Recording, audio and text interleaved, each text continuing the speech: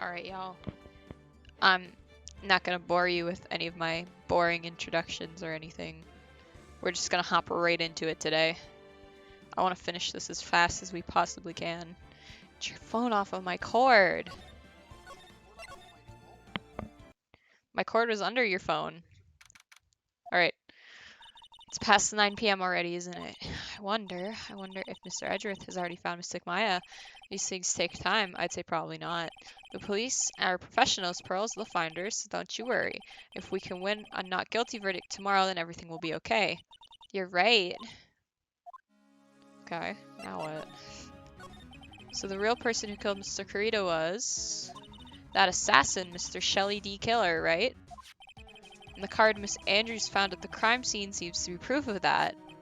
But if that's the case, then a new question comes to mind. Who was the one that hired the killer to begin with? Who was his client? You mean who asked for the murder? That person didn't want to dirty their own hands in blood, but whoever this client is, they're still a killer. Who could have hired the assassin? Do you think it was Miss Andrews? I wonder. But if she was the client, then why go through the effort to stab the knife into the corpse herself? But if Miss Andrews wasn't the client, then no, it can't be Matt on guard himself. It was definitely Matt. If Mr. On Guard really did hire the assassin, you did it for the vine. Hired the assassin. Then he is not innocent at all. Far from it. He would be guilty of the crime. But it can't be Mr. On Guard, right? I mean, when we first talked to him... Mr. On Guard, I'd like to ask you one more question. Did you kill Mr. Juan Carita? Alright, just so we're clear, dude, I didn't kill anyone, and that includes Juan Carita, okay? I didn't see any psych locks at that time. Actually, that reminds me. Did you remember something, Mr. Nick? Yeah, something Miss Andrews said at the trial today. She said something interesting. So what is this interesting thing? Oh, that's right. You didn't hear it, did you, Pearls? Because Mia was inside your body. Juan had bet everything on the Jammin' Ninja this year, and if he lost the Grand Prix, he was going to make sure Matt was going down with him. That's what he thought anyway. Looked like somehow Juan had in his hands a secret so powerful that it would destroy Matt's acting career had it been revealed. Mr. On Guard's secret. What is the secret? I don't know yet. But for now, let's think about it this way. Mr. Carita was going to reveal the secret. That means Mr. On Guard had plenty of motive to have Mr. Carita silenced. Which means we have to meet with Mr. On Guard. There's no way around it now. Alright, let's go. To the pitch. Wow, it's really getting late, isn't it, Mr. Nick? Yeah, it's past 9 p.m. already. We still have some things to prepare for tomorrow's trial. There's still the matter of the secret Mr. Carita held about Mr. On Guard, and Miss Andrews' real intentions. These are two things I must know tonight. When aren't visiting hours over at the detention center? I'm sure we'll think of something, Pearls. Don't you worry. So break in? Yeah, we're gonna break in. It's against the law. Pshaw. Oh my god, old bag. Hey, wait. What is it, whippersnapper? All I know is nothing that has anything to do with you is ever good. Like just now, I was handed this strange device for who knows what reason, and I was told to use it to search the whole hotel. That's the bug sweeper, isn't it? The one Gumshoe made. I don't know, and frankly, I don't care, but the request came from Edgy Poo, so... Edgeworth. And he said... If you feel angry, direct your anger at that unsophisticated lawyer. So I'm gonna feel free to direct all my anger towards you. Gee, thanks a bundle, Edgeworth. What a pal you are. This is absolutely top secret, so you have better keep it to yourselves. I heard they found a spy camera hidden in one of the presents. Very interesting. I'm sure it was, you know, it was to catch poor Juan in the middle of a scandalous meeting. Oh my god, my throat.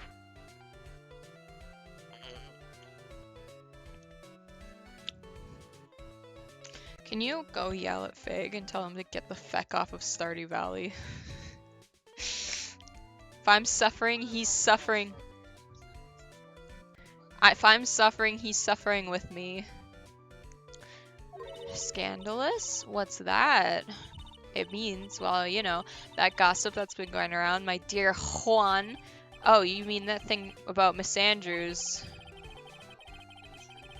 Oh, okay. But I'm sure she must have had some reason for getting close to Mr. Kurita. I'll let you in on another secret, youngin'. I know who planted that spy camera. It was that obnoxious, puffy-haired photographer girl. The nerve of some people. Spying on people by herself, as if I wouldn't want to see it for myself, too. I hate to say this. Wow, the alien actually admitted her true intentions for a change. She's too stupid. I don't know what you're thinking exactly, but I bet that it's nothing good. But I didn't say anything. So you want to know about Juan and that manager, right? Actually, as I hear it, they were something of a refreshing pair, those two. Oh, I tell you, Juan really welcomed that manager with open arms, I heard. That manager? Who are you talking about? You don't know? That manager woman Juan had. It's a shame she killed herself, though. Oh, you're talking about Miss Celeste Impacts, Miss Andrews' mentor, right? Yes, that's the one. That Celeste girl. She was supposed to get married, you know. Married? You mean to Mr. Kurita? Ah, really? You young kids today don't know anything, do you? That girl Celeste killed herself 3 days after their marriage announcement. 3 days after their marriage announcement? What in the... We're learning things. Why would Miss Impacts want to kill herself? She was going to get married. Well, that's because she was thrown away, you see, by Juan. What? But they were going to get married, right? They promised each other, right? They held a grand announcement session, but 3 days later, Juan suddenly canceled their marriage. Is that true? It was in the weekly magazines. But why? Why did he do that? That was not in the magazines, unfortunately. I see. That night after Juan called off the wedding, that manager, Celeste, killed herself. How terrible. I wonder what happened between those two. Well, now we'll never know, will we? I don't know. You don't hurt me like I should. No, I was just saying, now we'll never know. You were just supposed to agree. On that night, there must have been at least a few hundred people here. I guess the police are done with their questioning and investigating. It looks like things here in the lobby have finally calmed down.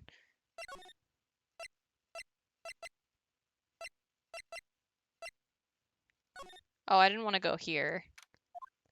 Hi, kiddo. Sorry, I'm Kate.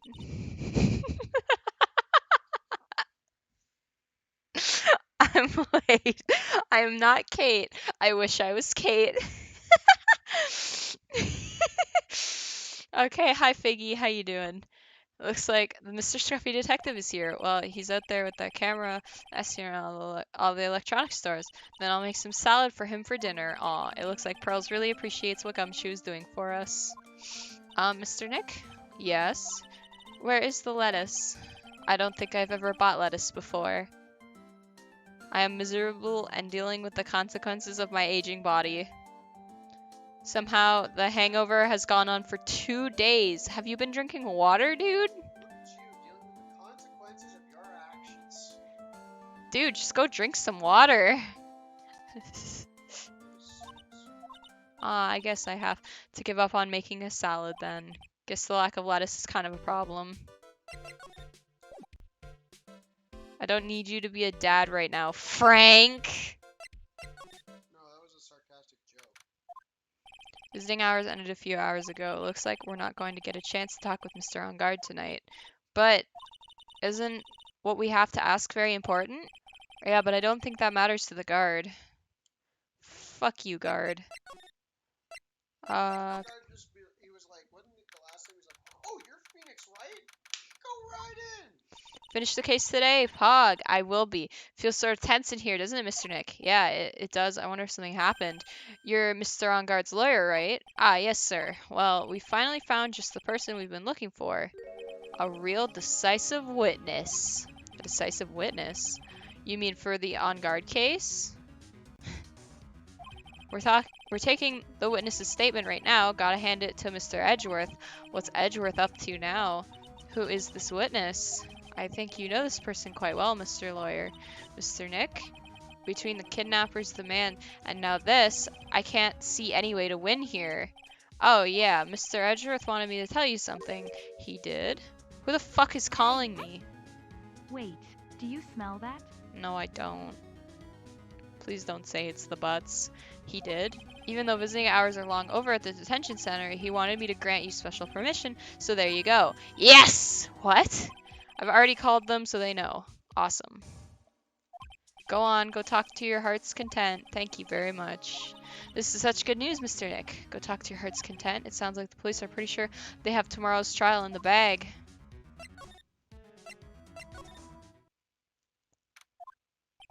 I'm sure they must have transferred Miss Andrews here by now.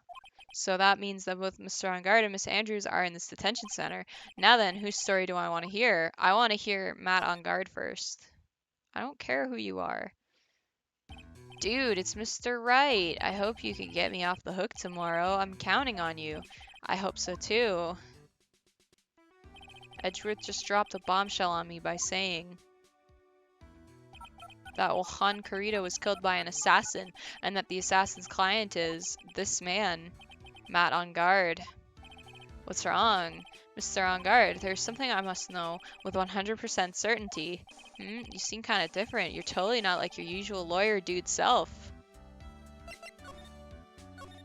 About the press conference, you mean the one where Juan was gonna dress up as the Nickel Samurai? Yeah, I heard I heard a little more about it from Miss Andrews. I'm gonna die. Hello, how you doing today, Flair?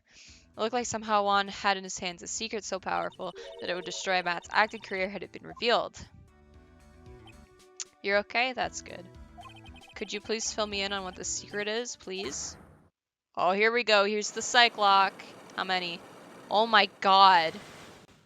Oh my god, this is gonna take forever. I knew this was coming. Mr. Nick, don't tell me psych locks.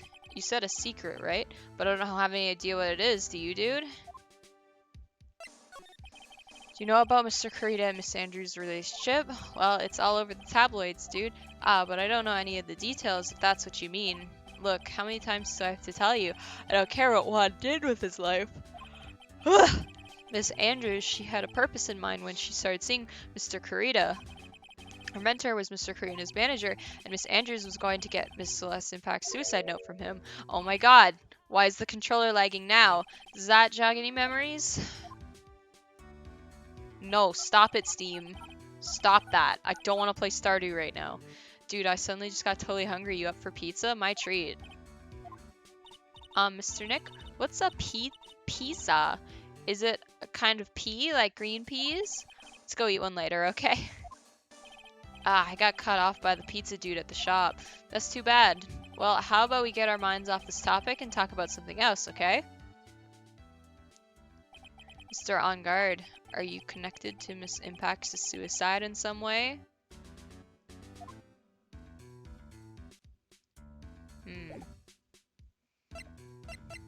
Alright. I guess I should see what the psych locks are about.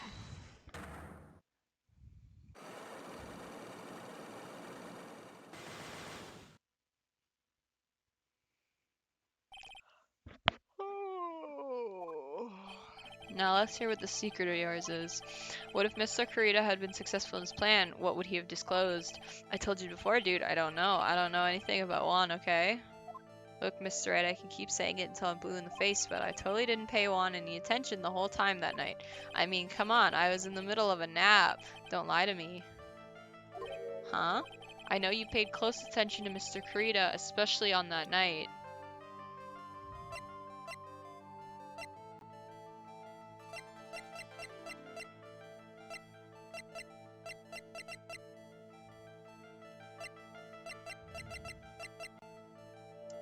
Yeah, I don't know yet. We'll have to go and investigate some more. Can I switch people or no? Oh, Mr. Wright, please, you have to help me. Uh-oh. Mr. Powers, what happened? Why are you here? You see, I got roped into this somehow. Oh no, he's the witness. What? And now I'm going to testify at tomorrow's trial. So the decisive witness is Mr. Powers. I was talking with a detective until a little while ago, and I was on my way home, when all of a sudden, you, there, you're under arrest, and I was brought back here. Oh, they said my face and whole self in general looks suspicious or something. Huh, well, I guess I can see how they thought you looked suspicious. I'm just a normal guy on an exercise show for kids. Is that a crime? So about this testimony you're giving, what are you going to talk about? I really don't know yet. But it sounds like I saw something pretty important from what they tell me. You saw something important? What was it? Ah, well, the detective told me not to talk about it. You can't tell anyone, especially not that lawyer, he said. Who do you think is that lawyer the detective was talking about? I'm gonna take a wild guess and say it's me. Yeah, you got it. Mr. Nick, Mystic Maya, and myself are your only two allies in this whole world, but it's alright. Ouch, I don't really have a lot of friends, do I? This is going to do a lot of damage to Matt, you know, because he's got that refreshing, like, spring breeze image going, but what is he really like? Well, let's see. Matt's always been kind of a player with women. He would never really turn a pretty face away, if you know what I mean. He'd always say it's just a game to justify himself. What? How horrible. That's unforgivable. Yeah, what a dastardly man. Sorry, I didn't mean to offend you. But you know, he said once that there's only one person in the world who won't swoon over me. One person who wouldn't swoon over him. His manager, you know, Miss Adrian Andrews. Why is Mr. Power suddenly looking kind of energetic? Ah, you see, I'm actually a sucker for gossip. I mean, celebrities in their world have this dazzling sort of image, right? A dazzling sort of image, but aren't you part of that dazzle, Mr. Powers? No, I'm more of a hairy, sweaty, smelly, brutish kind of guy, you see? But it's okay, really. I get to hear plenty of gossip about a lot of the other stars around me as things happen. Well, that's true. Oh, hey, so did you hear about this yet? About Miss Andrews' mentor and her suicide? You mean Miss Impacts? Have you heard something about how her wedding was cancelled? Yeah, that's what I'm talking about. I thought about it a little the other day, about that mysterious death. Hey, Mr. Wright, why don't you ask me about that? Go on, go ahead. Mr. Powers is so charged up, his skin is practically glowing with electricity. Hey, so have you heard this? Celeste left a suicide note. Yep, and they say that Juan went and hid it. We heard about that in court today. There wasn't any actual proof that she had left a note. Well, this is what I think. I think that something bad was written on that note. Something bad for Juan, that is. Something bad for Mr. Corrida? Why do you figure so? Well, before she died, Celeste talked with a few of her friends, and she said it looks like I got caught up with a truly insidious man. Truly insidious man. Did she mean that Did she mean Mr. Corrida by that? Well, there's no one else that fits the bill, right? And that would be the reason enough for him to hide the suicide note. I see. Well, that's some good info. Thank you. You're welcome. Mr. On Guard and Miss Andrews, they're both at the detention center right now. There are still things I don't understand or know about, I'm sure. I have to get the two of them to tell me everything. Okay, detention center. Now then, whose story do I want to hear? Let's talk to Adrian. Are you still downloading stuff? Okay. Oh, that sucks. Oh, it's you. I'm sorry to be visiting at such a late hour, but there are a few questions I absolutely have to ask you tonight. Me? I thought your client was Matt. I'm sure Miss Andrews knows something. She can't be clueless about the secret Mr. Kurita had on Mr. On Guard. I'd like to ask you about Matt On Guard, if you don't mind. Mr. Wright, you still don't know, do you? The real him, I mean. You seem to bear a lot of resentment towards Mr. On Guard.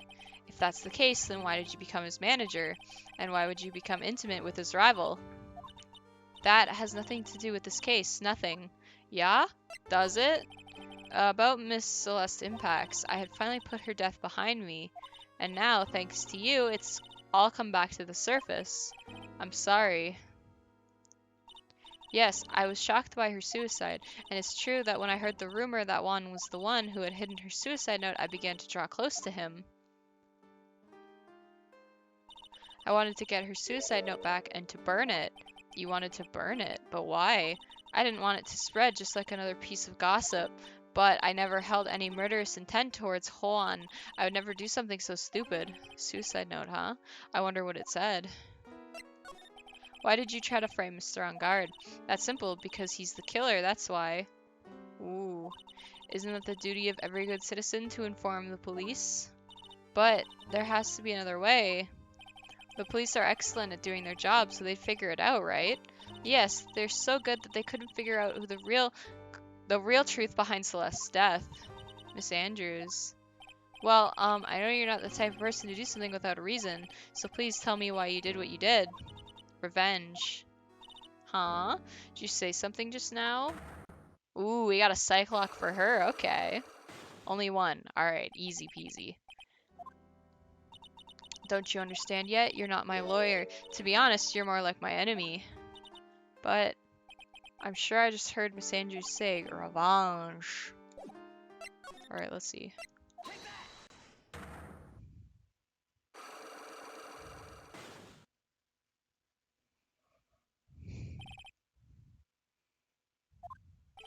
Can you please tell me why you framed Mr. On Guard for the murder? I already told you countless times. It's because I thought Matt was the killer. No, that's not it. I know you have a personal reason to dislike Mr. On Guard. Miss Andrews, you may think I didn't hear it, but I know you said something earlier. You said revenge. So you're saying I was taking my revenge out on Matt, and that's why? What an absurd idea. I don't have anything I wanted to take revenge for. Miss Andrews, a woman who lives by being dependent on other people. There is something or someone in her past that would make her take revenge. Well, oh my god, controller lag. Stop that.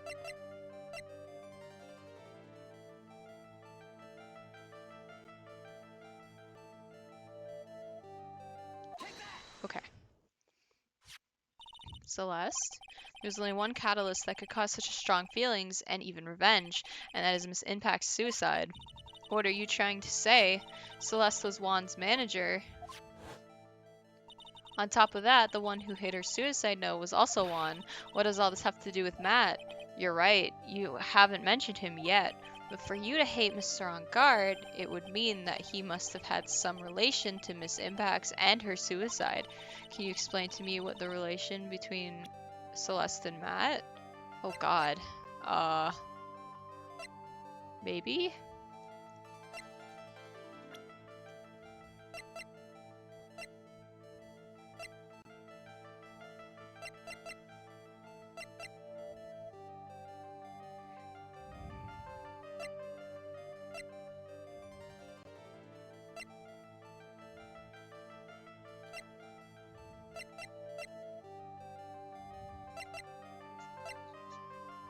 It's an article from Gossipland.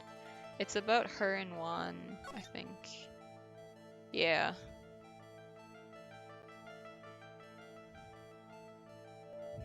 Fig, do you know if I have the evidence for this one yet?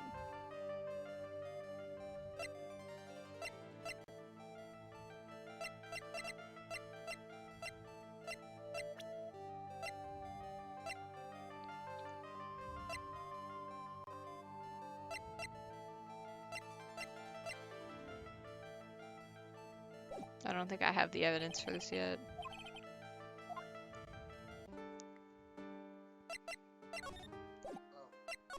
I do? Yeah, I did that.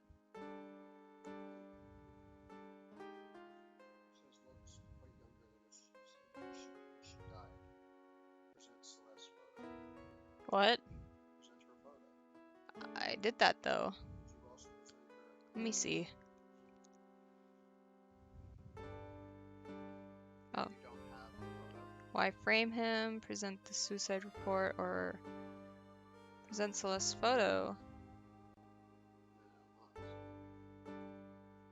Oh. Oh, I don't have the photo, that's why. I have to go to his house. Yeah, right here. Yeah. It actually says wine cellar. Mr. Nick, your phone.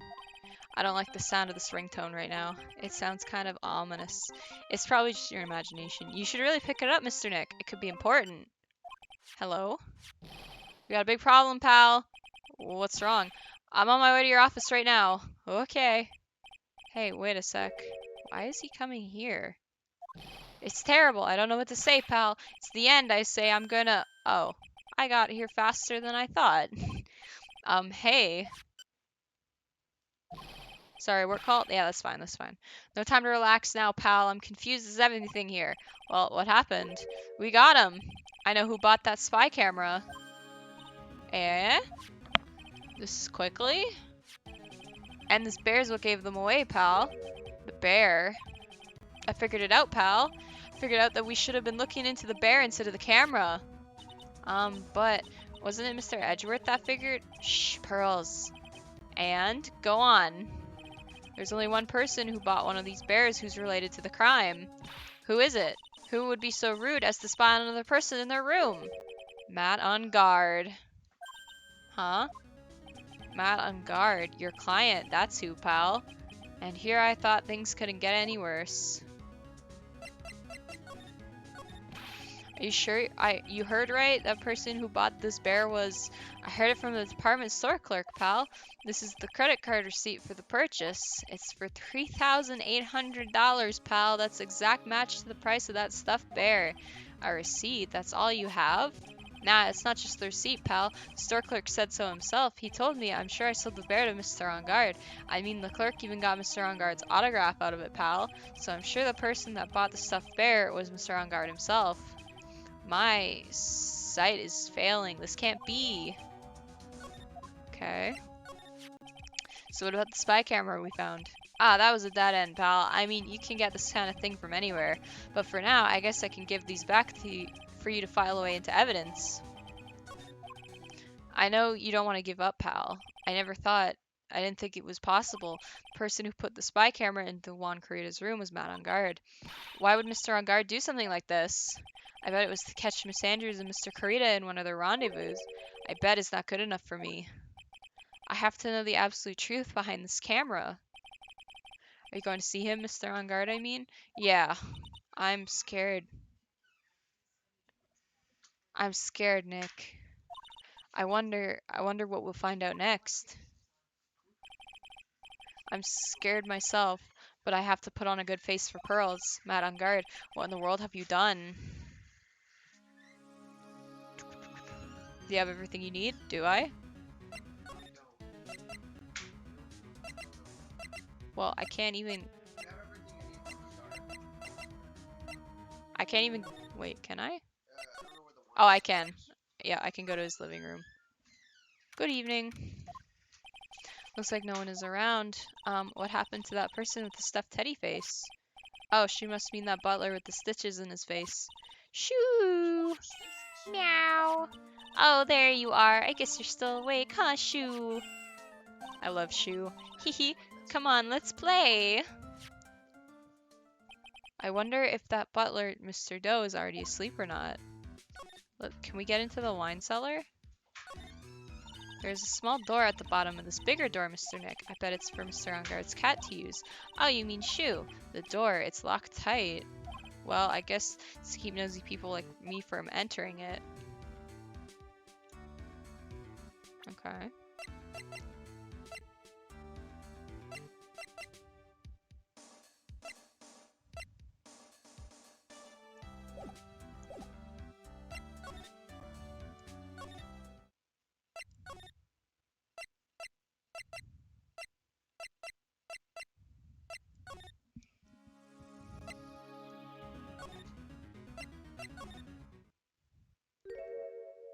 You're working really late, you know. It's already past 10 p.m., dude. I think it's time you told me the truth. Relax. Don't you know that ignorance is bliss? But if you really want to know, let's talk. Do you have anything new? Nope. Alright.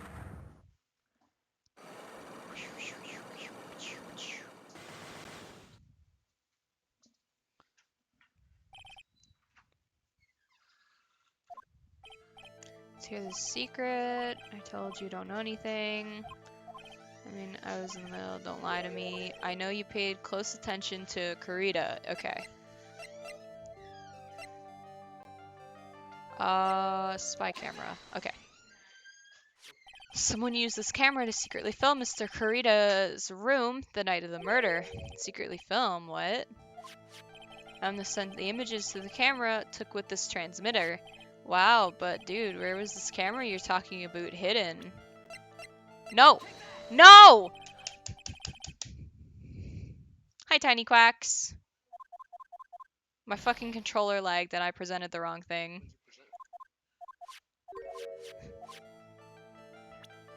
I presented this. Stop laughing at me, Fig. I was on the right track too. Pro streamer, by the way. The camera was hidden in the picture card, by the way. Shut up, Fig! Spy camera was hidden in this bear's eye. A bear that was supposed to be a present from a fan. Alright. Huh. I guess Swan had a few of those kinds of fans too, huh, dude?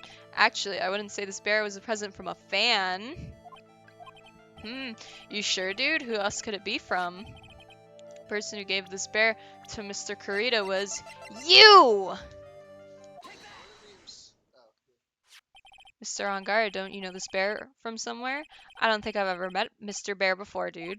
But he says he knows you. How could you forget such a great friend? What else did that bear tell you?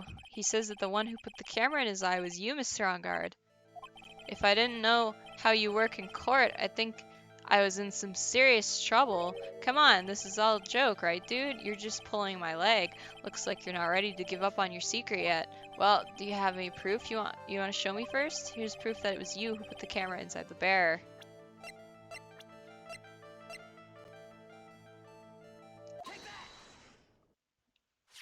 I have here on credit card receipt, Mr. On Guard.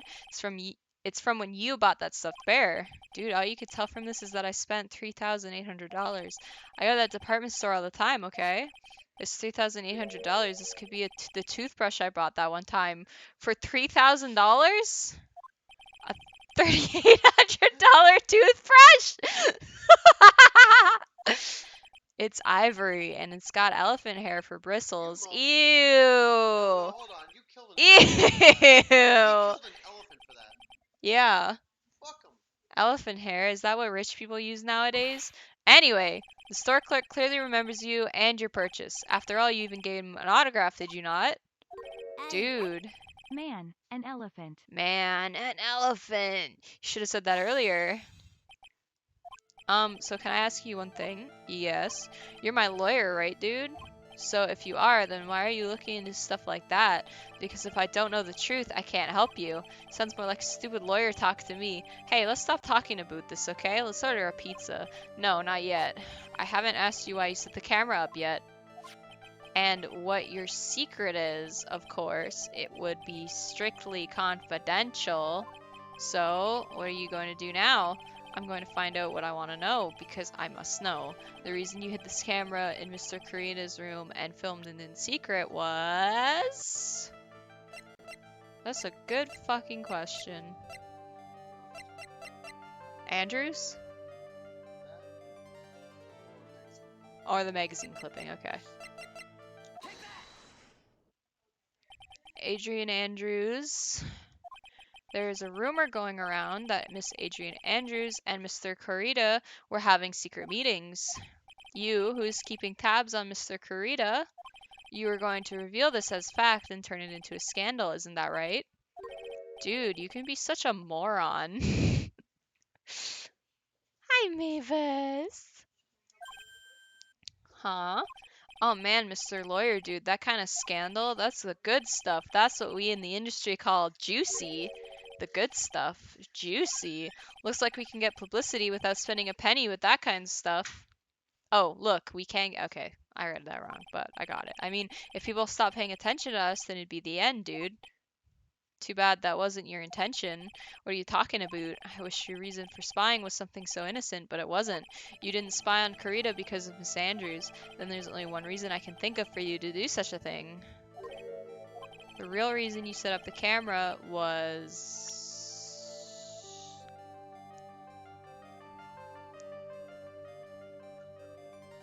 gun. No. Think about it. Yeah, to watch the killing, right? No.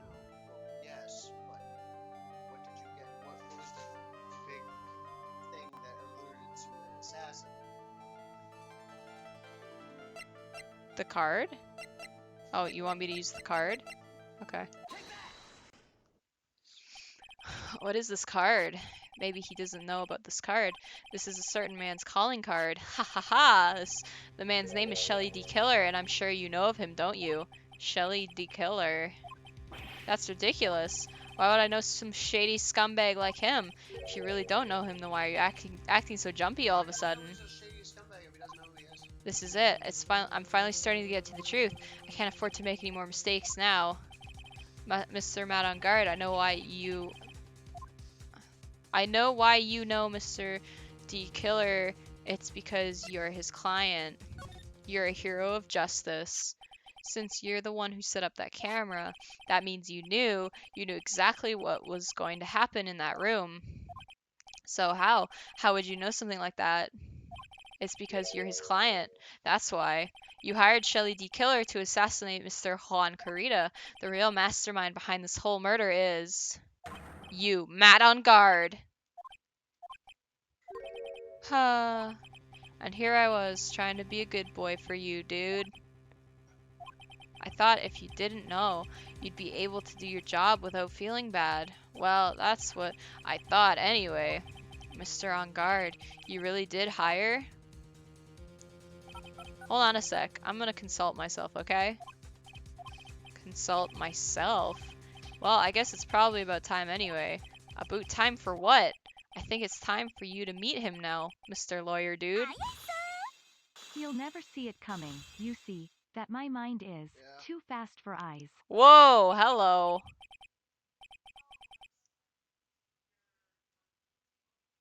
How do you do, Mr. Lawyer? I'm Matt on guard. Yeah, that was perfectly timed. Help! Oh my god, I don't even care about the help. This man is just so creepy looking. Well done, Mr. Wright. I bet it wasn't easy to gather as much information as you have. You really, so you are Shelly D. Killer's client? You didn't really think I would dirty my own hands in this, did you? What do you mean? And that woman, Adrian, was quite brave herself, trying to stick the crime on me. I didn't think she had it in her. But all I care about is that Juan is dead, isn't that right, Mr. Lawyer? You're lying. What a terrible... It's way past your bedtime, little girl. Go on, and let us grown-ups talk about more adult things. But why? Why did you hide the video camera and... A weakling soon believes the words of others, just like that pathetic Adrian. He knew about Miss Andrews' secret, but I'm no weakling. I don't believe anyone, least of all assassins. What? Oh, come now, Mr. Wright. Assassins aren't above blackmail. They turn their clients into cash cows by holding the sinful deed over their heads. And a superstar like me, how much do you think I'm worth? Care to guess? A lot. What's up? And that's why breaking Matt on guard is going to be so satisfying. Oh yeah, look at his creepy looking face. Yeah, that's where the video comes in. It's got his face and the crime scene recorded on it, preserved for all time. With that, I can keep him at bay and even blackmail him if I want. That's right, that video is my insurance. Isn't that what they call it, Mr. Wright? Why would you do something so wrong? Because I'm a grown-up and I can. Good enough answer for you, little girl? Absolutely not. Honestly, starting to really like this case more. I kind of forgot how good it was. I think it's better than the final case of Game 3. Well, Don't say anything. I won't know if Maya dies because I won't be playing Game 3. I'm keeping good on my word. If Maya dies, I'm not playing Game 3.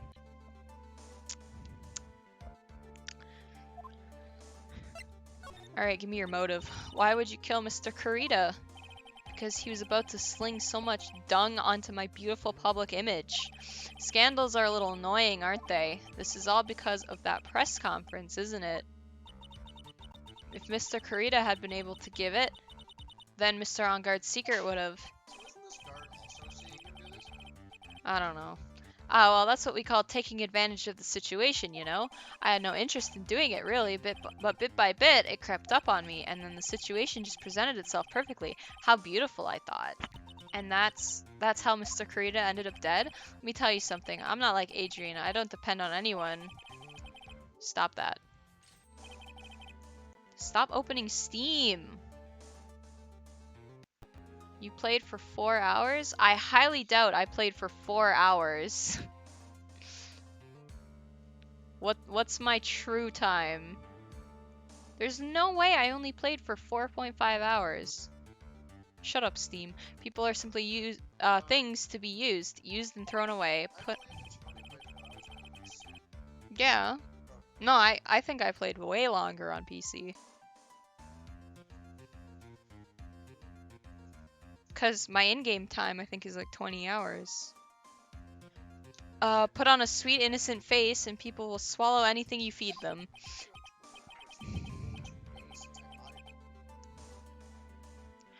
Adrian fell for it, the assassin too, and oh, how can I forget, even you fell for it, Mr. Lawyer. Everyone, all working their butts off for me. Matt on guard. Aw, did that leave you speechless? What a shame. What's wrong, Mr. Lawyer? You've grown awfully quiet. How could I have been so deceived by you all this time? When we first met, I asked if you had killed Juan Carita, and you answered very clearly that you hadn't killed anyone.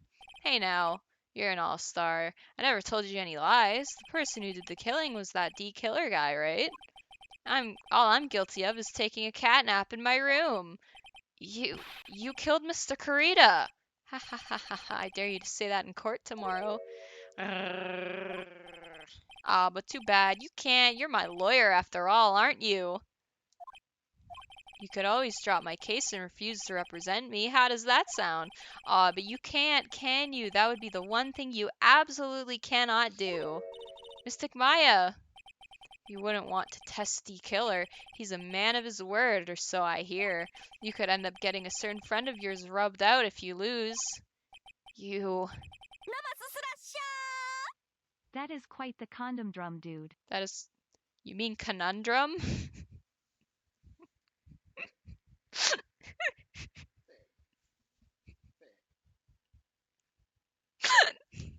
The condom drum. You scoundrel. So if I were you, Mr. Wright, a squire, I think I would give it all my all tomorrow. Remember, everyone likes a happy win-win resolution. I'll get you for this. That's such a cliche phrase. Han said something just like that, if memory serves. Of course, well, we all know how things turned out for him, don't we? Good night, Mr. Lawyer.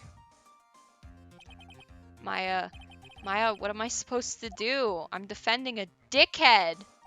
And now you finally found it. Oh, okay. Well, I wanted to see you more than Mia. The starting line of this case, Edgeworth. I don't care for the horrid atmosphere here. Let's return to the precinct. Well, Wright, what are you going to do? If you plan on changing your strategy...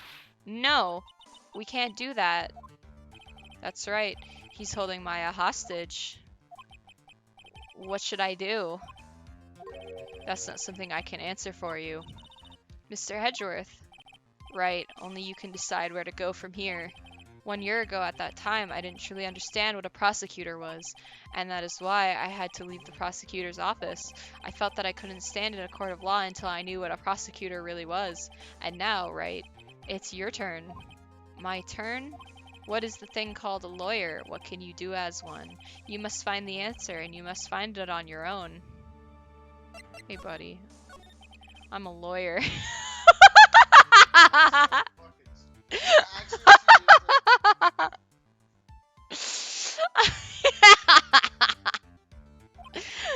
But to fight for someone who's clearly a killer, Matt on guard, that man is really... Does it matter who? Every person deserves a proper defense and a fair trial. Isn't that the basis of our judicial system? Proper defense. But what exactly is that? It is it where a lawyer forcibly and blindly gets an acquittal through shouting and trickery? Ironic that you of all people should say such a thing. Isn't that exactly how you fought for your clients up until now? Well, that may be true, but that's because I believed my clients to be innocent from the bottom of my heart. But if I were to get on guard and acquittal, that isn't a proper defense at all. Alright, let's talk about Maya. I want to talk about Maya. I became a lawyer because I thought I could help people. I thought I could save people who were suffering and in pain. Oh, thanks, Flair. I will remember to stay hydrated. I'm a lawyer. But when I look at this mess we're in, I can't even protect the person closest to me. Even if I win the case, I still lose in the end. I just don't know what to do.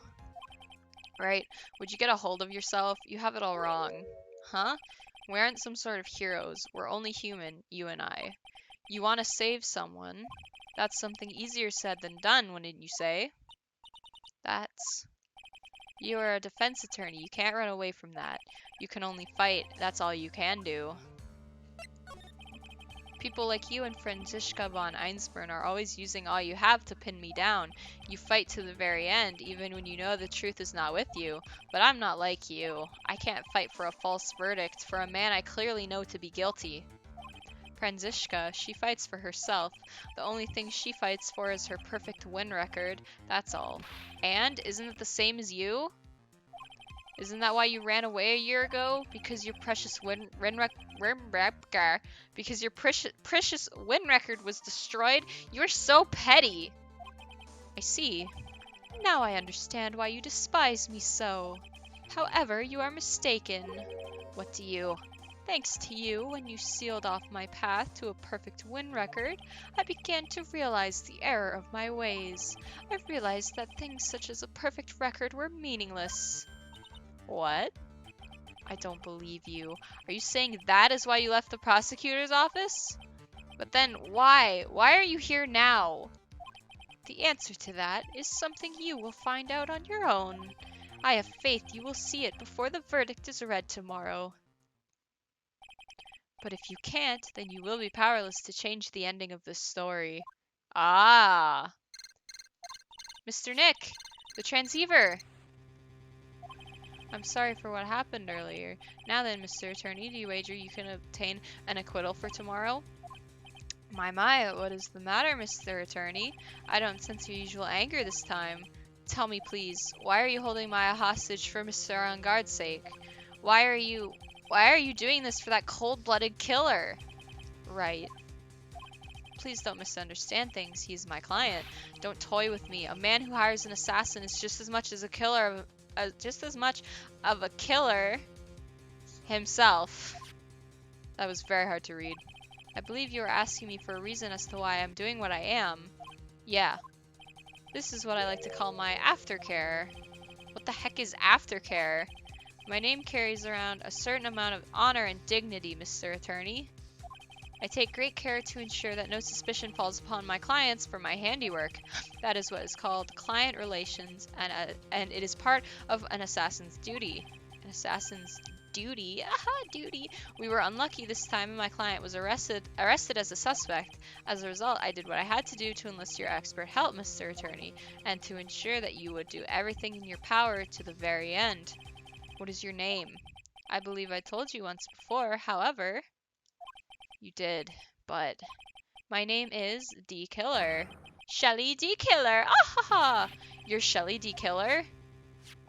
Please keep in mind you do not have much space to maneuver with me. As a D. Killer, I always finish what I set out to do. If you fail to keep up your end of the bargain... Maya! It would be my duty as an assassin to see to it she receives a nice long nap. Yo, I could use a nice long nap. No! Now then, if you'll excuse me, if someone were to trace the signal back to me, it would be quite troublesome. Yep. Shoo! Shoo! Shoo! Dude, It was Shoo. Dude, we figured that Yeah, out. I know he was in the house, but Shoo, man. I know. Shoo is the real MVP. Mystic Maya. Mystic Maya! I don't know what to say. Edgeworth. Hmm? Did you hear that at the end of the transmission? Huh? Oh, that. It sounded like a cat. A cat? It can't be. That cat. Can it be Shoo? What is it? I think I know where Shelly D. Killer is holding Maya hostage. Edgeworth, have all the police units head for On Guard Mansion immediately. Alright, you hurry over as well then. Don't lose hope yet, Pearls. The fight has only just begun. Yeah! We're taking the child with us? And whose story? No, I don't want to hear anyone right now. You can't even talk to her yet anyway. I mean, I can. I'll say this. You can talk to her out. Okay, I gotta go to the hotel, and then I can go to the living room. Maya! That teddy bear wasn't there before, was it? It was. Pretty sure. Please answer us, Mystic Maya! We have this area completely surrounded. There is no way for him to escape, assuming he's still in the area. I can't believe it. That butler, all this time he was D-Killer. He and On Guard were working together all this time. I'm sure they had worked out a contingency plan ahead of time. Come on. Come on. Come on. Come on! There's a small door at the bottom of this bigger door, Mr. Nick. I bet it's for the cat to use. Oh, you mean Shoo? Yeah. What? Oh, it's a figurine of a bear. There are a lot of cuts in it for some reason. Oh, that wasn't there before. A bear. Isn't that more of a thing for Mr. Kurita? Why would something like this be here? Right, look down. There's a little pet door installed here. I'm sure that's for Shoo. Do you think that this came through that little door? This door, it's locked. Well, I'm pretty used to breaking doors down by now. Let's go, Edgeworth. Slam! And welcome to the jam! Ah, there's no one here. From the looks of this room, I would say this is On Guard's private lounge. Look at this, right?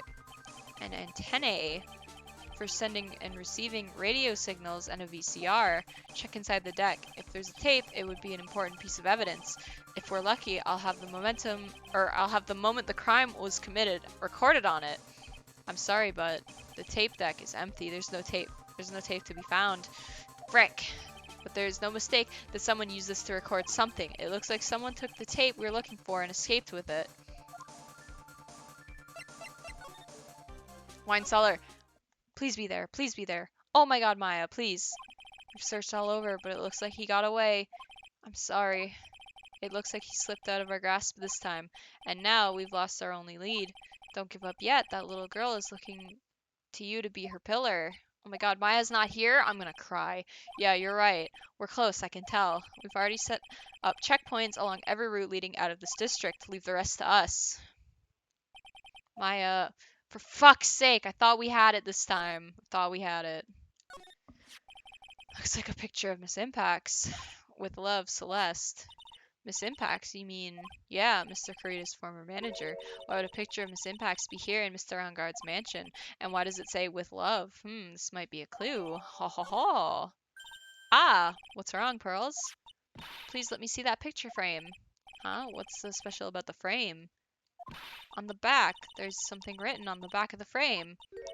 Maya. It's Mystic Maya. She left us a message. What?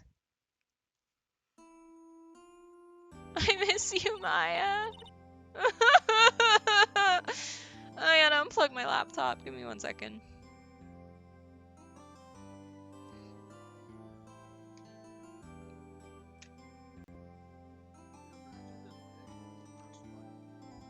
Smashed open that door, asking to check inside of there.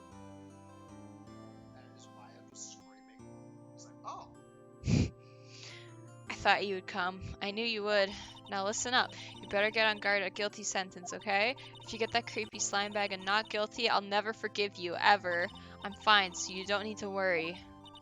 There's so much I want to write, but I don't think I have a lot of time left. Pearly, you're there too, right?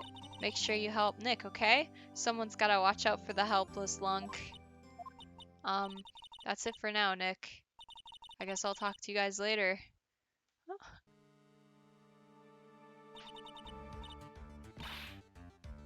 I actually have no idea. But what I do know is that this song kind of sounds like it's from Pokemon Emerald. Well, now you know the good and the bad based off that sentence. So if you get the guilty Oh my god, oh my god, if I give him a guilty verdict, then that's the good ending. If I give him the non-guilty verdict, that's the bad ending. I want to see both endings. Yeah, I know. But That's yeah, so just know when it's given the option. save. I know. This my right. What's wrong? Why the blank stare? Oh, nothing. We searched the house, and this is the last room. It looks like he eluded us. Edgeworth. Yes. As far as clues go, I think this is about all I'm going to get. But I'm still short one last thing. And what is that?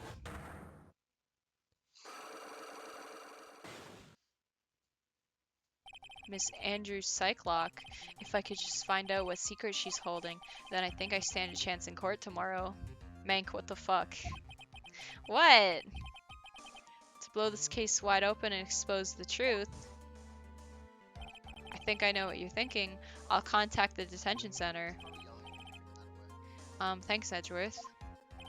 Well, let's go, Pearls. It's time to open that last lock.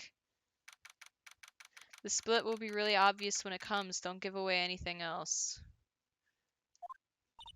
Good evening, Mr. Wright. What's wrong? You look ill. Miss Andrews, I have come to remove your psych lock. My what? My psych lock? I want to know, and you will tell me your secret. Fine, go ahead. Try to break me if you can. Also, I was doing that thing so she doesn't want to pick Maya just because it's Maya. Oh, I will pick Maya. Well, yes, of course. But, like, Can you please tell me why you framed Mr. On Guard for the murder?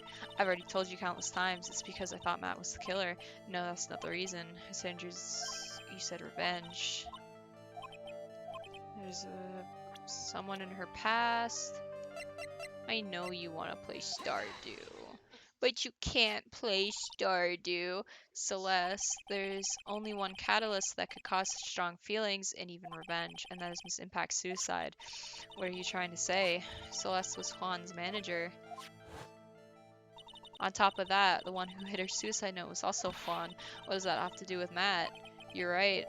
You haven't mentioned him yet, but for you to hate Mr. On Guard, it'd mean that he must have some relation. Can you explain this relation? I can now. This is a photo of Miss Impact's, correct? She looks younger than when she passed away, though. With love, Celeste. This is Miss Impact's handwriting, isn't it? Where did you find this? No, that's alright. It was a rhetorical question. Yeah, it is. I found this at Mr. On Guard's mansion. And after all this time, my last remaining secret has been revealed.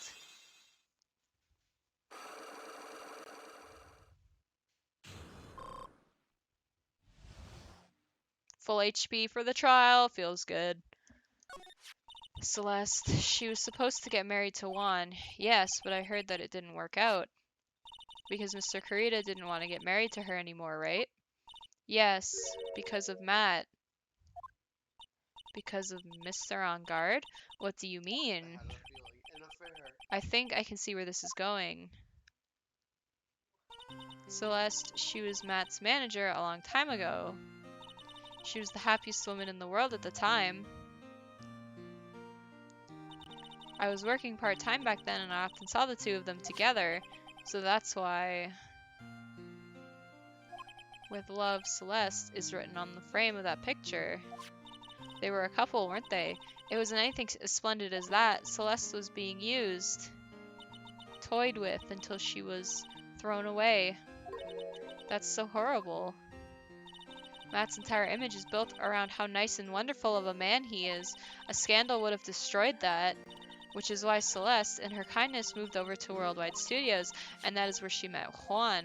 She seemed really happy with him, even happier than when she was with Matt. Celeste and Juan were such a good match that they were even planning to get married, and then it was suddenly called off. On the night Juan called off their marriage, Celeste, she killed herself. And that's why I framed Matt. It was revenge for Celeste and for myself.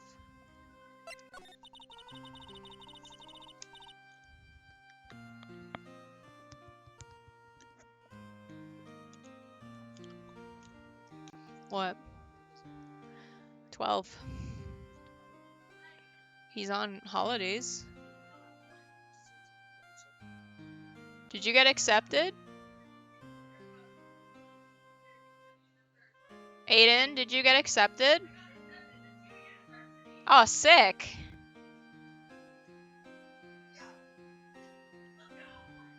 Hey guys, Aiden got accepted into 2 universities. Hey, don't say the names. Yeah, he did apply, but apparently he got accepted into 2 of them. Did you get the one that you wanted? Oh, that's sick. Oh, that's awesome, dude. Congrats. I'm happy for you, dude. So I guess a celebration stream tonight? Hell yeah! Guys, do you hear how happy he sounds? Aww. Let's go! Yeah, he's graduating this year and he's going off to university next year. He's growing up so fast! And then there's me sitting at home. Professor will be dealing with actual professors. They grow up so fast. They do grow up so fast. I remember when he was my baby brother. Well, at the time he was my baby sister, but now he's my baby brother. Take that emotion and beat this case. I'm so happy for him. I'm gonna cry, dude. You already were. I am crying, yeah. Bro. And I'm just sitting at home streaming for a living. Hell yeah. Making songs. It's the worst. Wait, is she actually crying? I've got tears in my eyes, yeah. He's growing up, dude. He's growing up. He's growing up so fast. He's gonna be moving out too. He's gonna go live where, probably on campus. I'm gonna miss the kid. I'm sure even you can guess why Juan called Fuck, I'm sure even you can guess why Juan called off the wedding, right? Matt confessed to Juan about his relationship with Celeste. Don't worry, Star, they all come back someday. Yeah. Yeah, he's going into, he's doing a double major in English and drama, I think. Yeah, he wants to be an English professor. Kill them all? Yeah. Well, he also wanted to do voice acting, remember that. But he wants to be an English teacher. His English teachers are cool, and so is he. Hi, Flashy, how you doing today? Matt confessed to Juan about his relationship with Celeste. I see, so that's what happened. But, then why did Mr. Kurita have to call off the wedding? I don't understand at all. It was probably because of his worthless male pride. Juan and Matt were always fierce rivals. You kill them all and blame it to someone else? I mean, that's... Yeah. Matt waited for the wedding announcement and then unleashed the truth on Juan. He was aiming for when it would hurt Juan the most. Poor Miss Impacts. That wasn't the end of it. That day, I'm almost certain that Celeste left a suicide note behind, and in that note, she left a detailed account of Matt's various misdeeds, and so that she would never again be hurt by Matt, she chose to die. Then when Juan discovered her body, he hid her note. But why would he do that? It's simple. Juan realized that note was a powerful weapon against Matt, and it would be especially damaging to his refreshing like a spring breeze image.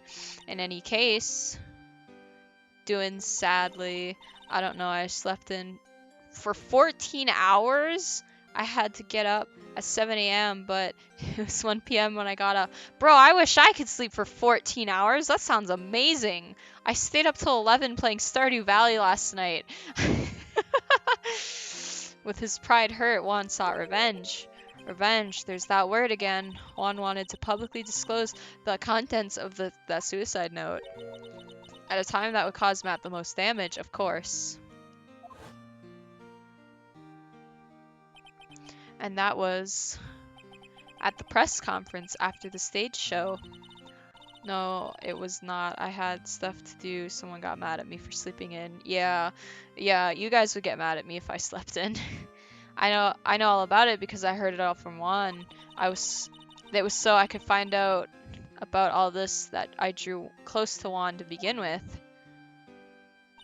They're quite a pair of hideous monsters, aren't they? Even Celeste's death was something for them to get her to use in their game. That night when I found Juan's body, it was only natural that I thought the murderer was Matt. Those two were always spying on one another after all. As for me, I was frantically searching for Celeste's suicide note. I wanted to destroy it before it ever went public. I was going to burn it. I hadn't even brought a lighter. But I couldn't find the suicide note, and that's when revenge crossed my mind. Yes, I was going to bring them my own kind of cruel revenge. Celeste was killed by those two monsters. Stop that.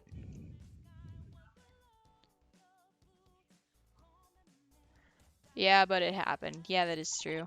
So when I stabbed Juan's body with that knife, I didn't feel a single shred of guilt. And that's all I have to say.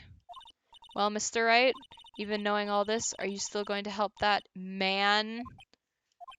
I'm a lawyer. I see. What a foul profession. Thank you very much for your time and for talking with me. It was no big deal. I couldn't sleep anyway. I can't sleep either, not with Maya's situation or with what I know now. Imagine what would happen if you told her that one of your associates was getting.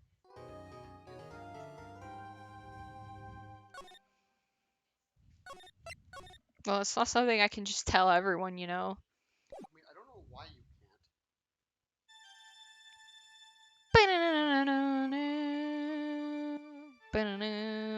I feel for defense attorneys that are stuck defending criminals to get an unfair reputation. How did I get into this mess? I agree. That's far enough. You can't run forever, Mr. Phoenix Wright. Oh god, it's the dream again. What? What have I done wrong? I cannot allow you to go on like this. But I'm just a simple defense attorney. Silence! You are no longer worthy of your title. You are no longer a lawyer.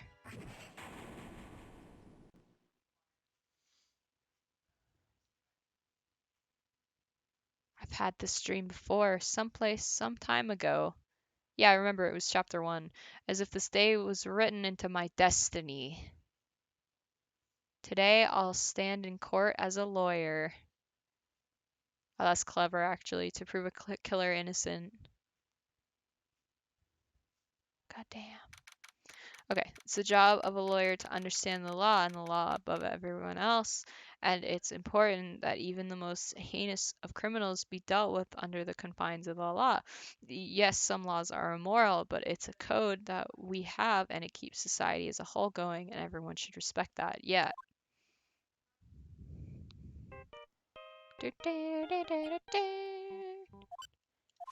Hello, this is Phoenix Wright.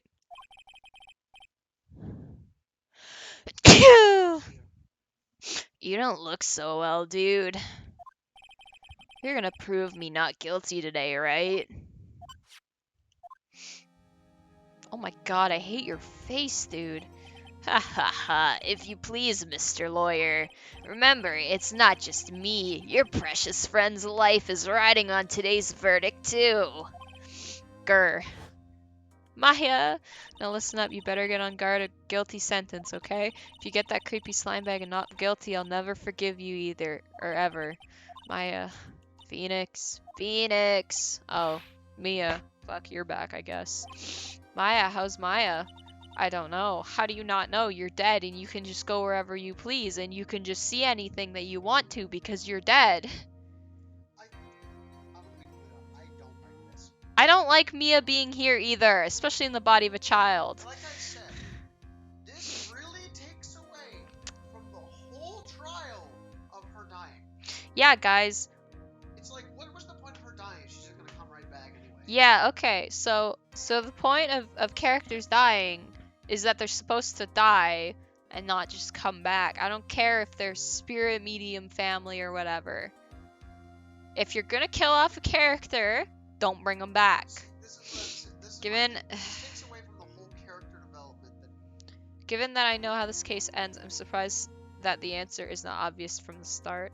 There's actually a point to her coming back all the time. Yeah, is there? There's a point. I get it, but that's for plot. But I don't enjoy characters just coming back yeah, that there are is a supposed point- to be dead. there is a point for her to come back, yes. But that is, but the fundamental point of that is a fundamental. The point of is not plot. for the plot. Alright, you guys can talk it out in chat. I gotta read. I don't know. You don't know? She hasn't tried to channel me since yesterday. Mia, what am I supposed to do? Well, like I said, for a lawyer, the worst of times are when you have to force your biggest smiles. But you can't give up. There's still some hope left. Stop it, please. There's nothing left. Not here, not anywhere. I can't go into this without spoilers, but Mia will play a major role in the next game, and her coming back will make more sense. Of course it will. Ah, it's that accursed on guard again. Will you leave me alone? Look, don't call me anymore. I mean it. You're really mean, pal. Ah, Gumshoe. I heard you the first time. You don't need to keep mumbling. Well, that's a spoiler. Stop! Gumshoe, I'm really, really sorry. Where are you? They let me join the investigation team and we're chasing after D-Killer, pal. Then you have some sort of lead? Sorry, but right now we've got 0 leads on the guy. But we're not going to give up. Gumshoe. Until the trial is over, until the verdict is handed down, we're going to do everything we can and find D-Killer. If we can get Maya out, then you can get on guard the guilty verdict he deserves, pal. That's true, I could do that if they found Maya first. You got that? So you have to do whatever you can to make the trial last longer. I have to make the trial last longer? For fuck's sake! If you go at Mr. Edgeworth with everything you got, then you two can draw it out. Oh, now I get it. I believe in you, pal. You and Mr. Edgeworth can do it. So, believe in us. We're going to give it all we've got, just like you. Got it. Thanks, Gumshoe. Hey, Phoenix. You understand now, don't you? Mommy, sorry. Mommy, sorry. Mommy, sorry. That's what I think of every time I look at Mia. You have something money will never be able to buy. Friendship. It's the strongest weapon in the world, and you have it in abundance. God, Phoenix and Edgeworth working together makes me so happy. I'm just lurking. Yeah, that's okay, Flashy. No problems. Yeah! Yeah! Looks like we're coming to the end. Kinda need food? Then get food. I have to make the trial last as long as I can. Gumshoe will come through. I know it.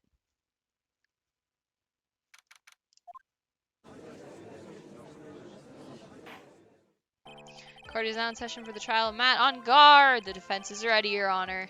If a little depressed. Prosecution has been ready for a while, Your Honor. Just a little.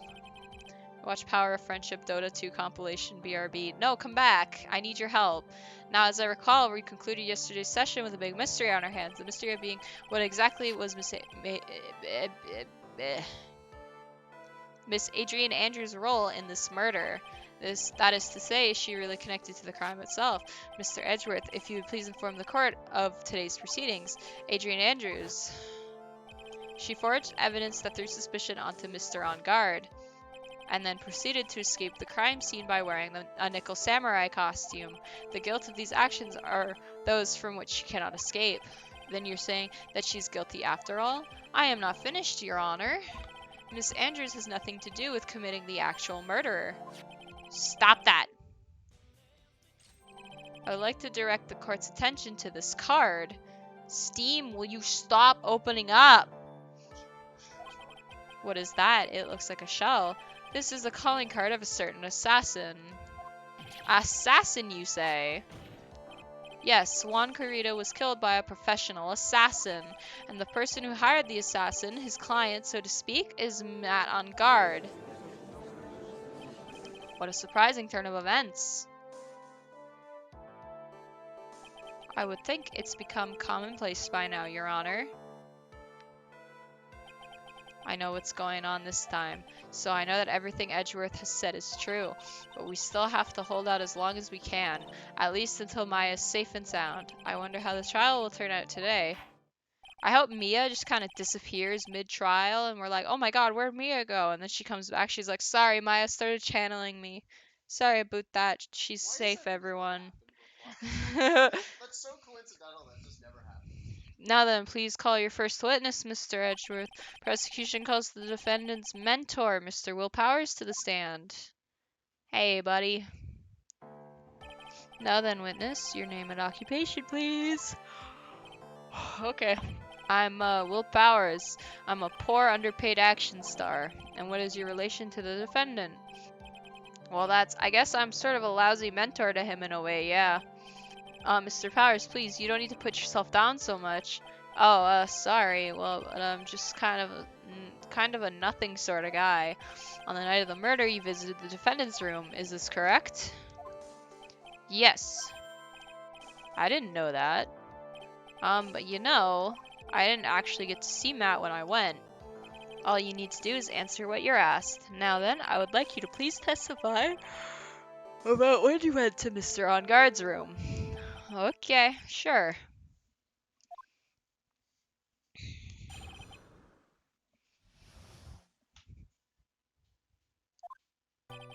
After the awards ceremony, I went by myself to Matt's room.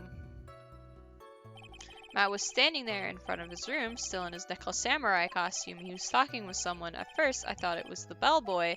I watched the two of them for a while, but then I gave up and went back. I had guests with me that night, and I couldn't make them wait for me. Nothing sounds out of place in Mr. Powers' testimony. Talking with the bellboy is no big deal until you consider who the bellboy actually is. Ho ho ho. If one assumes that the person Mr. On Guard was speaking with was an ordinary bellboy, what are you implying? Ho ho ho. Well, Mr. Wright, let's have your cross-examination, shall we? Looks like we're in another sticky situation. A trap! Can't you smell it, Phoenix? But for us to find out more, we're just gonna have to charge in head first, right?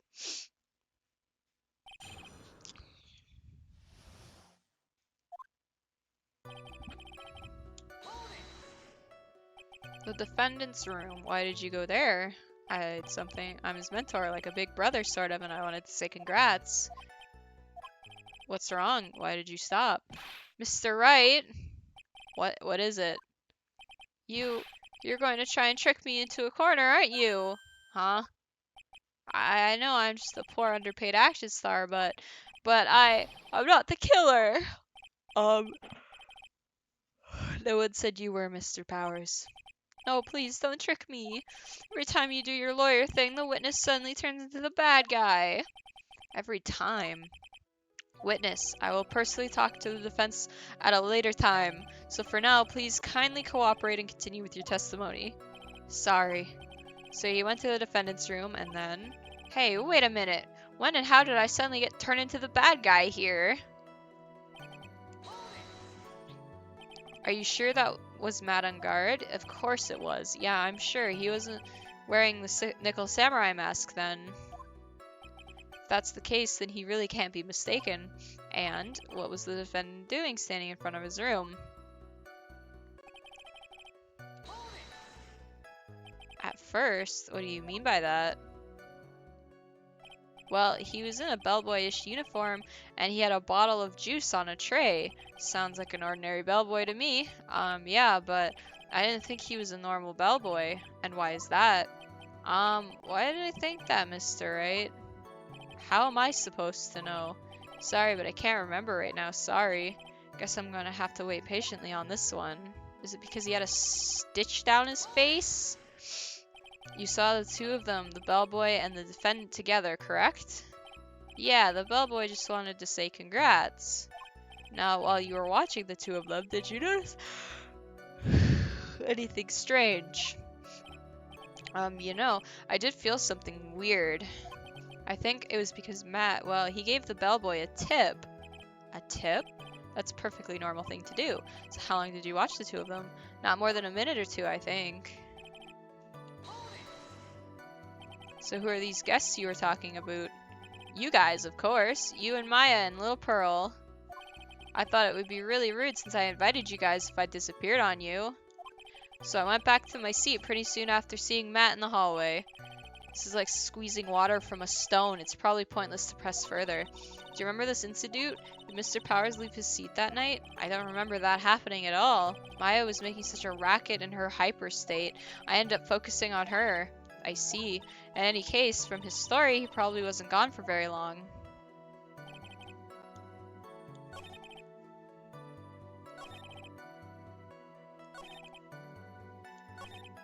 Do I present the John Doe? I feel like I present, yeah.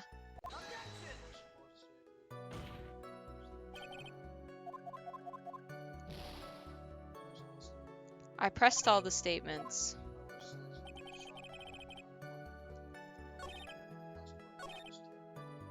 What? I pressed all of them. Press the tip? I didn't get an option to press the tip.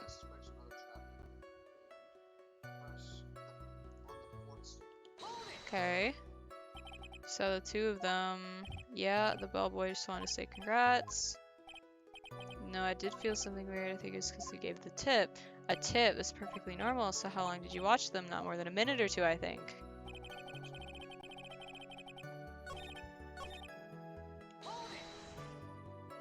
First, what do you mean by that? Is he was a normal bellboy, and why was that? Because he had stitches down his face. Wait a second. Actually, Mr. Powers, only a few minutes ago, you stated... Oh, this is new. I did feel something weird. I think it was because Matt, well, he gave the bellboy a tip. Alright, here we go. Could it be that you felt something strange about the tip-giving incident itself? Ah, yeah, that's it. You really know your job. Huh, Mr. Edgeworth? Yes, Your Honor. This bellboy, he wasn't an ordinary one, was he? Perhaps we should let the witness tell us. Very well. Mr. Powers, please amend your testimony. You know about the bellboy, right? So he gave the bellboy a tip. What's so strange about that? Ah, well, you see, Matt's not a poor penny pincher like me. I was trying to figure out how much it was because the tip really shocked me. How much it was. But that's when something even more surprising happened. The bellboy was putting the tip he got in his pocket, and that's when I got my first good look at the guy's face. He was really shocked. I'm afraid I don't follow at all. It sounds like Mr. Powers was surprised twice by this event. Wonder which of his... Tip? Really? The defendant is a huge star. He can afford to give generous tips, wouldn't you agree? Sure. But giving him that much was maybe a little too much, I think. A little too much? Would you please clarify for the court? But how much would you say the defendant gave to the bellboy? Honestly, I don't know. I can't even begin to guess. And why is that? Because he gave the bellboy a really, really fat roll of cash. A roll of cash! Oh, fat stacks. Well, how interesting. That certainly was a very generous tip, wasn't it? A very fat roll of cash that can hardly be called a tip, Your Honor. The judge is beginning to look awfully suspicious of us.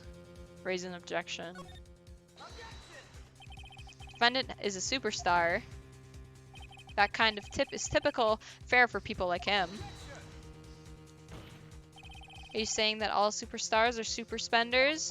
If I could receive large rolls of cash by simply bringing people things on trays, then why on earth would I be standing around here prosecuting?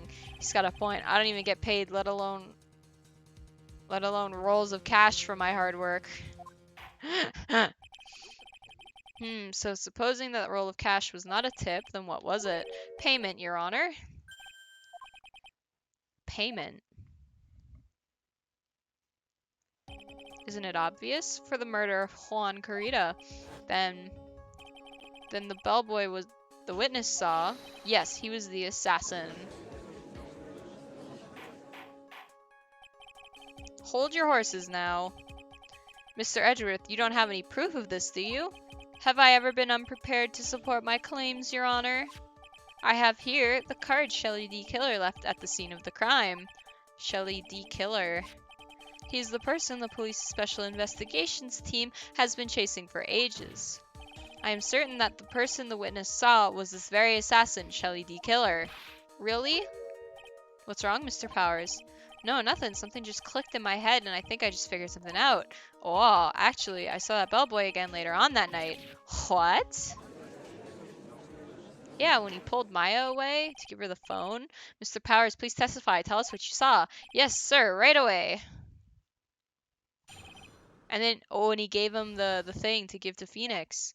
This time, I was in that hallway because I had to go to the bathroom, and that's when that bellboy I saw earlier came out of the room. Of course, when I say room, I mean Juan Carita's room. Now that I think about it, that bellboy did seem kind of out of place. Yeah, so he had to be the assassin, I'm sure of it. I mean... Thank you very much. That is all we need for now. Huh? But I'm not done. There's still more. Let us first establish that the bellboy was truly Mr. D. Killer. Then we shall see. So the bellboy came out of the victim's room. And if that bellboy really was the assassin, then I think the answer is fairly obvious. That would be correct, Your Honor. Well, Mr. Wright, I believe it's your turn to entertain us and make us laugh. Ha ha ha ha ha. This is no laughing matter. It's kind of funny, though.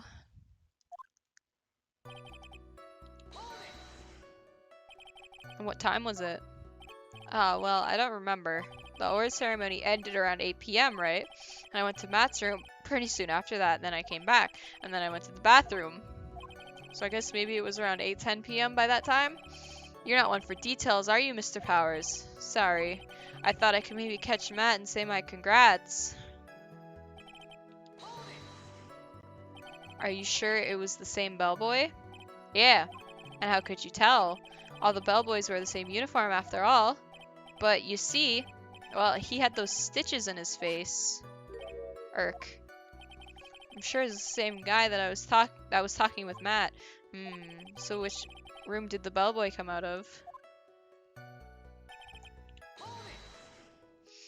The victim's room, huh? Yeah, the one with all the really pretty flowers and teddy bears. It was Juan's room, alright.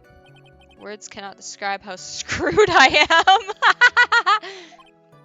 Huh. Let's continue with the testimony, shall we?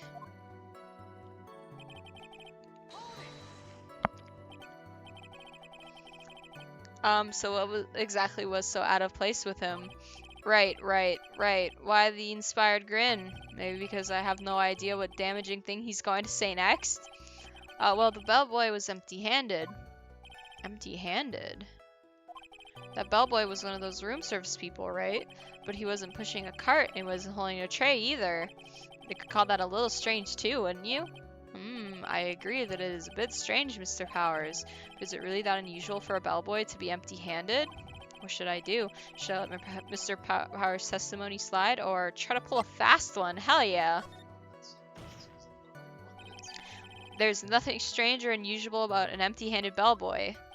But there really, really is. There really, really isn't. You two are done being school children. Bellboys are for room service. There is no reason for them to be empty-handed, ever. Your Honor, I ask that the witness' previous statement be supplanted with this new one. Grr, Edgeworth. Are you going to do whatever you can to make the bellboy look suspicious? I see. Very well. This court recognizes and grants the prosecution's request. Mr. Powers, if you could amend your testimony, please. Yes, sir.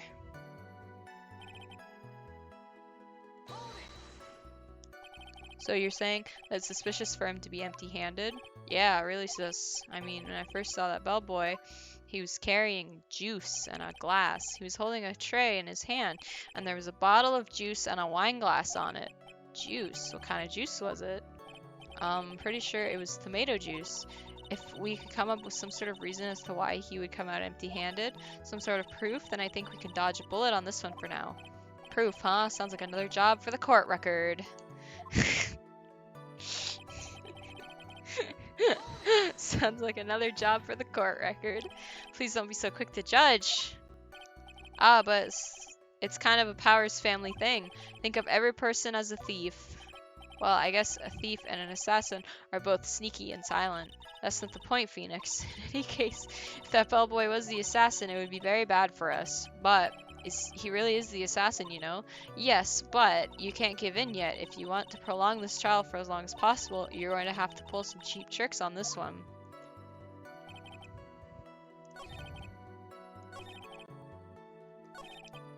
Alright, so I have to present on this statement.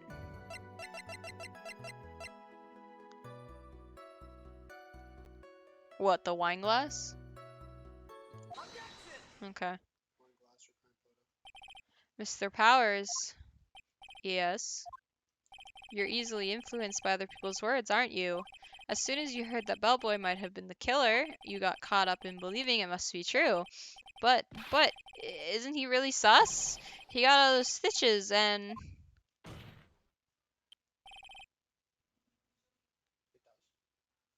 Sorry, my mom's crying because Aiden's going off to university. So, a baseball has stitches. Are you saying baseballs are suspicious because they have stitches? I am so in tune with this game that I started saying it before the words even started coming up. And it was right. I hate this. Gulp. Well, there's also, I mean, what about him being empty-handed? I would like to ask the court to please take a look here. This is the crime scene. There is a wine glass sitting next to Mr. Kurita's body. The liquid inside the glass is tomato juice.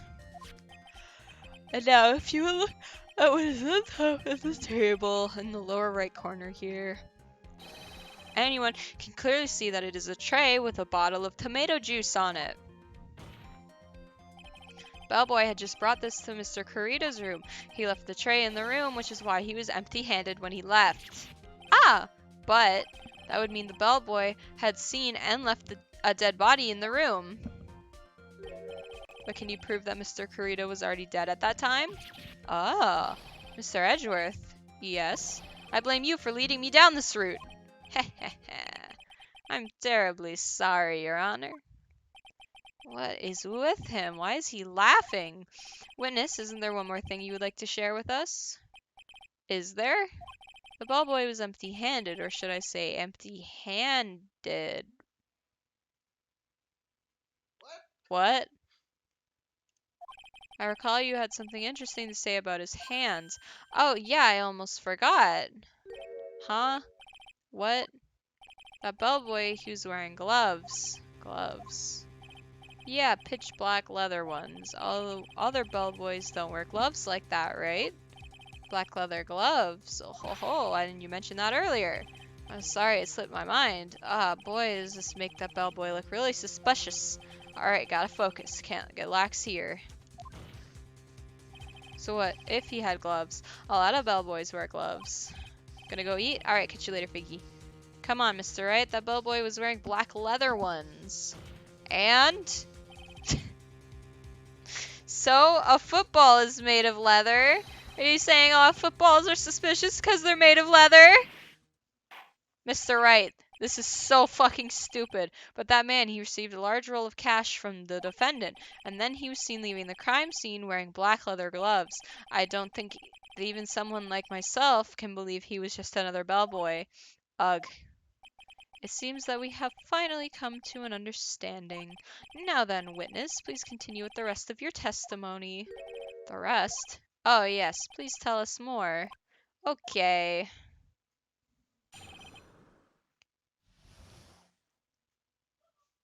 Woohoo! After leaving Juan's room, the bellboy went and knocked on Matt's door, just like that. I need a drink. My throat is dying.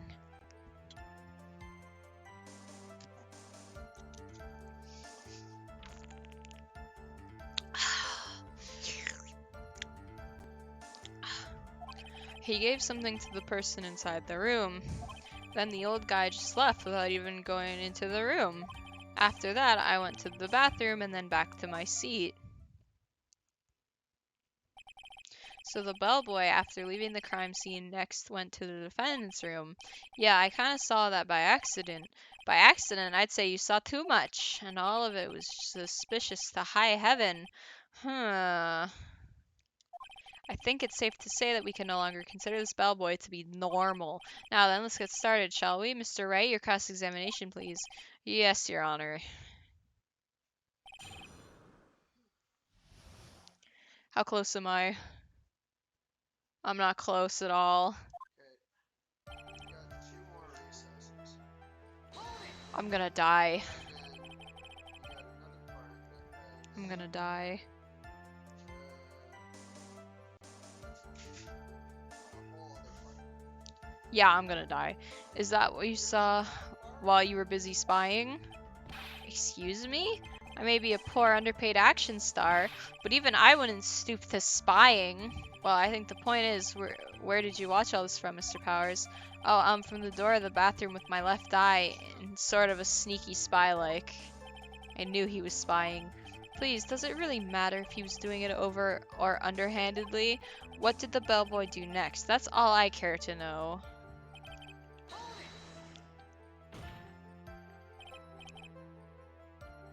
I said hold it! Oh my god.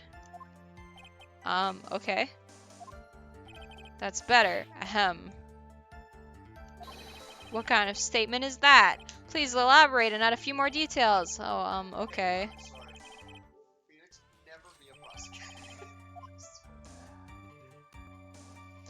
I should probably ask him only one question at a time.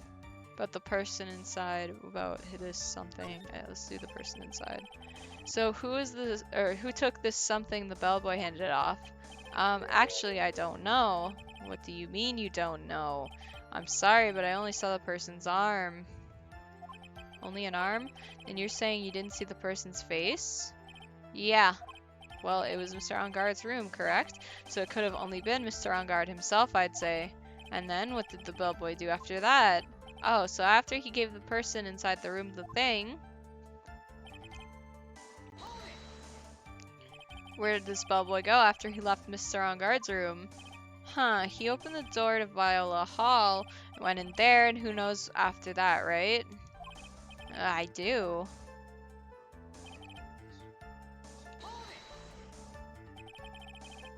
Nope. I'm gonna try. Did you see anything strange, suspicious, or just out of the ordinary at that time? Oh yeah, I saw that one thing. What? He saw something else?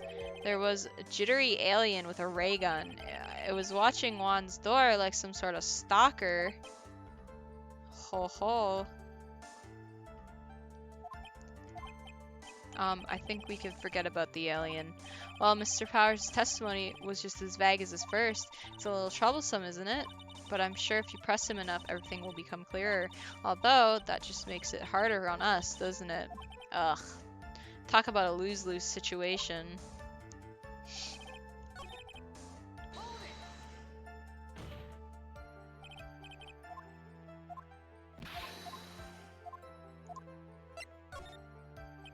He gave something to this person. Yeah. And what was this something? Ha ha ha. If I remembered what it was, I wouldn't be calling it a something, would I?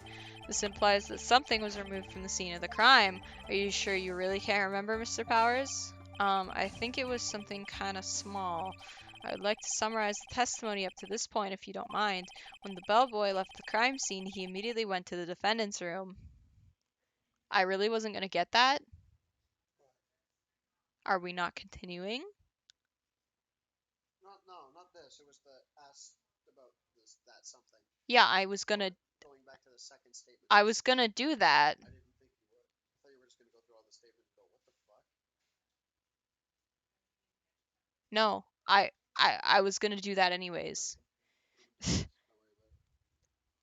it. Jeez, this ain't my first rodeo.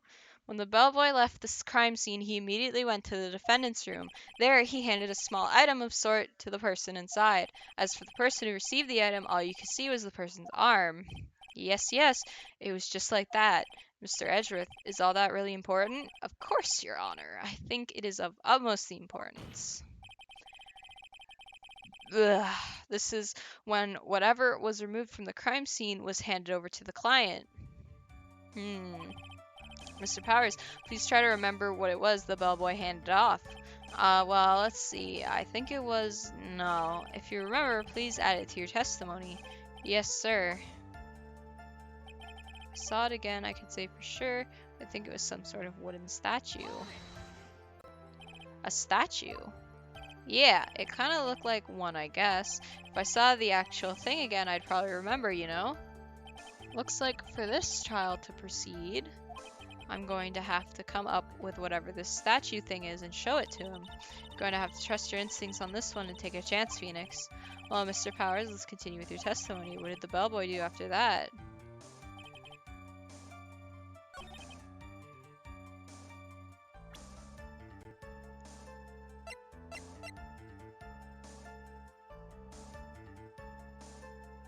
It's the figurine, isn't it?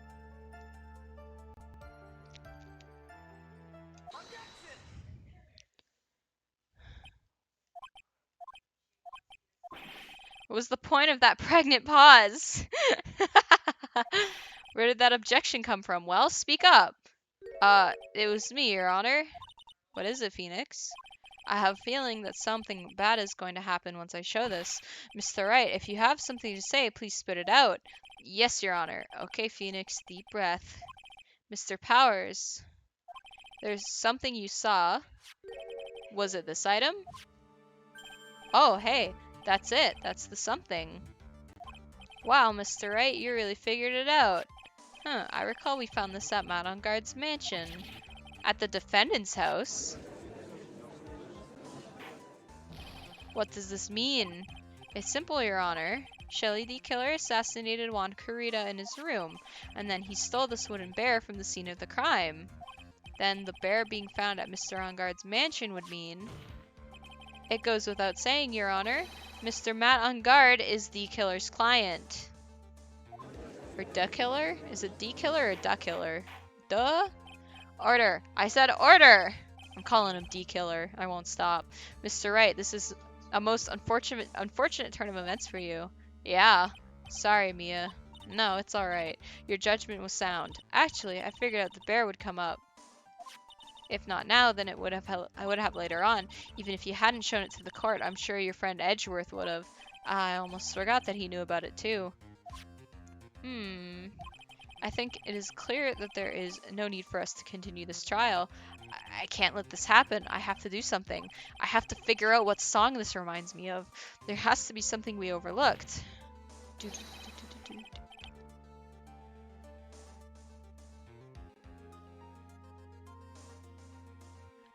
Check Discord, 9 seconds.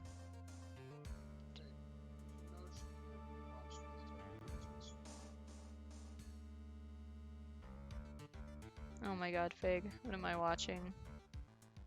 Oh. It's a picture. What? No, I think this is a video. I'm not watching that right now. That would require me to open Reddit.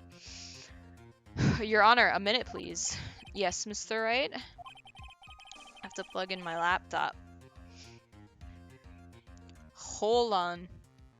Hold up. Hold up. There are still a few points left that we have not fully explored. What are you trying to pull? I'm crying. Oh, well, we can't have that. Alright, Mr. Wright, what questionable point would you like to explore further? I just sent the video. Dude, Fig, I said I'll watch it after stream. We need to finish this file today. Yeah. Did you know that a bull fucks 3,000 times a year? Why can't you do that? Ask the bull if he fucks the same miserable cow every night. Yo, Oh! Oh my god! Entire existence was just Oh! entire existence. And that is why I wanted you to watch it right away. I needed an audio reaction. The bear itself.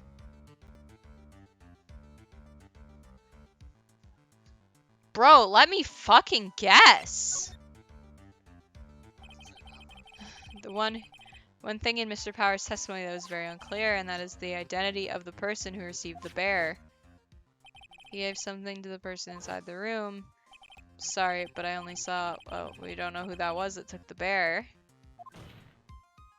We can't be sure of... Ah!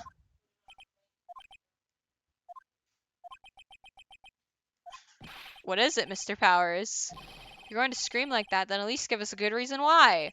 Oh, yeah, sorry. I get verbal tics. I hate the controller lag. It's killing me right now. I remembered who took the bear. What? Of course you did. Really? I mean, I only saw his arm, but the arm was robotic. Oh, it was the Nickel Samurai's arm, I swear it. Oh my god. You've got to be kidding! Are you sure of that, Mr. Powers? Yeah, I'm sure it was the Nickel Samurai.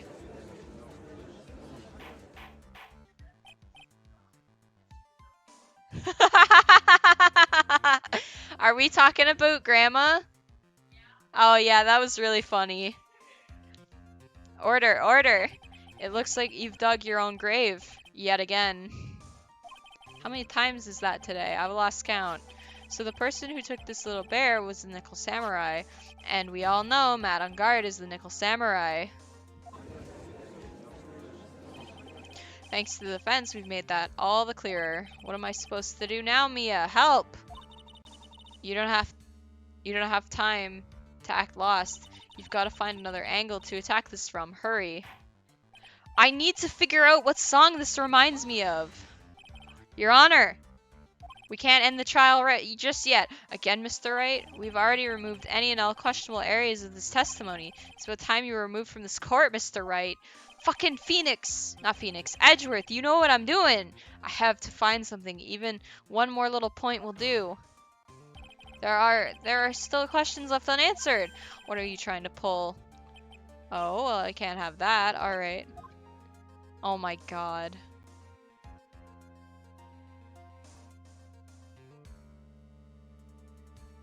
It's gonna drive me nuts if I don't figure out what song this reminds me of. Alright, what is it, smart guy?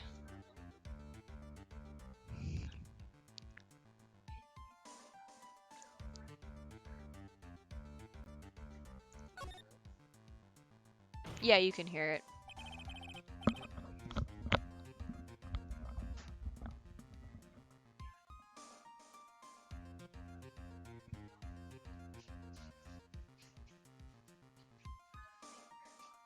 Sounds like a dungeon, mystery dungeon track. Nope.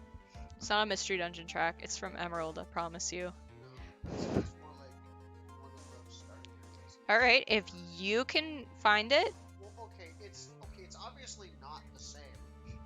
So you're not gonna find it in Pokemon, but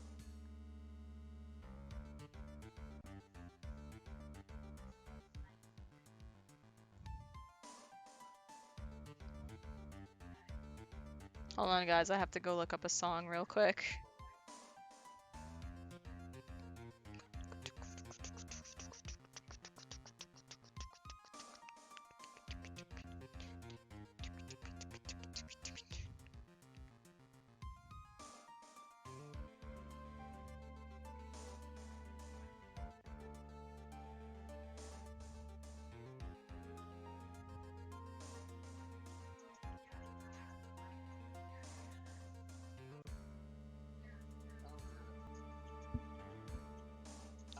You don't hear that bass? Well, no, I hear the song. I just don't hear it. It's the bass. Oh my god, Aiden, come here for a sec. Of course he's gonna agree with you. No, no, no. Aiden is a music major. That doesn't matter. Aiden, can you come here for a second? I want you to listen to the song and see if and tell me if it sounds exactly like kind of like this song, okay?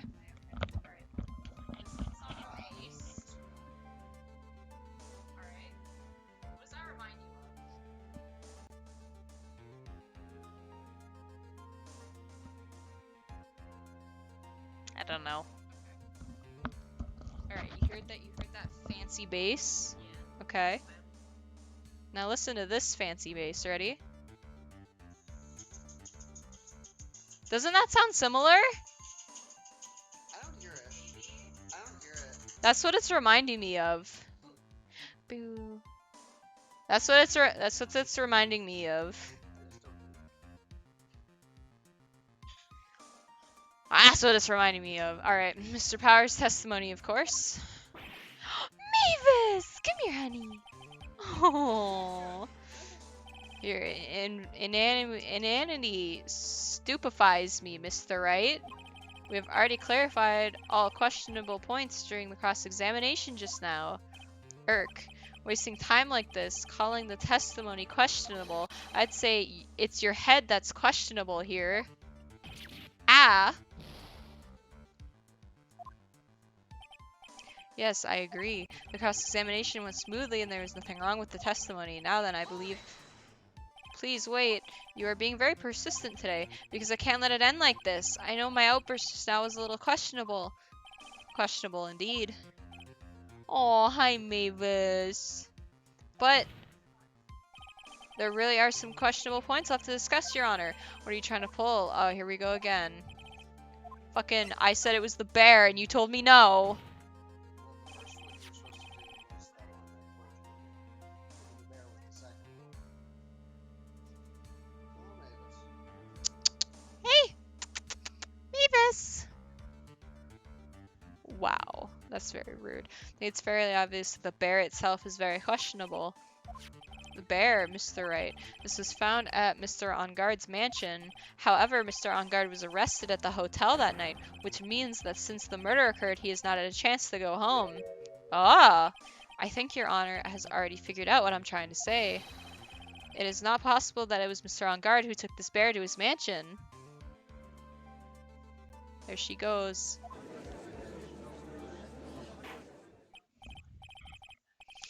Oh, that is very true. We didn't consider that point, Mr. Wright. There was no way, time-wise, for the defendant to have taken this bear home. Whew! Disaster averted, it looks. You haven't gotten the best of me yet, Mr. Wright. Huh? I remember it clear as day. I remember what you muttered to yourself at Onguard's mansion. We have this area completely surrounded. There's no way for him to escape. I can't believe it. That butler, all this time, he was D-Killer. D-Killer and Onguard were working together, so to speak, and D-Killer was hiding at Onguard Mansion as its butler. What a bold move. The bear figurine was brought back to Onguard Mansion by D-Killer himself. When it looked like he was about to be arrested, Onguard had him do so, I assume because it would have been bad had the police found it during their investigation.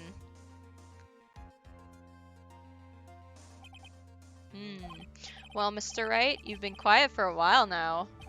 This is too much. Isn't there anything I can attack at all? I think we've heard enough.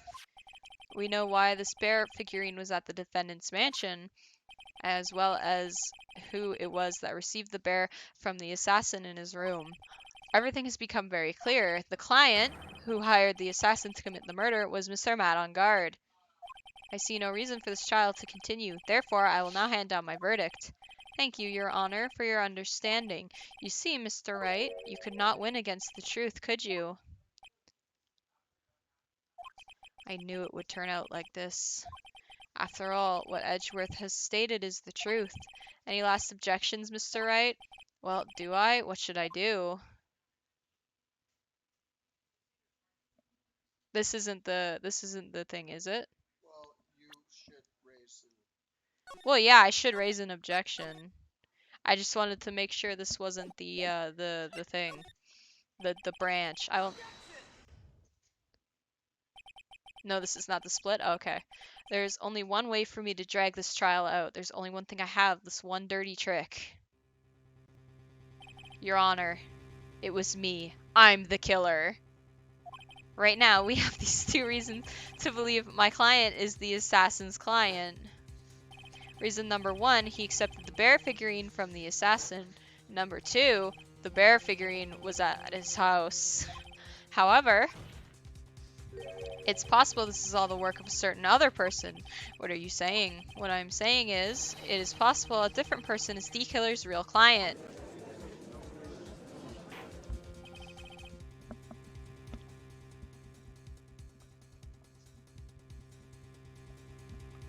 Itchy ear. The real client? Yes. Tisk tisk. Is this all you have? Now then, Mr. Wright, let's hear your theory. Who do you say is the killer's real client and therefore the real murderer? Oh, fuck me sideways. It's Adrian, right? Adrian Andrews. Yes, we already know that she tried to frame Matt on guard for the crime by wearing a spare nickel samurai costume. Then the nickel samurai's arm that I saw, that could have very well been Miss Andrews. But what about Mr. On Guard? If you would please recall yesterday's testimony, he was taking a nap. The defendant was taking a nap during the break period. That's right. Then, finding this figure at Mr. On Guard's mansion, it was a well-laid trap set by Miss Andrews. Mr. Edgeworth, what is your opinion on this? I can't even begin to count the flaws in the defense's logic. Besides which, there was no evidence to support it. However, I can't fully discount its possibility either. What is with this trial? Come on, anyone could tell On Guard did it. I can't believe the defense would go so far to pin the guilt on someone else. Yeah, unbelievable. It's not something petty, it's a murder of all things. This is to save Maya. This is to save Maya. Just say it out loud. Guys, shut up. I'm trying to save Maya. Even if the whole world turns against me, this is one fight I can't give up on. Don't look at me like that, Mia. All disruptive parties will be forced to leave the courtroom. Your Honor. Your Honor, for the benefit of the defense, I'm willing to play along with his what-if game. His what-if game, Mr. Edgeworth. The prosecution is prepared to challenge the defense's theory. Mr. Wright, even you must have thought it strange and wondered. Why would the criminal want this little wooden bear?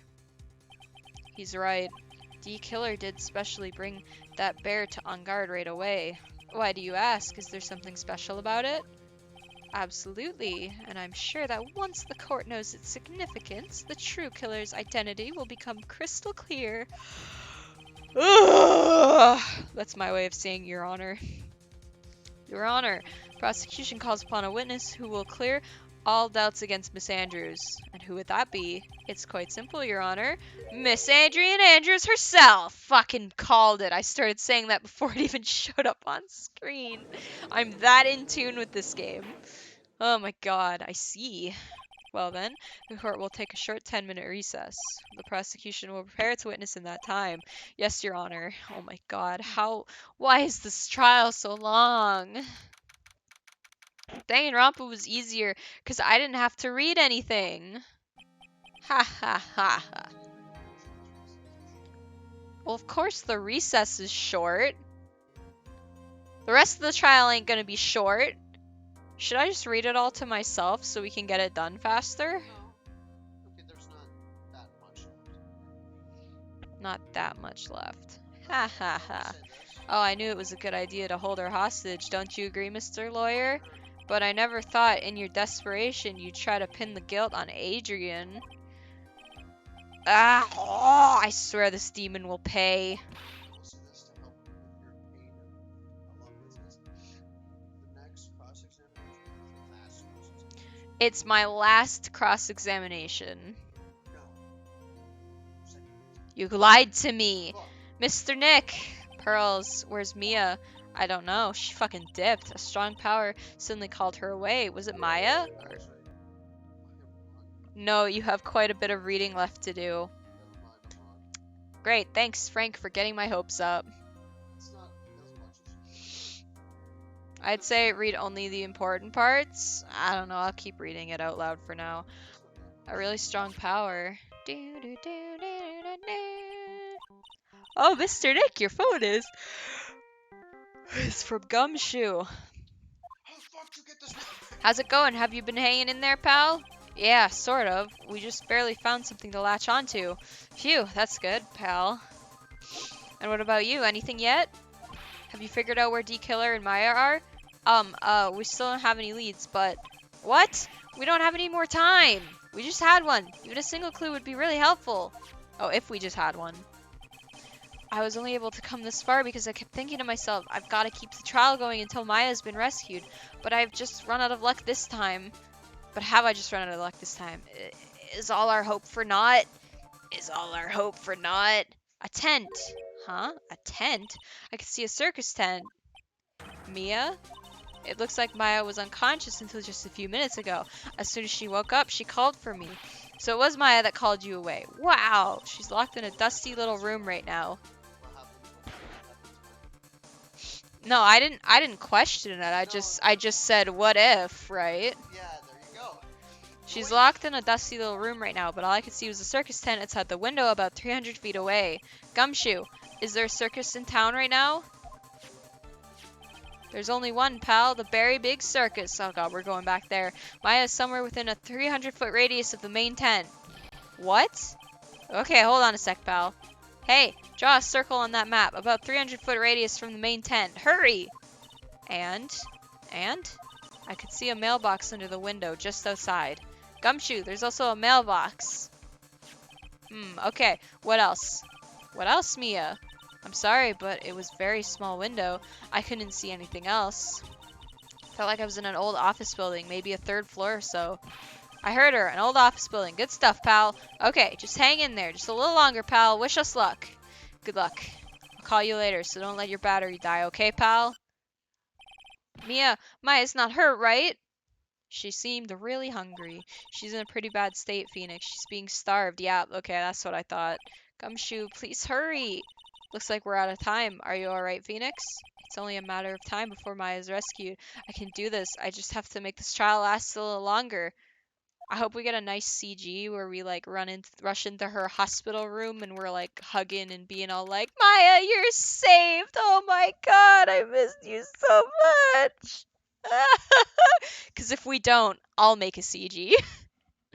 Judging by your face, I can tell that there's a CG coming. Yeah, okay, you It's know. not exactly what you described, but Alright, yeah. check. Fuck. Don't worry, I pulled the same tricks on Aiden when I was trying to get Crimbus presents out of him. What?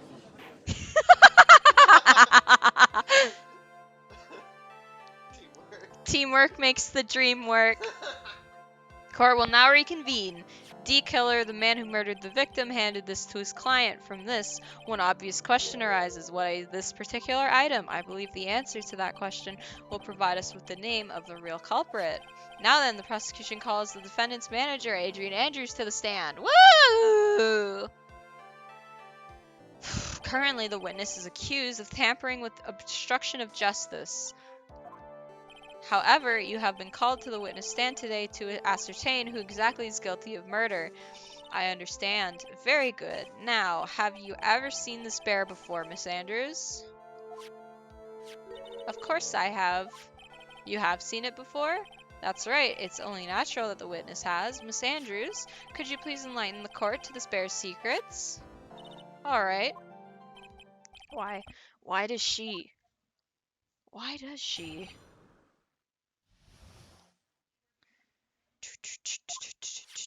Actually, this is an elaborate puzzle. If you know the correct order, it can be taken apart one piece at a time. At its center is a small cavity with just enough room to store a small item. Because of its complexity. Wow, that was a word. If you don't know the order, you can't open the bear. You really can't tell that it's just a small jewelry box just by looking at it. And how do you know? Oh, 'cause I bought it for him. So this figurine is a container of sorts, is it? Yes, looks can be deceiving, wouldn't you agree? Yes, this is superb craftsmanship. Oh, yes, I nearly forgot. You may begin your cross-examination, Mr. Wright. Looks like there really was something to that bear after all. Let's break open the figurine and see what's inside. A puzzle? I love puzzles. That's right. But it looks like an ordinary figurine. True enough, to people who don't know, I'm sure they would never guess that this was a puzzle. So what kind of puzzle is this exactly? Frank keeps just scrolling through all the options and stuff. He just keeps on looking, keeps on going down all the way to the bottom, and then keeps going all the way back up. Getting ready, you know? Well, you first turn its tail to the right, then push in. Oh, yes, I see. After that, the arms and legs are free to move and can be removed. Oh! Oh, this is the most interesting. A boy and his new toy. It's like he's 5 all over again. At least the judge is having fun. Oh, don't mind me. Go ahead and carry on. I think he's lost it. So what do you find after you take the puzzle apart? So what's in the center? Hey, you know about this? Because I'm the one who bought it for him. Aha! Hee hee! I called that a mile away. I know because I was the one who bought it. Huh? It was a souvenir from when a friend and I went to Switzerland. Then this was a present from you? That's right. It was a puzzle in the shape of a bear, so I thought it would be perfect for Juan. So it was a present from Miss Andrews. Witness, let's continue with your testimony.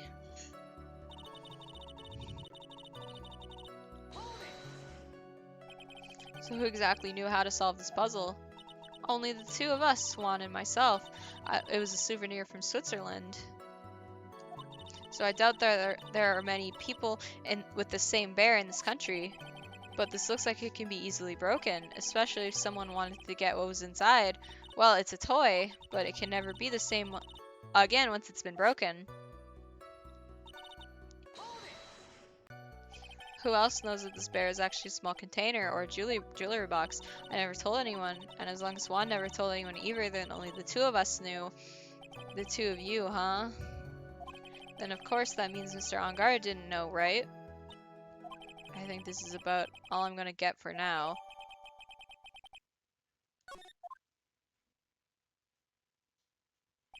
Well, Mr. Wright, I think even you have come to realize, there we go, that there is one very important fact that we've uncovered, and that is this. This bear is actually a jewelry box, kind of. Now that we have agreed to this point, there is only one logical question that can come next, and that is this. What is inside this box? I've been asking that the whole time. What's inside? That's right. That's what we are going to find out next, witness. Yes. You are the only one who can open this. So open it. Please. Open the box. What's in the box, Waffles? There's a painful silence hanging over the courtroom. All eyes are on Miss Andrews now as she solves the puzzle and takes the bear apart. Click. I've opened it. Is this what you wanted? What is that? It looks like a note. I don't think we need to guess at what it is, do we, Mr. Wright? It's the suicide note. The suicide note? The suicide note. Oh, for fuck's sake! The suicide note left by Juan Carita's former manager, Celeste Impacts. Until now, no one knew of its whereabouts, but just as we suspected, it was hidden. Hidden by the victim, Juan Carita himself. It seems Celeste Impacts had a very beautiful handwriting, and she And she just as beautifully signed her own name on this document. This is most definitely the note she left right before she committed suicide. Suicide. Order! Witness, did you know about this? Yes, I did. I heard all about it from Juan. When I discovered his body, I looked for the bear. I wanted to destroy the note before it became public, but I couldn't find it anywhere. Because it had already been taken by D. Killer. Everything is going at Edgeworth's pace. So now that the suicide note has been found, what's the next logical question? What is written on the note? That's right. At least that's what I would like to think. Now then, I believe it is only appropriate that the contents of this note be made known. I can't stop you, can I? I went through so much just to get my hands on it. Oh, Spiel for January Community Day? Oh, sick. Roly-poly. Bubblegum. I went through so much just to get my hands on it, and I was going to burn it, for her sake. I'm deeply sorry, but I can't allow you to persuade me to stop. Your Honor, if you could please read the contents of the note out loud. Very well, I will go along with this. Very well, I will go along with this. The judge's voice rang. Summer 8, Year 2, CC complete. Good job. Proud of you, Fig. I'm almost finished on Winter of Year 1, so let's see how that goes. The judge's voice rang loud and clear through the deathly silent courtroom. In her notes, Les Impacts left us a record of all that had happened to her.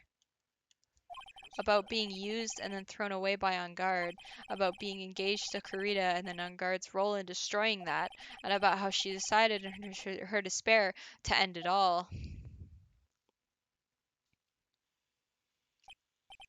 And that's all Miss Impacts had to say. There's one thing I would like to say here. The prosecution has no interest in slandering Mr. On Guard. Then what? Our intention, Your Honor, is to establish a motive for murder. Isn't that correct, witness? Yes. On the night of the murder, Juan was going to make the contents of the note public. After the post-ceremony show, he was going to hold a press conference. My word, Matt On Guard values above all else his refreshing like a spring breeze image, which is why he had to stop this note from being made public. At any cost.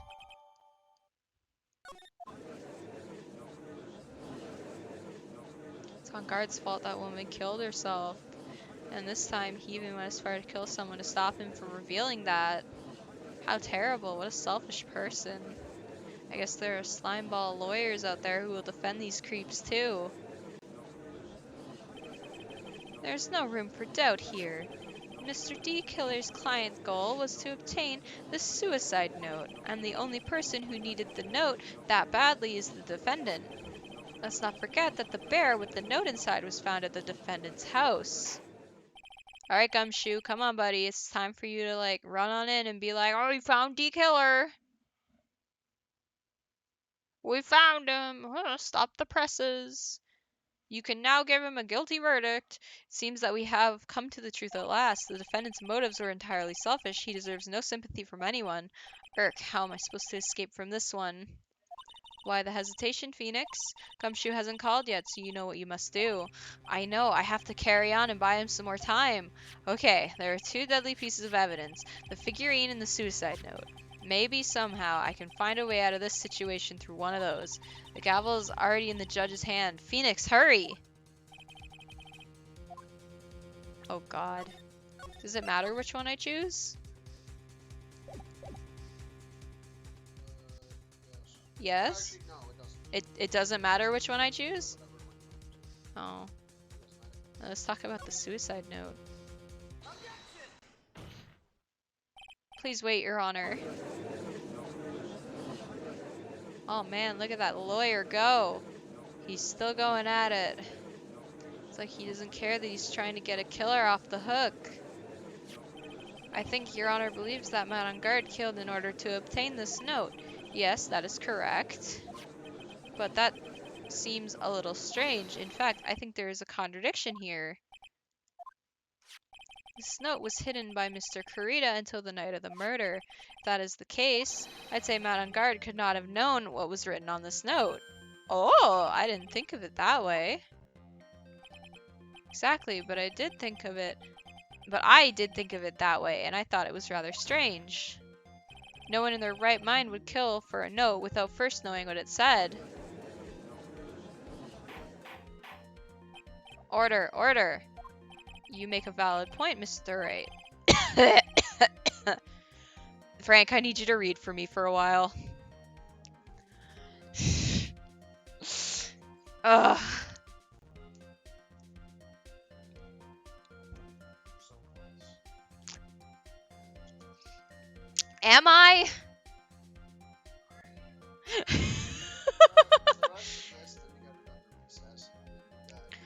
My God. My God. When is Gumshoe barging in? I can play Judge if you want, and Edgeworth too? Yeah, get in here. Get in here. I'll call you in our little group chat. I'll start sharing screens, and then you can do some voices for me.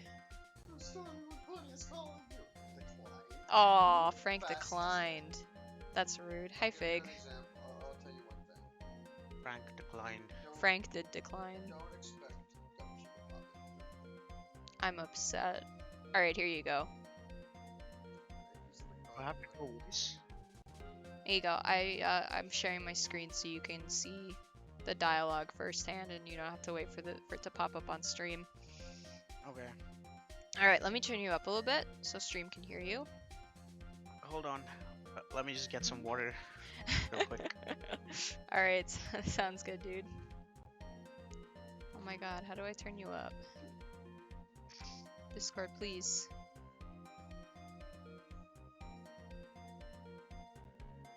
Oh, there we go. Alright. Okay. Alright. So, do I read this line or the next one? Yeah, you can start with this line. Alright, Mr. Edgewood, what's your opinion? Nothing. He has no opinion. Ooh, that looks cool. Alright, now stop it. It was just a flash, but I think I did rather well on this one. Unfortunately. I think he believes differently. Wait, nope, oops, it's Mia who said that. I believe a show of appreciation is in order. Huh? The defense seems to be in love with wishing more despair upon itself. I'm gonna turn up this in Streamlabs just to make sure they can hear you. I would like to direct the court's attention to this. Oh, What is that? It is a very small video camera, Your Honor. This type of camera is commonly used as a means of spying. Spying? what the? I thought the spy camera was in my possession. Oh no. Matt on guard and the victim both thought of the other as their biggest rival. They even went so far as to use this type of item to find each other's weaknesses. And Yeah, I think they both put cameras inside each other's rooms. the victim, Juan Corrida, was being spied on. His personal life was being watched by none other than Matt on guard. Whoa. Order! Order in the court! Order! Order! Mr. Wright. Yes, Your Honor. You don't tell me you knew about your client's spying activities? I did, Your Honor. Well, sort of. Sort of is not an acceptable answer, Mr. Wright. I see you are confused, Mr. Wright. I'm very confused, yes. You're probably thinking, but I have the camera that was stuffed in the bear's eye. Wait. Yeah, okay. But this camera that I have is not that same one. Last night, I searched the victim's house on a hunch. Stop Using that. this. Sorry, controller lag again. Gumshoe's bug sweeper. You traitor. By the way, Mr. Wright, The defendant's fingerprints were found on this camera. Oh, Matt on God's fingerprints were on there. well, Phoenix, it's been a good run. It looks like those cameras were hidden all over the place, huh? What am I supposed to say to that evidence? I think this is the end. I think this is the end too. It's fairly obvious that Mr. On Guard learned of the suicide note through this. He was watching the victim all along.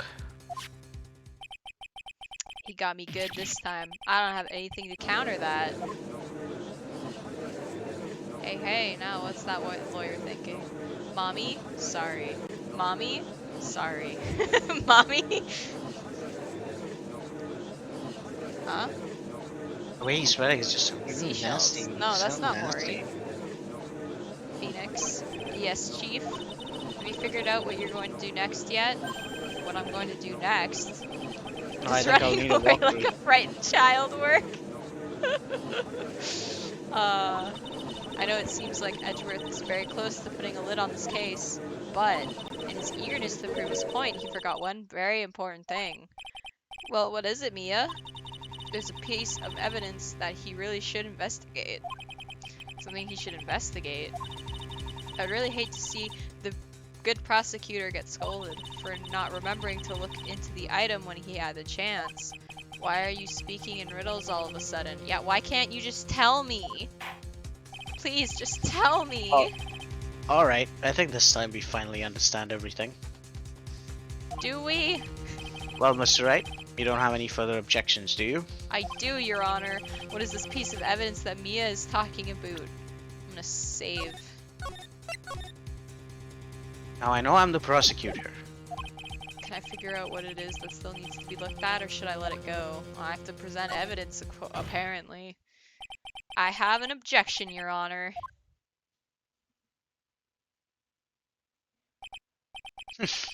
That was about the weakest objection I've ever heard, Mr. Wright. There you go. Your Honor! The defense has no intention of letting this go easily. Come to vibe while I write some fanfic, my dude. Ayy! Alright, well, we're trying to get this done. My throat is dying, so I got Fig in a call with me, and he's gonna help me do some reading. You are beginning to sound desperate, just like I me. am. Yeah. That's just your imagination, Your Honor. Mr. Edgeworth, this is not like you at all. Huh? He looks so offended. Your eagerness to prove your point, you've forgotten one very important thing. Hey, isn't that what I just said? So you're telling me that I forgot something? Oh god, you're so close, Mr. Edgeworth. Edgeworth be like, surprised Pikachu face! That's funny. Alright, we're saving again. But there's something you really should examine about this piece of what piece of evidence? The fuck are you talking about? I mean... Salt? What are you No. doing? The Celeste photo? You're doing a horrible job at conveying what you want me to do.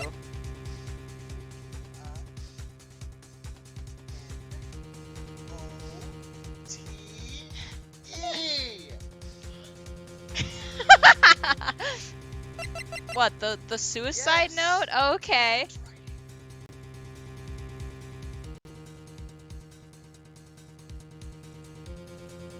Okay.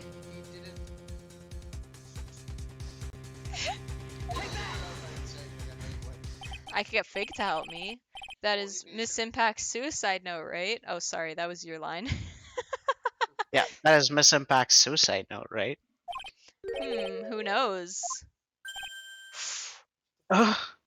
I mean, sure, the suicide note was found inside this bear, but this bear was in my possession until only a few moments ago. Which means... the handwriting on this suicide note has yet to be analyzed. Oh. So, as to whether this pivotal piece of evidence was really written by Miss Impacts or not, has yet to be determined. Ah, there we go. I'm just gonna play Edgeworth as done with everything now from now on. Alright. That is yet to be even remotely confirmed. Mr. Wright, you can't. Oh, sorry. Mr. Wright, Mr. Wright! are you saying the suicide note is a fake? Sounds so low. Miss Andrews, you were the only one, or you were the one who tried to pin this murder on Mr. On Guard. Who's to say you didn't create a fake suicide note to put it into this bear? How dare you? Your Honor, the defense is indiscriminately accusing the witness again. There is no evidence linking the witness to the suicide note whatsoever. But if this is a fake, then the witness is the only person who could have made it. What? What? Call the witness's testimony concerning this figurine. The only person other than the victim who could solve the puzzle is the witness herself. Ah! Miss Andrews, you wrote this note, didn't you? You wrote it so you could use it to frame Matt on guard. I did no such thing. Right? If you're going to pronounce the suicide note a fake, then show this court some evidence to support your theory. Mr. Edgeworth, you were the one who presented this scrap of paper as evidence. That means the burden of proof lies with you, the prosecution. Oh my god, the burden of proof, huh? Finally. Yeah, he was like, That's enough. Mr. Edgeworth, can you confirm the handwriting on this suicide note? It is as the defense has stated. The handwriting is yet to be analyzed. If that's the case, it seems that yet again we have reached a point where a verdict is impossible. You really be like. Yeah, that's edgy boy right now. Impuss! That's impossible. Right, he's mad. He's really mad. This isn't good, Phoenix. The judge is going to carry this trial over one more day. We can't let that happen. I don't think Maya will physically be able to make it another day. Poor girl is starving. Dude, you can live without having. I didn't want to have to do this, but I don't have a choice. She's been kidnapped for like 3 days. No.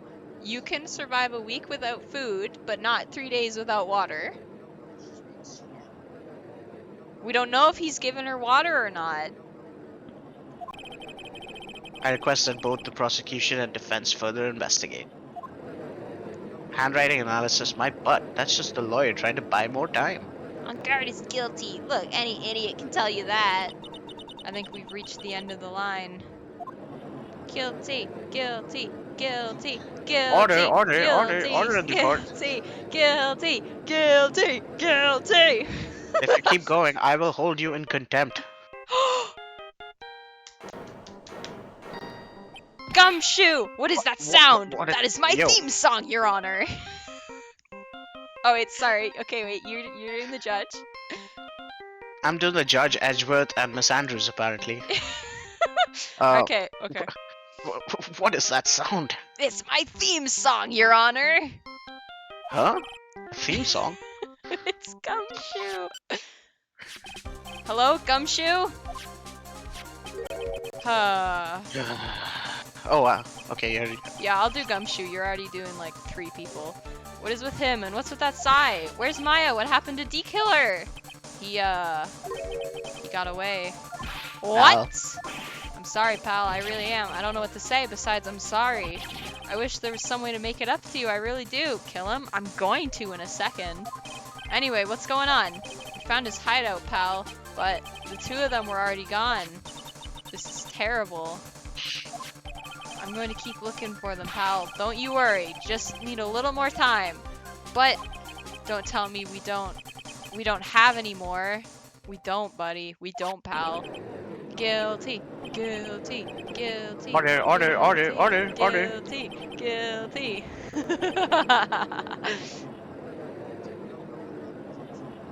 Guilty. Do you hear that? They're calling for his head. Mr. Wright, I can't. For us to come this far and... Oh! Oh. What is it? Let me talk to Mr. Edgeworth. Just throw the phone across the courtroom! Catch Edgeworth! I can't do that. It's alright. Would you please get a hold of yourself, for God's sakes? Yes, Your Honor. I'm about to end today's proceedings. You may take your phone calls after. No, Your Honor. Hold on, Your Honor. Edgeworth, catch! He literally fucking eats it! That. Mr. Edgeworth! Please, you gotta buy us some more time! Court is in session. Fuck you, Edgeworth! God damn it! But he got what he wanted to say out. I'm sorry, Your Honor. You were saying? Fuck. Mr. Wright, this is a court of law. I'm sorry, Your Honor, but we really What? need more time. Maya's like on the verge of death. We gotta find her, dude. I'm reluctant to do this, however. It appears that I have no choice but to suspend proceedings until tomorrow. This time I really can't do anything. Court is now adjourned for the day.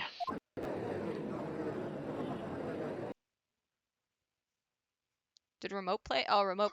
No! No! No! No! No! No! Stop that! Alright. It died at the worst possible It time. really did die at the worst possible time.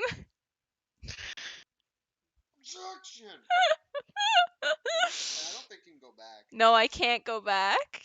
Oh, that was so sad. Did you see what happened though? Yeah, I saw the objection. Okay. Okay. Yeah, I saw it. Don't worry. So, unfortunately, there were technical difficulties, but Edgeworth just made an objection. Yeah, I figured it was Edgeworth. I know you want to play Stardew. Now shut up.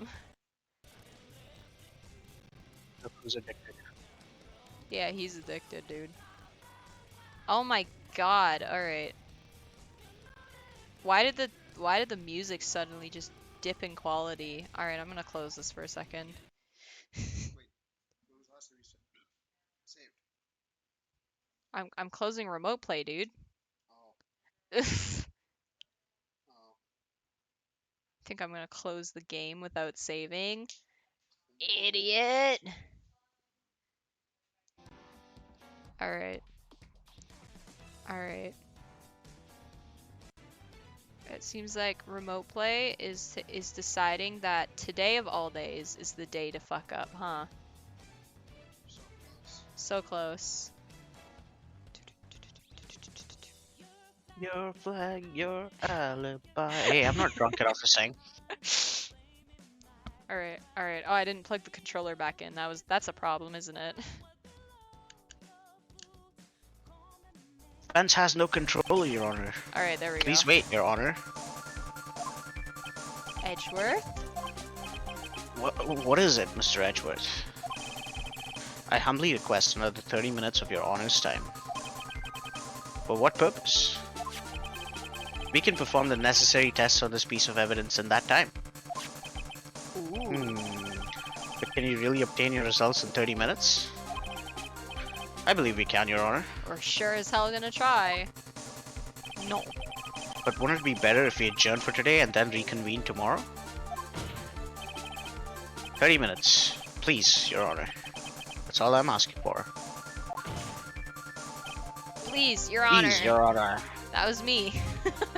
Oh, right. Whoops. Very well. I'll go along with this. At the prosecution's request, the court will now take a 30-minute recess. But be advised that I will not allow another recess today. I'm not sure if this is helping or hurting us. The court will now take its final recess of the day. I'm gonna sneeze. Okay. You're in part 2. You're in the home stretch now. Awesome. Thank you. Right? Well, what's going on with Maya's situation?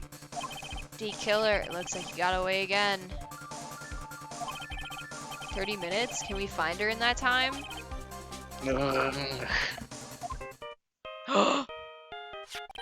Hello? Gumshoe! Hello? Report. Report! Great, it's Ah. me. I'm Crispy. Oh, I'm Phoenix. Edgewood said that. Oh, did he? Remember, he has the phone. It was yeeted at him. Oh yeah, he does have the phone. I forgot. Ah, is that Mr. Edgeworth? We don't have any time. Just spit it out. Right. It looks like we just missed them, sir. But D-Killer left a few things by accident in his rush to get away. A few things. Can we use use any of them as evidence? Oops. Stop Sorry. doing my It's- lines, dude. I'm conditioned to seeing his face, so.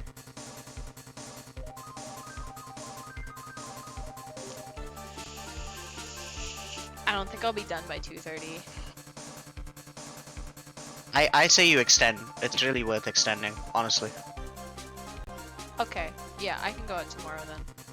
You and Aiden can go. I'll go out tomorrow. Yeah, and it works better when I'm not there. Yeah, no problems, no problems. I can go tomorrow. Yeah, I wanted to get this trial done today. It's just gonna take a long time. Yep. I'm sorry, I can make Matt go with you. You wanted to get me something anyways. Aiden's offended because I'm not going with him. Aiden, I'm sorry. Aiden, come back. Aiden, please. Yeah, I know. Yeah, I know. Alright. Oh ho ho, I thought you'd ask, pal. I've got the things he left with me right now and I'm on my way over. Really? That's odd. Any items like that are usually sent to the crime lab first. We don't have time to wait for those guys, sir. When those guys weren't looking, I swiped the stuff and ran. What?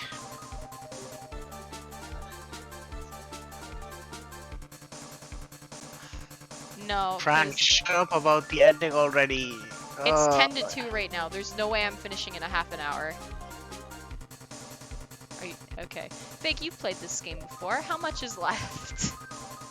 So, I mean, you can get the resolution of the case maybe in 30-45 minutes, but then there's also the after part, right? Okay. So probably to wrap it all up, an hour and a half. And he says to wrap it all up, hour and a half. Because there's the after trial resolution too. I'm not splitting that into 2 streams. I'm doing it all today. Well, I'm not a detective anymore. We can't waste any time. Let's try to finish as quickly as yeah. possible. Hold on a Then sec. maybe you can still go. What's up? Maybe? I could try. Yeah, I can try to see if I'm done by 3 o'clock. Does he really want me to go? Alright. We can do 3 o'clock. Yeah, Star, we can do 3 we o'clock. could probably do 3 o'clock, yeah. I'll hand you my Okay. prep sum in January. Oh, thank you. Thank you. Focus up. Alright, we're gonna focus on getting this done then. I'm not a detective anymore, so I had to. I'm really sorry, sir, but I've got to put the law on hold for now. Sounds bad. I hope he doesn't get in too much trouble over this. Thanks, dude. With my hunk of junk car, I'd say I'd be there in about 20 minutes, sir. Big. What? They said friends supporting friends. Don't worry, I'll be there. Wait for me. Alright, just get here in one piece. I'm on a mission and no one can stop me now, sir. No one! I'm pulling out all the stops and running every red light. Wait, don't do that. Items left by the murderer, huh? Maybe there's something among them that will be decisive enough to end this. An earthquake? Moron got into a car crash. Hey, what's wrong, Detective Gumshoe? Answer me. No one No can one. stop me, pal. He collapsed. Oh, fuck. Run, Edgeworth! The gumshoe collapsed! What happened? It sounded like he had an accident. I'm guessing his cell phone broke as well. Oh, fuck. Well, what was he thinking? We've got to hurry up and call for help. But we have no idea where he is. His cell phone is broken and he wasn't driving a patrol car, so no radio either. Oh, fuck. Also, if we don't get to those items before they do, the police will take possession of them. No! We can't let that happen! Well, if there is a way we can find out where he is, then we stand a chance. Trace his phone. Why? Oh, did Gumshoe? Why did Gumshoe have to get into an accident now? Is there any way to find out exactly where he's at this moment? Trace his phone. There's probably a way. There is a way. There is a way, actually. That's That's right. right, there is a way. What? How? I'm sure we can find I'm out sure where we can it's. find out. Stop Right. that! I'm sure we can Isn't find there a out where tracking the. device in his phone? Pardon? Francisca's tracking device? Isn't Francisca's tracking device in his phone? Oh, yeah. Is that in here? Or no? It would probably be Francisca, right? That's what Frank says. He's saying yeah. Why are you bringing up Francisca at a time? Oh. At a time. Oh, yeah. Oh, I see. I'll try to get in contact with her. The chances are slim, but she's all we have. Ooh. Francisca. Will she even want to help us? Edgeworth. What is it? I don't have any right to judge anyone ever again. I know my client is guilty, but what I'm doing now, I'm pinning the guilt onto someone totally innocent and using the evidence to do so. It might be my turn to say, defense attorney Phoenix Wright chooses death. Right. It doesn't suit someone like you to cry useless tears. Whether you did your job well or not. That can only be seen after the verdict has been decided. The verdict. Is Prosecutor Edgeworth here? Yes, bailiff? There's a phone call for you, sir. They said it was extremely urgent. They're probably finished with the handwriting analysis. I have to go take this call. In the meantime, think hard about what it is you must do. Cry. To be continued. Ah. Home stretch, home stretch. We Home can do stretch, it. Come yep. We can do this. We can do this. Alright, on. boys. Dude, why don't you guys delay your trip by 1 hour? Go at 3:30 instead. Oh, that is. I don't know. We'll see how far we make it.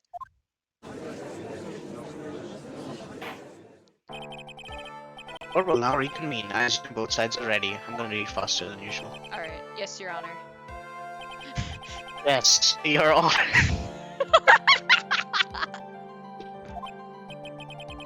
I can understand defense acting like this. However, why do you also seem distraught, Mr. Edgeworth? That is... It's nothing, Your Honor. What's wrong with Edgeworth? Looks like something unexpected just happened to him. Now then, Mr. Edgeworth, if you could please tell the court the results of the handwriting analysis on Miss Impact's suicide note. Yes, Your Honor. Unfortunately, we have discovered that this suicide note is a forgery. What? What? What do you mean, Mr. Edgeworth? This note was not written by Miss Impax herself. It is a fake. I forgot about this part. Order, Mr. Edgeworth. Would you care to explain what is going on? If this was not written by Miss Impax, then who wrote it?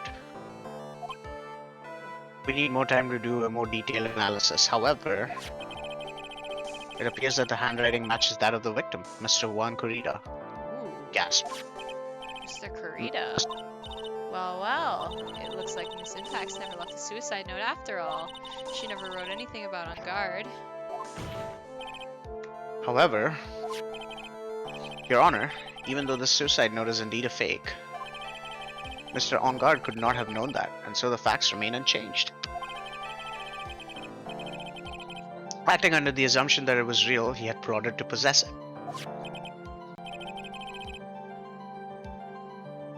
That does sound very plausible. His theory that Unguard had no idea that the suicide note was fake. Something seems a little wrong with it. Well, I gotta present evidence, don't I? The defense believes that the theory of the prosecution has stated contradicts testimony. If everything the prosecution has proven up to this point is true, then it's impossible for Mr. Unguard to not have known it was a fake. The camera, right? That works. What is this little item called again? A video camera, Your Honor. Well, a very small one, but... Oh, sorry. Oh, that's right, a camera. Ah, you kids and your fancy toys nowadays. Back in my day, we used to use paintings. Mr. Edgeworth, earlier you claimed that Mr. Unguard knew the existence of this note because he was spying on the victim, isn't that right? If that were true, then this means Mr. Unguard would have known that the victim had forged the note. Ah!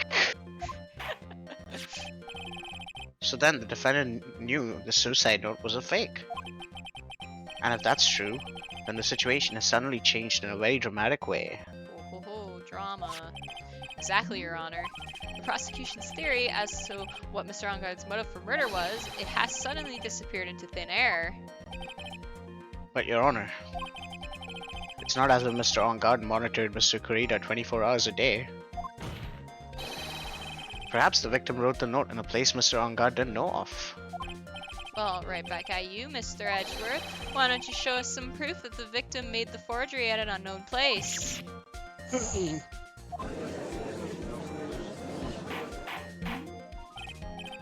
Order, Mr. Edgeworth. It looks like this time it is you who has dug his own grave. As I figured. Huh? As you figured? As I figured, it came down to this after all. Mr. Edgeworth, you're not making any sense. He never does. When I heard the results of the handwriting analysis, I thought this might happen. The question is, what next? What next? What? If the prosecution can't prove Mr. Ongar's motive through evidence, then we must prove it from another angle. Another angle. Well, I agree with you there. Your Honor, the prosecution would like to call a witness to the stand at this time. Oh, well that's fine. However, this witness is a little unusual. Can I voice the witness? Oh, sure. Yeah, okay. Edgeworth stuttering? This is not like him at all. Well, what sort of witness is this person, Mr. Edgeworth? This witness is one who is perfectly fit to answer once and for all the question of the... Hold on. Okay. Who was it? Just take over for a bit. Alright, I'll take over for a bit. Who was it that hired Shelly D. Killer to commit murder? That's impossible. Who in the... No such person exists who can answer that question. Why, yes, Mr. Edgeworth. Who is this witness? You are lagging again, fucking controller. Goddamn. I can't read when you're doing that. Yes? Go on. Who is it? The Okay, man I'm back. himself. The man himself. Mr. Shelly D. Killer. Ooh. Ooh, Mr. D. Killer. What? Wait. Shelly D. Killer?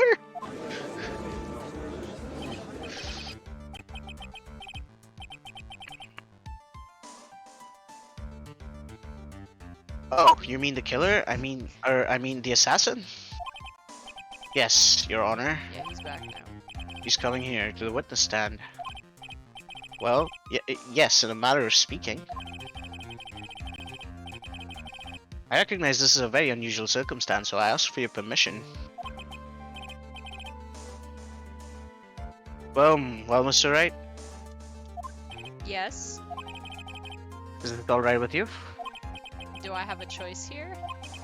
I can't really do much else to drag this trial out. The defense has no objections, Your Honor. I wonder if it really is alright to do this. Very well then.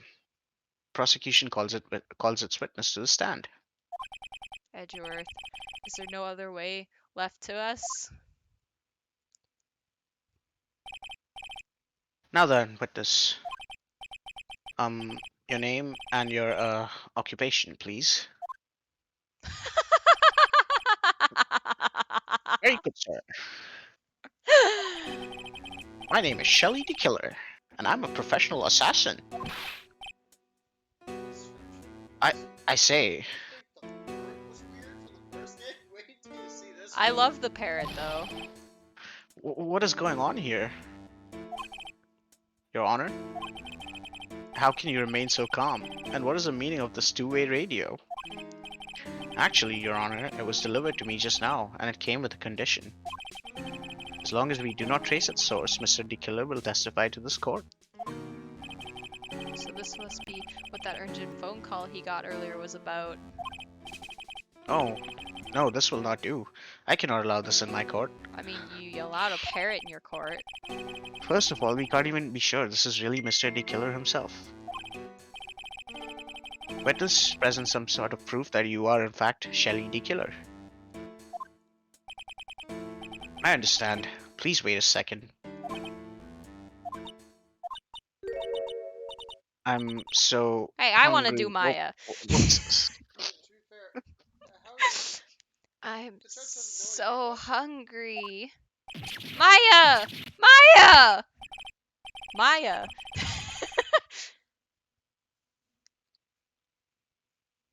Big, you're on. Oh, a voice, Mr. Wright. Can you confirm anything more from this? This is Maya, Your Honor. The defense has no objections to this person. We are satisfied that this man is indeed Shelly D. Killer. It looks like we have run into yet another unexpected situation.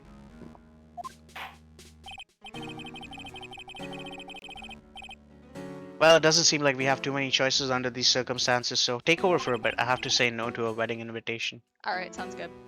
Now then, witness, there is one thing I would like to confirm before we speak of anything else.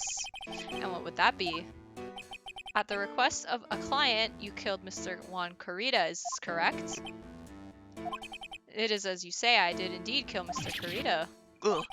Now that we have answered that, let's move on to the name of your client. Very well, I will go along with this. This is all just a bad dream. Yes, that's it, a bad dream. Shelly D. Killer. What's he going to say?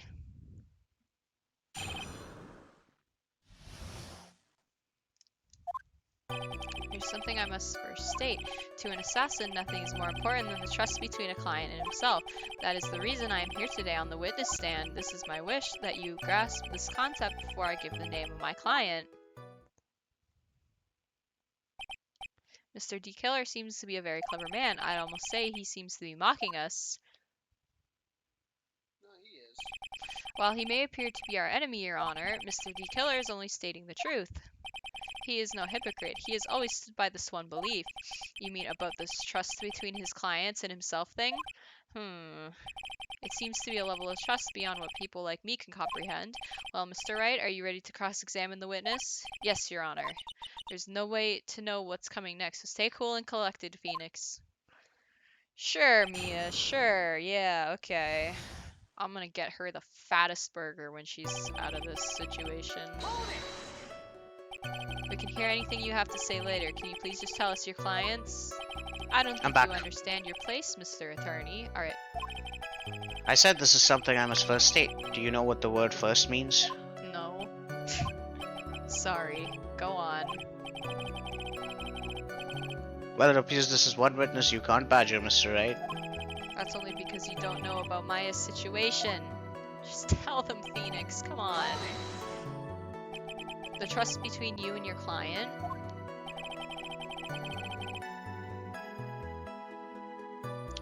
You've read through all of this, right? Yeah, no, I'm doing the Okay. pressing. I'm doing the pressing now. Okay. I provide my services in a fast and efficient manner. In exchange, I trust that my clients are discreet about me and my identity. If too many people knew my face, it would be quite troublesome. And that is why you're testifying in this manner? This is the first time one of my clients has ever been accused of murder. I must preserve the killer name so my clients can trust me. But couldn't someone stab you in the back and break your trust? It has never happened before, but if it ever did, Yes. that person wouldn't be my client for very long. They would certainly That's enough. Please, no more. Very well. It was only a hypothetical anyway. Sorry, I read that one. We're just doing pressing right now. That seems a little strange to me. I mean, you're about to tell us the name of your client. I would think that this would be very bad for them. It doesn't matter to me. This client has already broken the rules and acted outside of the prescribed role. Their role? This person tried to implicate another of the crime in order to save themselves. And this is a trespass that cannot be forgiven. You gave me the right to be so high and mighty. To the gentleman who spoke just now, excuse me, but would you care to die? Ugh, no, I didn't say anything. The judge had better watch himself. Check yourself before you wreck yourself, Your Honor. We understand, so please tell us the name of your client. I'm afraid I cannot do that. I still have a few things to say before I do. Ah! That Egomaniacal. egomaniacal. It's not good for your health to be so aggravated. Shut up. You won't live very long if you let everything bother you. Oh great, I'm gonna die young. Somehow that coming from an assassin makes it less than comforting. I don't really care about all this extra fluff, just tell us the name already. Patience, try to calm down a little. It's important to try and understand his mindset. He seems very steadfast and closed, so you'll have to get to work to get him to talk. I'm not his therapist, you know.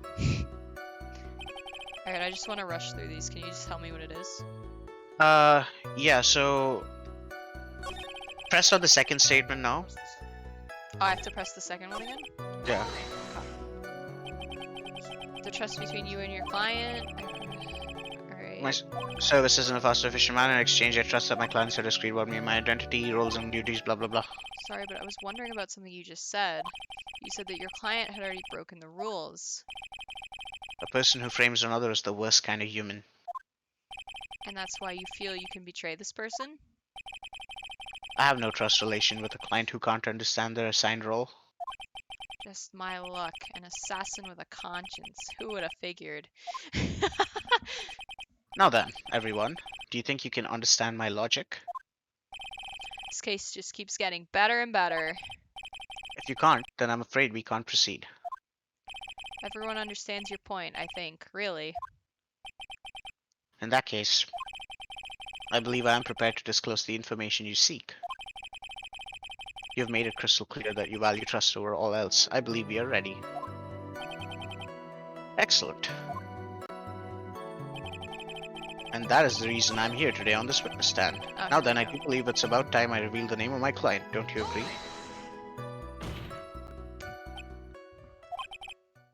What is it? Now I can't bring myself to ask the client's name. If you can't ask it, Mr. Wright, then I will. Witness.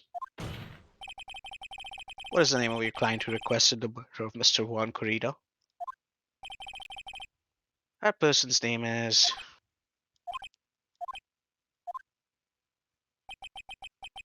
Adrian Andrews. What? No. What? Oh. That's why she took the card. And that's why she tried to frame Matt. But, like, Don't think too much, just keep going. I am thinking too hard into this. What? Witness. Yeah, that wouldn't make sense. That's not who you told me it was earlier.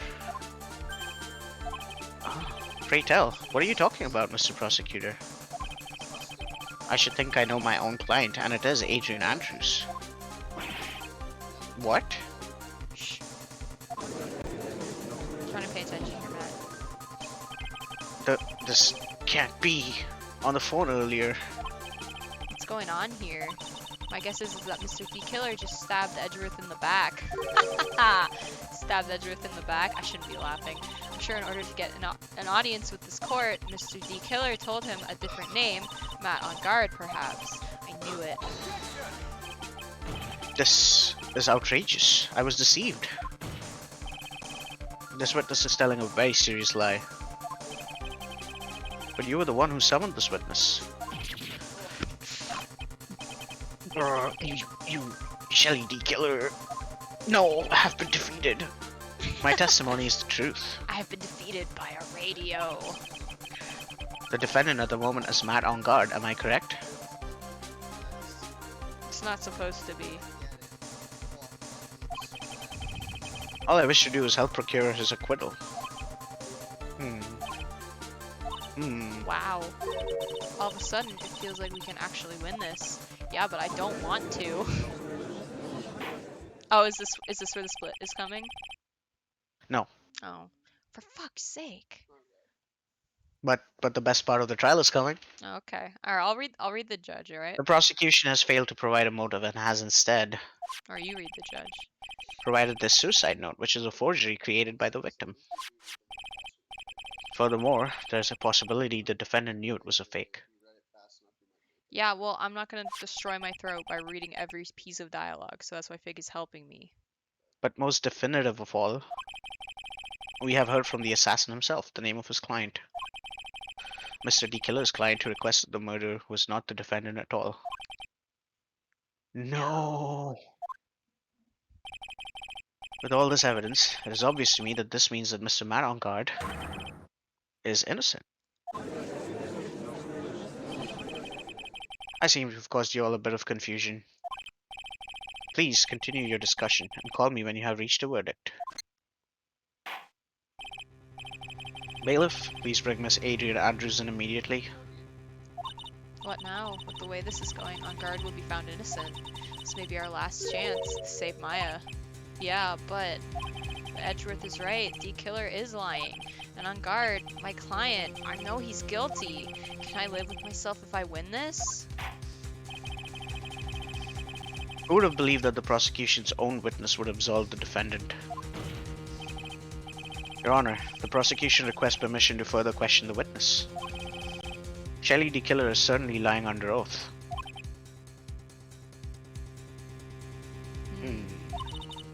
It wasn't me. Listen, everyone, please! That testimony just now, it was all one big lie! Miss You do the Andrews, dude. Oh, I'll do Andrews? Okay. The suicide note may have been fake, but that man, Matt, he's the reason Celeste died. And Juan's death, it was all because he got pulled into Matt's twisted world. The testimony just now, you have to believe me. It was a horrible, horrible lie. But Mr. D. Killer himself has testified. He has named you as his client. No, that's not true. Also, there is quite a bit of evidence that points to you. The knife and button, donning the nickel samurai costume. But that's... You even have a motive. We know that Miss Celeste Impax was a large part of your life. You wanted to follow her, and you wanted revenge against the two who hurt her. I would say you have plenty of reasons to want them both dead. No, Mr. Wright. You know the truth. Tell them. Tell them the real story. Who the real killer is. Tell them. Please, help me. Yes, I know the truth. Mr. Wright, Yes, Your Honor. I believe we have reached the end of this trial. Therefore, I ask the defense for any final words or opinions. I have to decide. Is this the split? Please tell me this is the split. How is this not the split? No, it's not the split. Do I take the non-guilty verdict and save Maya, or do I throw this chance away and wait for Gumshoe? Do not save Maya right now. Keep the trial going. Oh my god, keep the trial going. Really? Yeah, keep it going. Phoenix, I can't do it, Mia. I can't accept the not guilty. You are a lawyer. I know I'm a lawyer, but Matt on Guard is a killer, a murderer. I can't let him get away with this. I can't let someone else take the fall. If I let Miss Andrews be convicted, then I am no better than On Guard. And even though I don't want to admit it, I have to face the fact that it is because of Edgeworth that I now know the real truth. He could have gotten on guard convicted so many times over, but the controller's lagging again. Damn it. But he never took a single one of those chances, and now Steam is open. If I take this verdict right now, I'd be betraying his trust. His trust? I never thought about it up until now. I trust him. Yes, Aw. yes you do. Aw, that's so gay, dude. Mr. Wright, your opinion, please. Trust is so gay. The defense requests that we be allowed to further question Mr. D. Killer. Am I hearing you correctly, Mr. Wright? Right. But that witness has cleared your client through his testimony. Your job here is done. I'm not done yet. I'm not done. Oh yeah. To see through a witness's lies and find the truth. That is my job, Your Honor. There's still more evidence to look at, and I'm sure that once those pieces arrive here in this very courtroom, a miracle will occur. Very well. The trial will continue. We'll all go along with this. Mr. Edgeworth, please establish connection with Mr. D. Killer. Right away, Your Honor.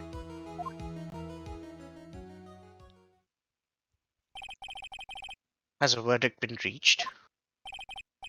Before that, we would like to talk with you a little more about. All you needed from me was the name of my client. What else could you need me for?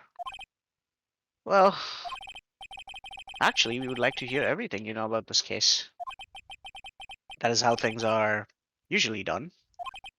What is he talking about? Usually done. He's buying you time, idiot. What shall we have him testify about now? Mr. D. Killer, if you don't mind, please testify about your client in more detail. You legal people and your procedures. Is it any wonder no one likes to go to court?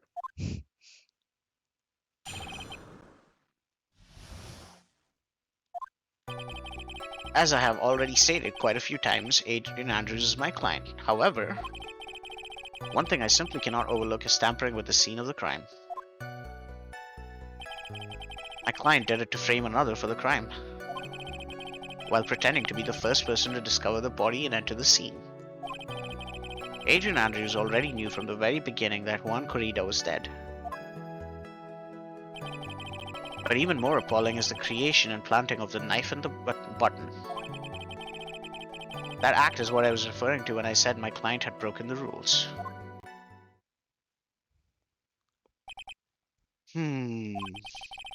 This is a most unexpected turn of events for the, 5th time now?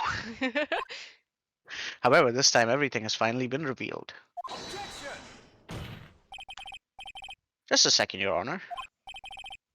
Yes, Mr. Edgeworth? We still have the cross-examination to do. But you don't need to question testimony like this. Do you, Mr. Wright? I do, Your Honor.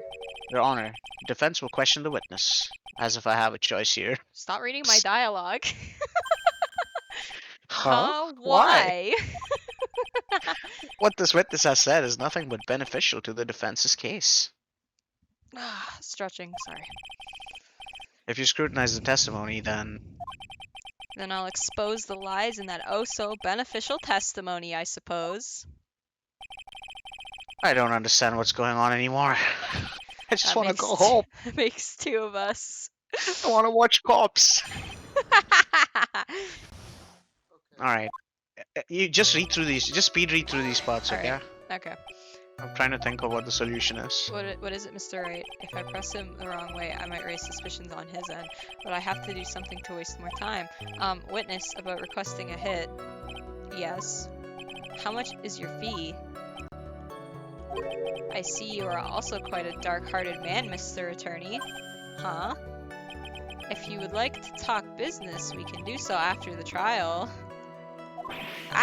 No. I'm not thinking of hiring Mr. Wright. Yes.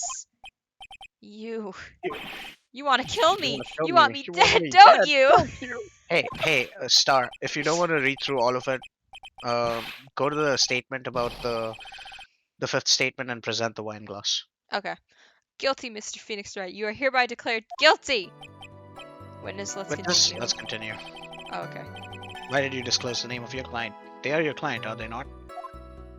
Yeah, go to the fifth statement. Okay, so this is 1, 2, 3, 4, 5. And then present. The wine glass. Because it has her fingerprints. If she knew he was dead. Yeah. Thank you so much for taking the time to testify, Mr. D. Killer. What's the meaning of that attitude? When Adrian Andrews entered the victim's room, your client had no idea Juan Carita had been murdered. How do you know that? From this wine glass, Your Honor. Glass. X button, please work. I could use some wine. Mr. D. Killer's supposed client, Mr. D. Killer's supposed client thought Mr. Carita had only fainted, which is why this glass of tomato juice was poured for the victim. But isn't that just part of Adrian Andrews' calculated plan? That is not possible, Your Honor. This glass bears the fingerprints of that person. Had this been planned, they would have never left their fingerprints behind. I see your point. Mr. Edgeworth, what is your opinion? Strangely enough, I had the same exact thought just now. Witness, how do you explain this strange phenomenon? Isn't it a waste of time to ask about such a minor detail? It's not a very important point anyway, correct?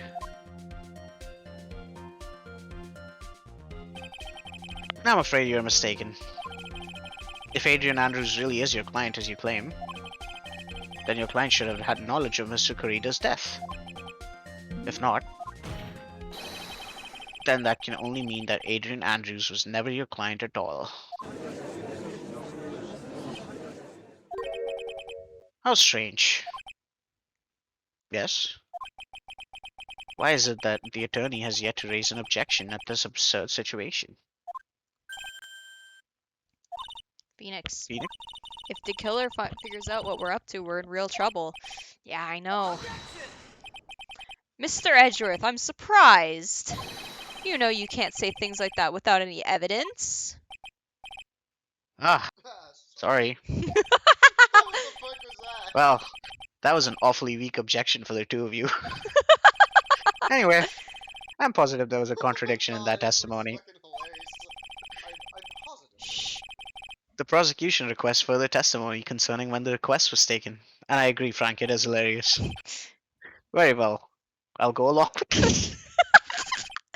Right now I have to buy us more time. While we wait for the items D. Killer left behind to get here, I just know that the very outcome of this trial lies with those items.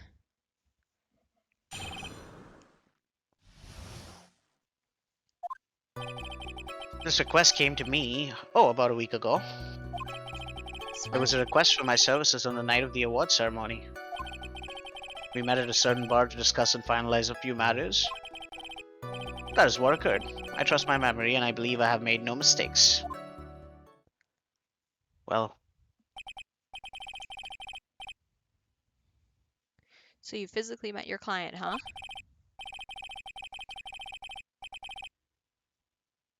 Fig? that is correct. Meeting one's client is the first step to building trust, in my opinion. I see. Well, Mr. Wright, Well, your Mr. Wright, cross-examination, your cross-examination, please. I'm gonna start reading, Judge, alright? Press the third statement. Press the third statement. Well, okay. Well, I was gonna press the third statement anyways. So I would've got there eventually. So you physically met Adrian Andrews, right? Of course I did. What was that? What was the brief pause? Press further. Witness, I would like for you to give us a few more details. I always meet my clients as a matter of principle. I have never taken a request by telephone or mail. And why is that? That's because I value the trust between a client and myself above all else. And the only way to establish that is to speak to the client while looking at them in the eye. Okay. Well, You got Mr. it. Wright, was the testimony just now of any importance?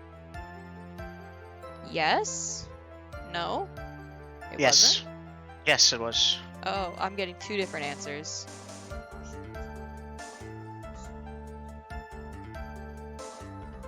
What are you talking about? Yes, it is very important. Press on the third. It's very important, Star. Don't worry, I got it.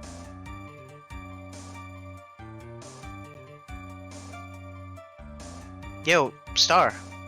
Alright, I'm gonna do it was very important. Of course, it was very important, Your Honor. If Mr. D. Killer had met his client before the murder, then it's unlikely he is mistaken. So you're saying that his client really was Adrian Andrews? I guess so. Oh. You see, it was just as I said. Here comes a contradiction, watch out. Okay. I'm so lost. Who the heck am I supposed to be helping here? Calm down, Phoenix. Think carefully and relax. Now then, would the witness please continue?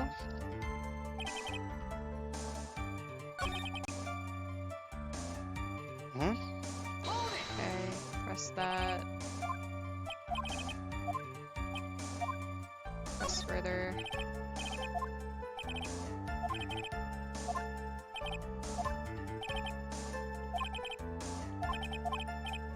Okay, it was not important. Why he meets his clients is not important, and that wasn't the point. Witness, please stop sidestepping my questions. What do you mean by that? My question was, did you really meet Adrian Andrews in person? I've already told you, Mr. Wright. I did. It was only through talking with him face to face that I began to trust him. Yeah. Him! I got it! I got it! That's why I thought I can trust this person as a client. It's true that what they say about What is- talking face to face. Well, Mr. Wright, was the testimony just now of any importance? Yes. If I heard what I think I heard just now, then I think I've got him. Your Honor, I believe the testimony just now was of the utmost importance. Huh, really? If that's the case, witness, please include the statement just now in your testimony. Very well, I'll go along with this. From the moment I saw him, I thought I could... No, why are you pressing? Oh, was I not supposed to press that one? No, just present Adrian Andrews, it's a woman. Oh, okay, yeah. That makes sense. Then I'll skip through this. No! This is not Shin Megami Tensei, there's no press turn system. Okay. Sorry, I pressed on instinct. Okay, present. Profiles. Whoa. Whoa. Okay, I would like to go over this one more time. You met Adrian Andrews at a bar and took the request at that time. Yes, that is correct. And that is when you thought he was trustworthy. How many times must I repeat myself? Yes, that is correct. I'm sorry, but that is an impossible tale. What? Shelley D. Killer. Adrian Andrews is a woman! You've never met the real Adrian Andrews. What? Why would you say that? Because you made one very big slip up about her. So what is this issue?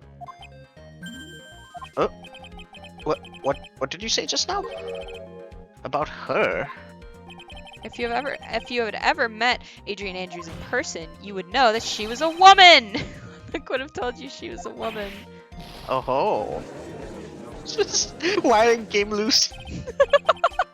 Order in the court. Mr. Wright, what is the meaning of this? This witness testified to the following, that he always meets face to face with his clients when he's taking their requests, but he's never met Adrian Andrews in person. Your Honor, that is exactly the point. That means Mr. D. Killer's client could not have been Miss Adrian Andrews.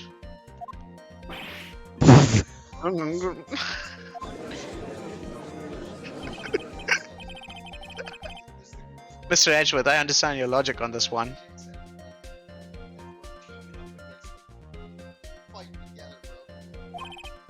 However, Why would the assassin make such a basic mistake?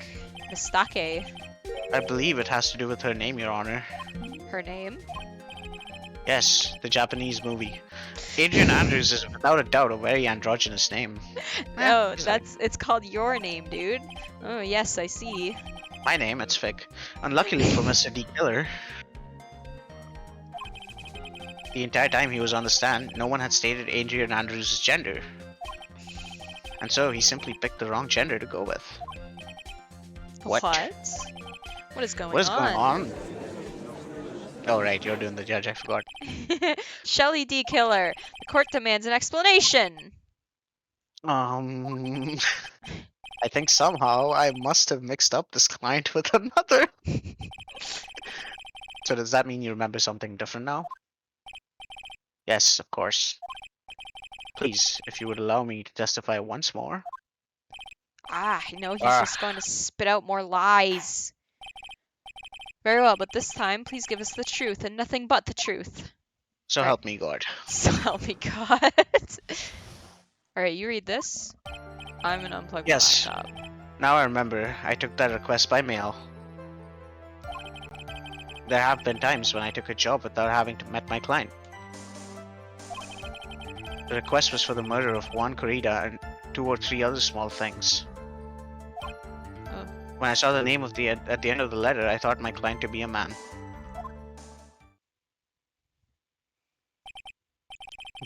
Oh my God, so you get took- the fuck out of my... They took a job! So you took his job through a letter? I'm trying to unplug my laptop. My weather thing is in the way. There we go. Okay. He didn't mention anything about a letter in his earlier testimony, which means he's definitely lying. Be careful, Phoenix.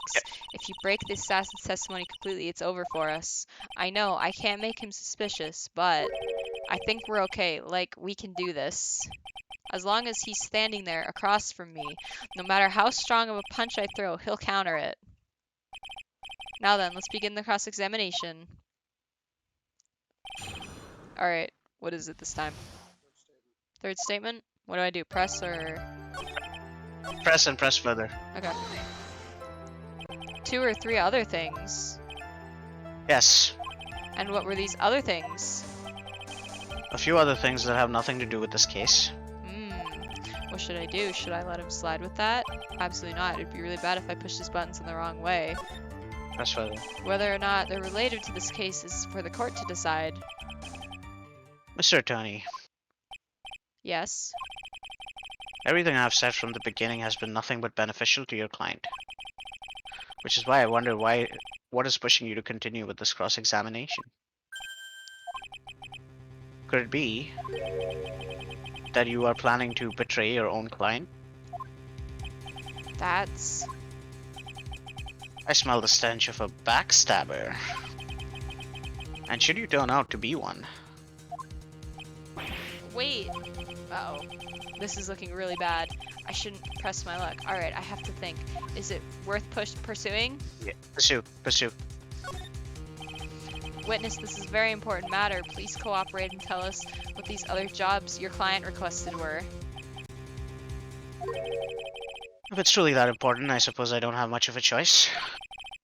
The bear figurine. The bear figurine. After the assassination of the target, I was to find that figurine. I was told that this was my job, that this job was just as important as the actual killing. Wait a minute.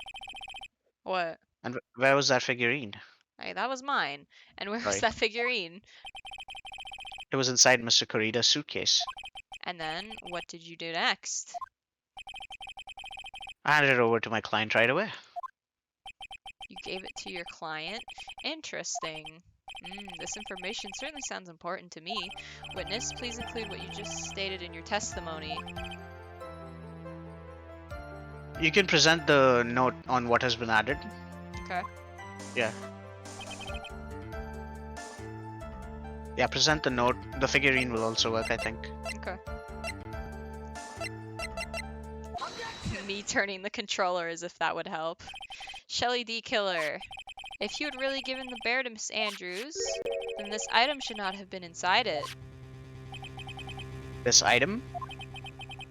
I see where you're going. Yep, that's where I'm going. Where is everyone There's going? a- Do I need to pack a suitcase? Your Honor. Your Hon- Please think back to Miss Andrews' testimony. And I was going to burn it for her sake. If even for a single minute this bear had actually been in Miss Andrews' hands, I'm sure she would have taken the suicide note out and burned it. Order, order! So that's where you two were going. By the very fact that the suicide note was still inside the bear, it tells us that your client didn't know how to disassemble the puzzle. Which means... It means, Your Honor, that it's impossible for Adrian Andrews to be the client. Oh! Oh! I love it. Order, order, order! Mr. Phoenix, right? I'm sure I mentioned this before. How I hate traitors above all else. I wonder if that's a hint. I think your cross-examination has clearly demonstrated something to me. You must wish to break your end of our agreement. No, that's not... That's enough. If that is your intention, then there's only one more thing for me to do. Wait, Wait. please. Gentlemen, ladies, please excuse me. I have a matter that I must attend to. No, please. Not that. Please wait. Keep going, just read my parts for a bit. Oh, okay. Mr. Attorney, bring this trial to a speedy end or I may stay my hand. Otherwise... Ah! What in the... Mr. Wright, are you... Mr. Edgeworth? Yes, Your Honor. I didn't understand this witness outburst just now. Do you think there is a need to hear more testimony, or is this enough? Well, we should... Edgeworth, we can't do this. If we keep this up, Maya, she'll... Prosecution... What has come over everyone? Even you are... The prosecution rests. What is going on around here? The prosecution has no further questions, Your Honor. What?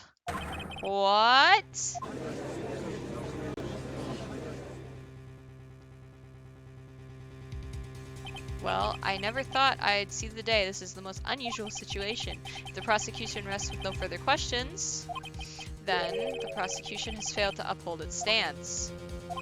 If that is the case, then even though I'm reluctant, I must believe that Mr. D. Killer's testimony is accurate. That would mean that Shelley D. Killer's client is Adrian Andrews. Mr. Wright. Yes, Your Honor. If I end the trial here, right now, then your client, Matt on guard, would be declared innocent, and in his place, Adrian Andrews would be charged with murder. Miss Andrews would be charged with murder. You're very close. The prosecution has no further questions, so we will now hear the defense's final remarks. Bailiff, please bring the defendant, Matt on guard, to the stand. The items from D. Killer's hideout didn't make it in time. We tried as hard as we could, but it looks like our time has run out. I can't believe it. The outcome now lies in your hands. Oh, here it is. No, this is not the split yet. Oh my god! Dude, the old guy finally decide? Or did the old guy finally decide? To be honest, I can't think of you as truly innocent and a good person. You have done enough evil to drive a woman to suicide. But, at least on the charge of murder, it would appear you are innocent. Ha! Oh my lord, I hate his face. So, I guess even the old fuddy-duddy figured me out. Mr. On guard? What an atrocious lawyer I have, giving his own client up like this. And that refreshing like a spring breeze crap, it's just as atrocious, don't you agree? Anyway, get on with it and pronounce me innocent already. Right, Mr. Lawyer? Should I side with justice, or should I save Maya's life? Better get on guard. A guilty sentence, okay? This is the split. Oh, this is the split? Mhm. I'm saving. If I did that, Maya will die. If I say he's innocent, then Miss Andrews will be charged as a murderer. Do I say he's guilty or not guilty? Either choice I make, someone's life is going to end. All hinges on what I choose. Now then, Mr. Wright, let's hear the defense's final statements on the matter. Is Okay. this a split? I'm trying to think if this is a split or it comes right after The this. person who hired the assassin this was is- Adrian Andrews. Then your client, Mr. Matt on guard, is innocent. Huh, there's no need to ask, old man. After all, my lawyer is going to say what I want, aren't you? Right. I can't do this, but I have to decide on something. I can't count the evidence to help me anymore. I have to listen to my heart. My client, Matt on guard is... Okay, so Yeah, which one this is a leads to the split. bad ending? If you say not guilty, it'll lead to the bad ending. Okay. Not guilty is the bad ending. You can speed through it. All right. I'm gonna do not guilty then and get the I want to get the bad Actually, ending. actually, you should have saved in a different slot and gotten it afterwards. Eh, Hmm? I'm pretty sure it's gonna take you more than 15 minutes to get through both. Yeah, I know, but I really want to.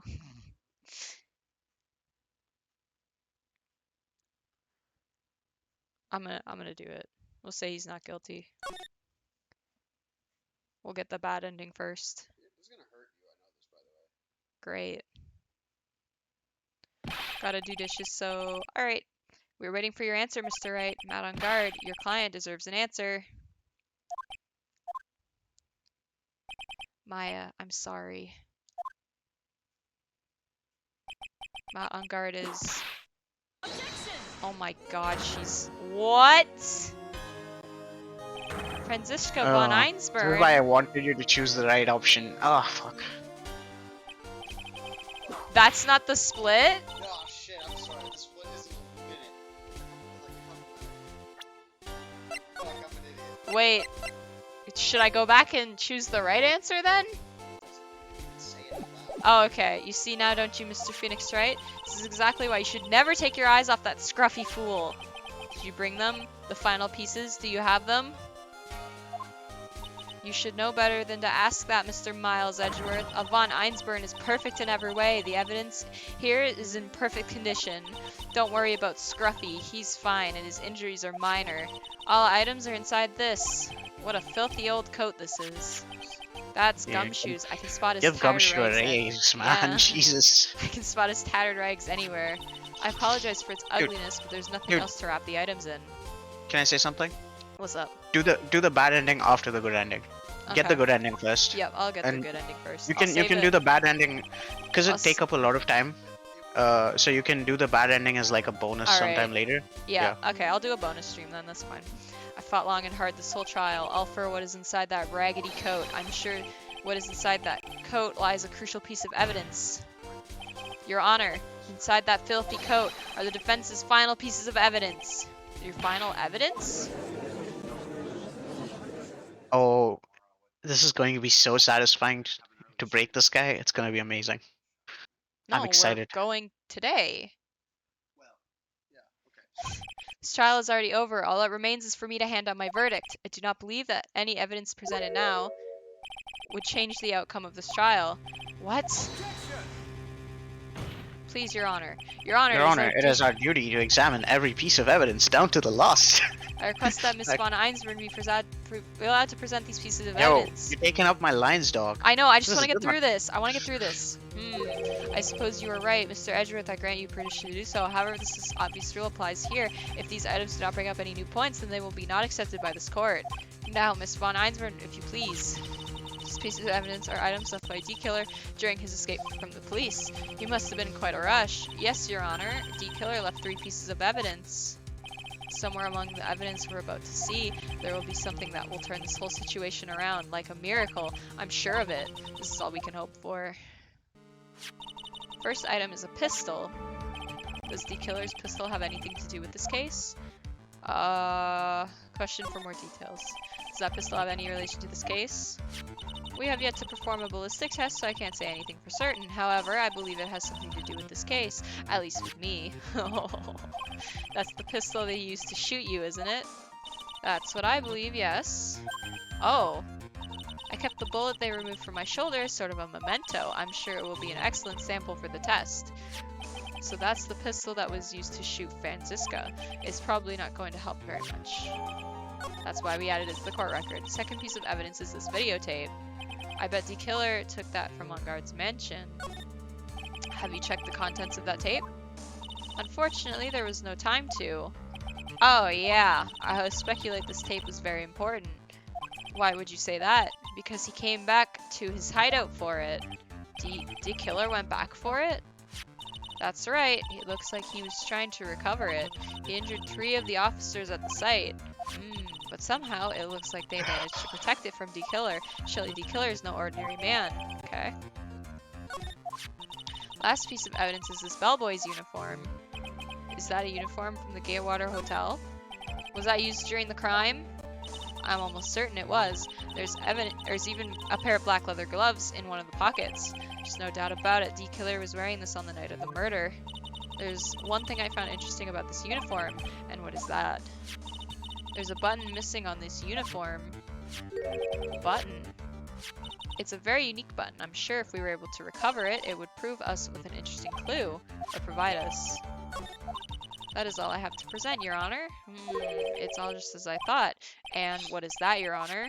I'm sure we were under normal circumstances, these items from Shelley D. Killer's hideout would be very important clues. However, our question is not who did the killing, it is who is the client. Yes, that is correct. And these 3 items do not tell us anything about that.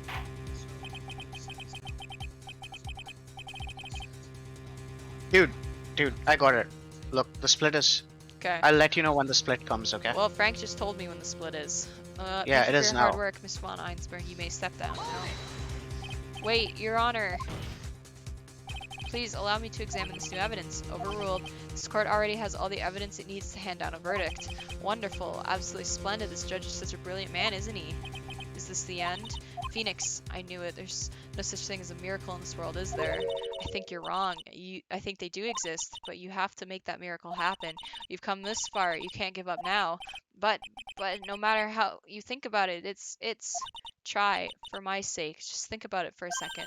There are 2 ways out of the situation for us. 2.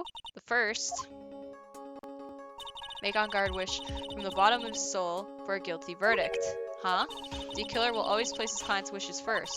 If On Guard himself wishes to be convicted, then he will let his hostage go. That may be true, but that's asking me to do the impossible. The second way, force D Killer to end his contract with On Guard. If D Killer were no longer to think of On Guard as a client, then he would let Maya go. Mia, that's even more impossible. He's a man who values his duty towards his clients above all else. I know both of these seem impossible feats at first, but if you could make either one happen, it would truly be a miracle. The bigger problem is, the judge has already said he doesn't need any more evidence. The pieces he was just shown, he's not accepting them. Phoenix thinks things through from the other side. Isn't that what has always worked for us? The other side. Wait, does she mean... You mean to turn things around? Phoenix, the judge says he doesn't need evidence. If that's the case, then who does need it? The person who needs the evidence. The defense, prosecution, and the judge, we have seen all the pieces of evidence, and that is how we've come to know the truth. But there is one person who has yet to see them all, and that person does not know the truth.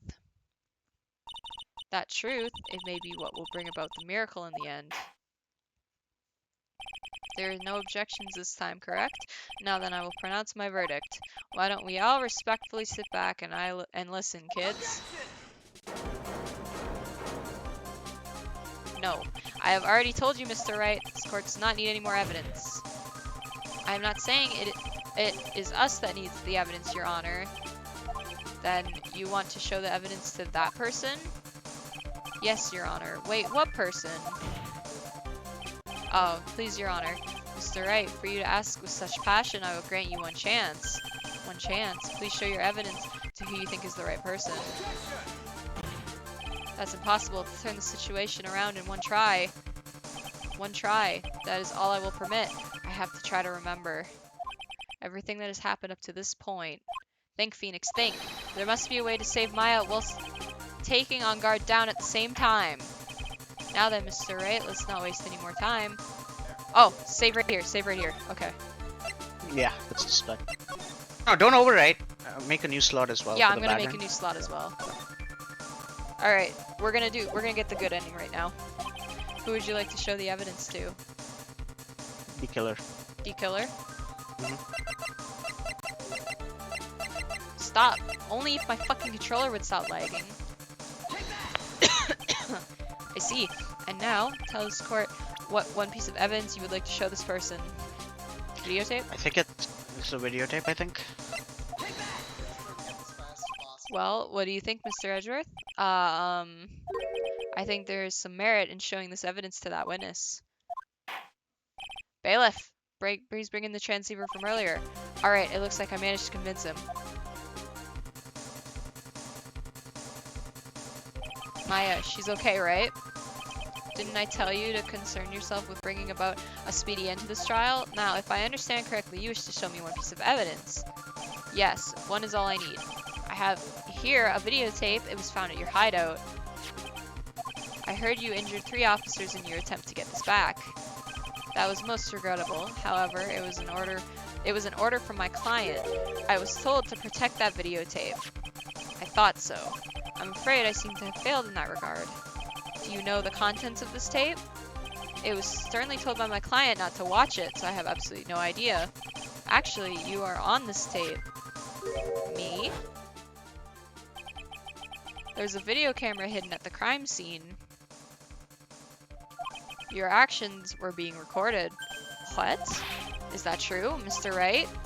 Who was it that planted a camera? Well, the only person who could have placed the camera at the scene of the crime would be your client, naturally. Then that was Adrian Andrews? Be quiet and listen, Your Honor. Yes, sir! Your client specified a place and time for you, isn't that right? Yes. That was so they could film you. I had no idea. Mr. Wright, why would my client do such a thing? I would like to know why. Why did not on guard film the crime scene? The reason why he did that is my ticket out of this whole mess. There is only one reason why your client would secretly film the crime scene. They wanted to blackmail you. Your client once told me something very interesting. We were talking about you, and this is what they said.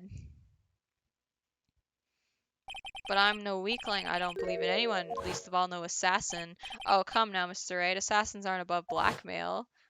Yeah, that's where the video comes in. With that, I can keep him at bay and even blackmail him if I want. Did he say that? I Yeah. don't remember him saying Yeah, that. he did. Yeah, he did. I remember this. Your client didn't trust you at all. They were thinking of using this video to blackmail you. What do you have to say to that, Shelly D. Killer? Oh-ho! It looks like I was being deceived from the very beginning. Yes, by a natural.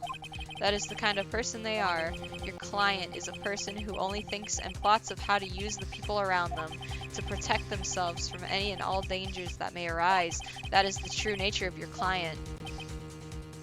I have one question for the witness. Yes, you told us one thing numerous times during your testimony. You said that you detest traitors most of all. Yes, that's right. But what if that traitor was your own client? What would you do then? That's obvious. I would break our contract in that case. And then, that client would become my next target. For the honor of the D-Killer name, even if it takes an eternity, I would follow that person to the ends of the earth to exact my punishment.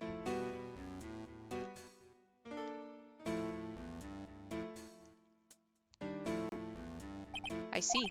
Then that's all I wanted to know. So the traitor becomes D-Killer's next target. What about Maya? Are we getting her back? Ah, I get it. This is how we turn this case around. Mr. Wright. Yes?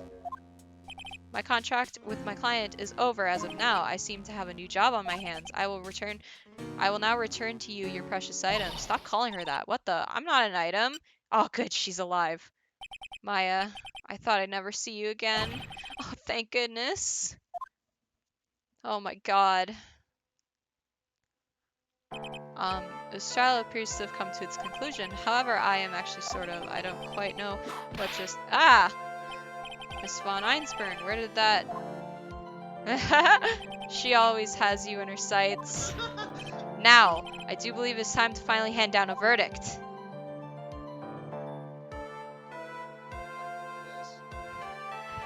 Mr. On Guard, it looks like somehow you got what you wanted. You will finally receive the acquittal you wanted so badly. You should be happy. But before that, I would like to make one final statement. Somewhere in the near future, one very betrayed assassin may appear before you. Needless to say, that man is very good at what he does. I'm sure you would understand what I mean if you watch this video.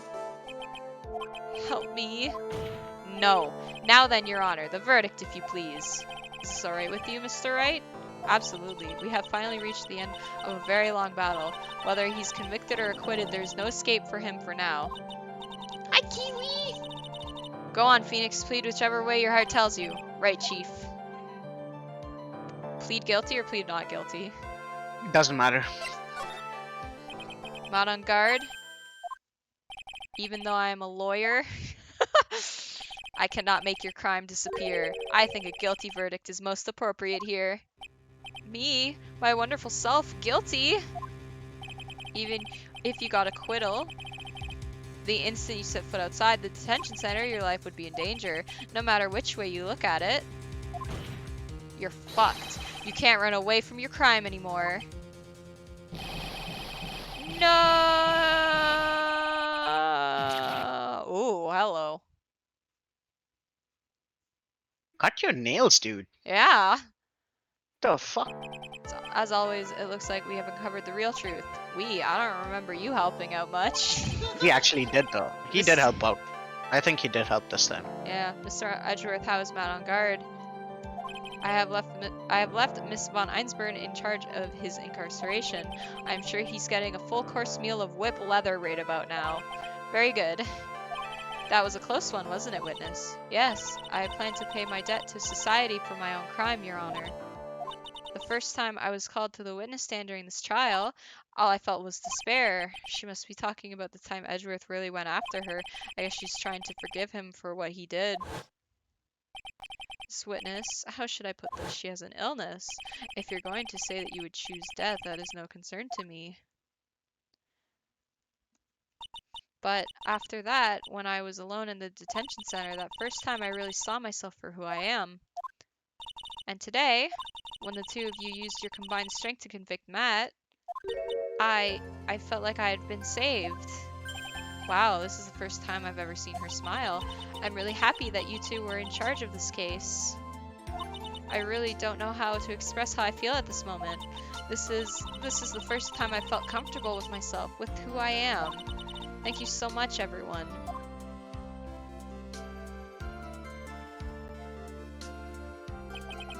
Looks like we have resolved everything at last. As for myself, there are still a few things I'm confused about, but everyone seems to be in good spirits, and that is good enough for me. That is all. This court is adjourned. March 23rd. You were great out there, Phoenix. What I did out there was right, wasn't it? That is the first time you've gotten your client off. You've gotten them a guilty verdict this time, but you have to look past all that to what's really important. You now realize that there's something more important than getting a not guilty, right? Yes, I understand now. It's about trust. Phoenix, think back for a second. Think to the moments before Miss von Einsburn arrived with the final piece of evidence. Think about the incredible decision you had to make. Now then, Mr. Wright, let's hear the defense's final statement. I can't count on the evidence. Should I side or should I save Maya's life? My client, Miss Matt on guard, is he guilty or is he not guilty? Those were your two choices. When your answer spoke to what being a lawyer means to you. Right. Edgeworth. I have good news. Maya is now safe in police custody. Yes! Really? Pearls, you're telling us the truth, right, Mr. Edgeworth? Yes, she's quite safe. She's on her way here as we speak in a patrol car. She can stand? Mystic Maya, she's safe. You did it. Yeah, but she's fucking hungry. She's like starving to death. You really did it, Mr. Nick. Ow. They she probably fed her punches- something in the car. Oh yeah. Well, I'm getting her the biggest, fattest burger. Ow, she punches deceptively hard for a kid. I believed in you. I kept saying to myself, Mr. Nick will save her. Wow. Thanks. It Oh, was really the power of friendship that saved her. yeah. What's wrong? Miss von Einsburn. Oh, hello. About earlier. Thanks. Ow! Why are you still smiling? Mr. Phoenix Wright, you lost. Your perfect win record has now been crushed. And yet you are still happy? I don't think you'll ever understand. My client was a dick, Miss Von Einsburn. How dare you? Don't worry. She may in time. After all, I was like that myself until a year ago. Edgeworth, for my own personal victories and for guilty verdicts, I used every dirty trick in the book, and so my win record remained spotless. But then you came along. A man appeared and stood fast against that selfish me. I fought him using my usual manner, and it tasted my first defeat. Yeah, it was kind of funny. I felt like I had lost everything because of that. Go for a giant bowl of Vietnamese pho. Yeah. And then, I don't know, I'm getting her meat. That's what she likes. Yeah, so it has meat in it. It was my turn to sit in the defendant's chair. And I was saved by that person I called my enemy. I couldn't forgive myself for all that had happened, so I left the prosecutor's office. And I left that note, Prosecutor Miles Edgeworth chooses death. As well as you should have. A prosecutor who shamed himself with defeat should crawl into a hole and die. But that was not what had happened. After I left the prosecutor's office, I finally came to realize something, and it was at that moment of clarity that everything began to change. What foolish nonsense. We prosecutors use anything we can to attack the defendant, but every time we did so... Yeah, that would happen. No matter how desperate the situation, instead of giving up like most people, that man would hold strong with his undying faith. And then, before I knew it, I began to trust in that man as well. What? You Just make out trusted your already. enemy? Yeah, we're gonna go make out in the parking lot. Doesn't matter how many underhanded tricks a person uses, the truth will always find a way to make itself known. The only thing we can do is fight with the knowledge we hold and everything we have, erasing the paradoxes one by one. It's never easy. We claw and scratch for every inch, but we will always eventually reach that one single truth. This I promise you. The truth. Yes, that is the reason why prosecutors and defense attorneys exist. But I'm sure you knew that already, didn't you, Wright? That's why you couldn't forgive me, this man who went into hiding, isn't that right? This man who had only had his sights set on victory, who ran away into the night. Ah, is Mr. Edgeworth right, Mr. Nick? You really let me down. When you disappeared, I felt betrayed. The reason I decided to become a lawyer to begin with was because I believed in the things you said to me all those years ago, and you betrayed your own words. That's why 1 year ago I made up my mind. I decided that the Miles Edgeworth I knew had died. At least that's what I told myself. You pathetic fool. Shut up. We're having a moment here. Miss Von Einsburn, I don't want to hear the wretched whimpering of a disgraced loser. A Von Einsburn is someone who is destined to be perfect. Miles Edgeworth, you are no longer worthy. You are no longer worthy of being a Von Einsburn, and neither am I. Haha, it's over. It's all over. Bye. By the way. Hmm? Neither was her dad. Franziska threw something on the ground just now. This is an electromagnetic receiver. Oh, isn't that the thing she used to track Detective Gumshoe? I'll return this to the precinct later. There's something else. Oh, her fucking whip. Isn't that Miss Von Einsburn's whip?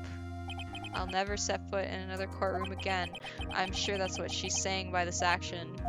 You should keep this, right? Okay. Nick! Maya? Maya! She doesn't look starved at all. Maya! Mystic Maya! Yeah! There's your CG. There's the CG I wanted. Ah! Oh, Nick, I knew you would come through. You got on guard convicted like I knew you would. And on top of that, you even rescued me. Well, of course I did. You know I would never desert you. Well, we sure pressed our luck in this trial. You're really lucky to be standing here. Whatever. Look, it's over, okay? Besides, if I did croak, I would just come back and haunt you like a bad ghost through Pearly. Yeah, that's the unfortunate part. Is it really that easy to do something like that? Thanks a lot, Nick. Don't mention it.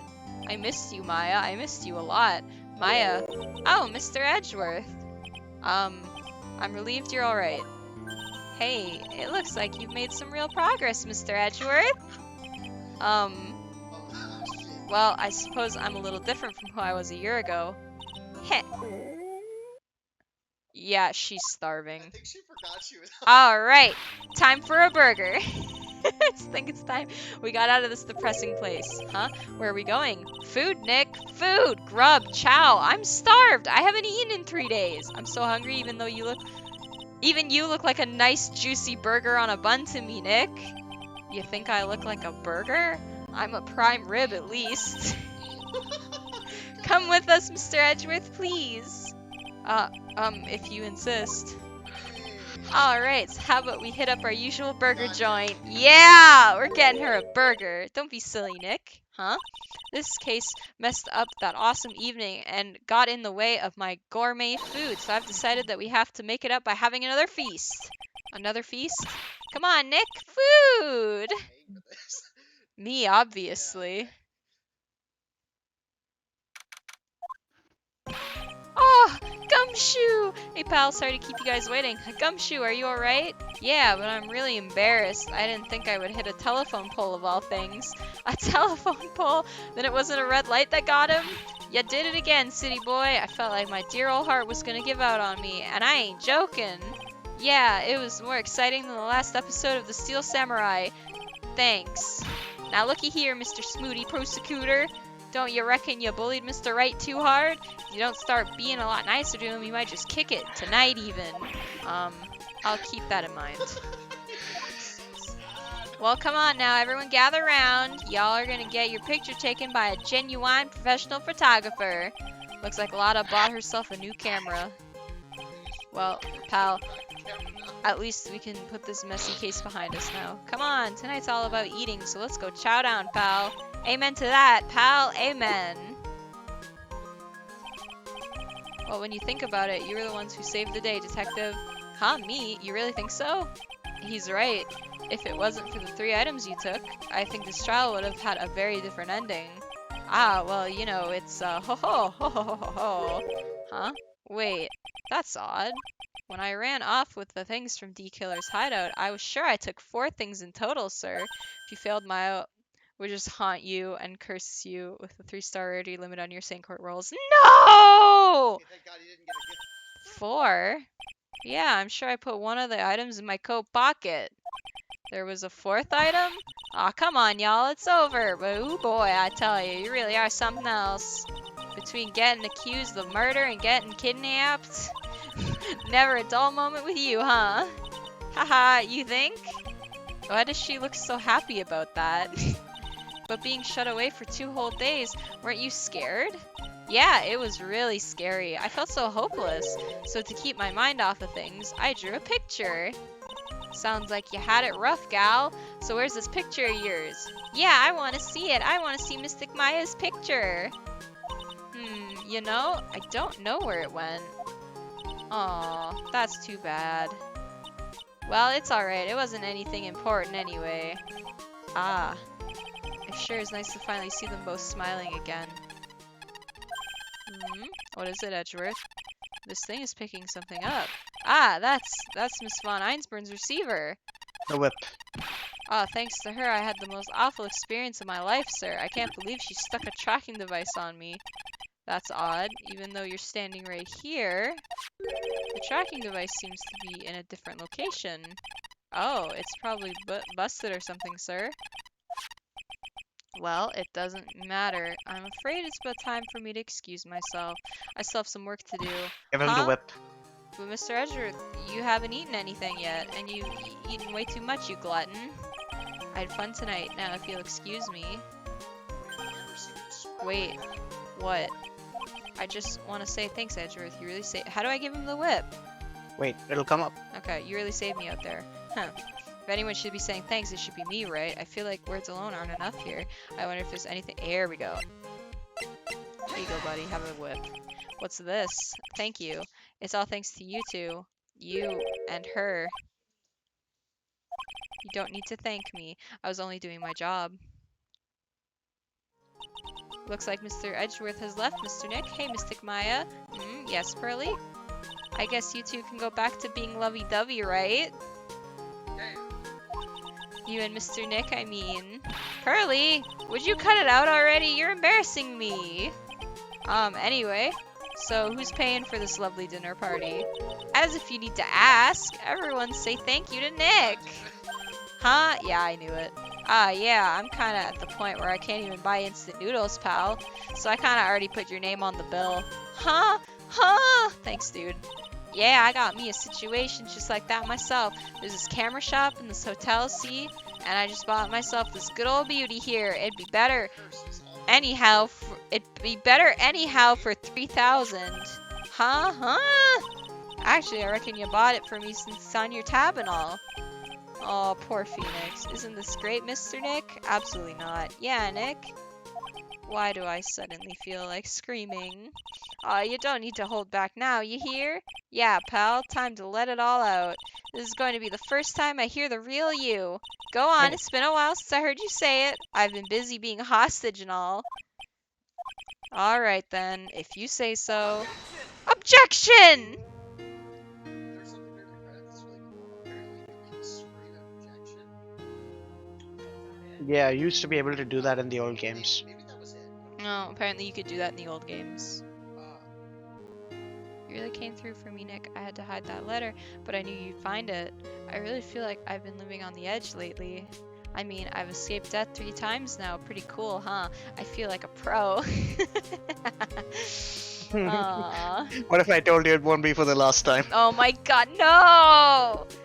Why? No, don't tell me that she has to go through another life-threatening event in the next game. So happy that you can say Mystic Maya, Mr. Nick. And I'm so happy for the two of you. Speaking of which, I think this hotel is a popular place for honeymooners. So I sort of made reservations for the two of you just in case. For fuck's sakes, Pearl! how did you know to do that? Yeah, it's simple. She dressed up as Mia. Yeah, Mia took over her body, so she looked like an adult. Well, pal, it looks like I'm back on the force again. Mr. Edgeworth had a long talk with the chief, and he got me reinstated for my sake. I heard that he said things like, letting that one go is bad for all of society. I knew it. Crashing headlong into everything is the only way to live, pal. I love Gumshoe. I love Gumshoe. What a guy. There's a post-credit scene with... Yeah, of course there's a post-credit scene. Round 4, 5, 6. Oh, you again!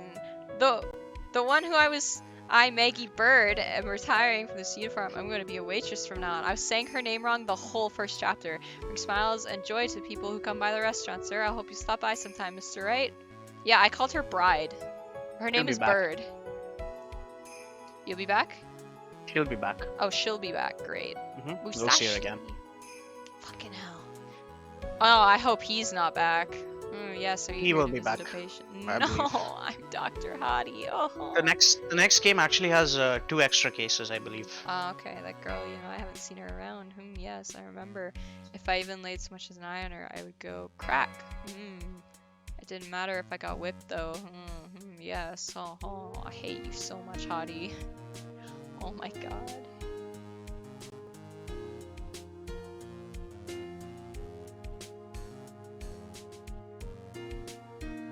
Ah, you again. It's time to bring our quest of World Circus Domination, sweetie, and let the world know we are serious. I plan to make a fabulous flight to Zimbabwe. Hey Max, what do you think Zimbabwe is like? Do you think there are castles made of cake and bunnies who can talk? They used to have an amazing cricket team back in the day. I think if there are any talking bunnies, they won't laugh at Mo's jokes. Rip Mo, dude. Hideki. Kazuki.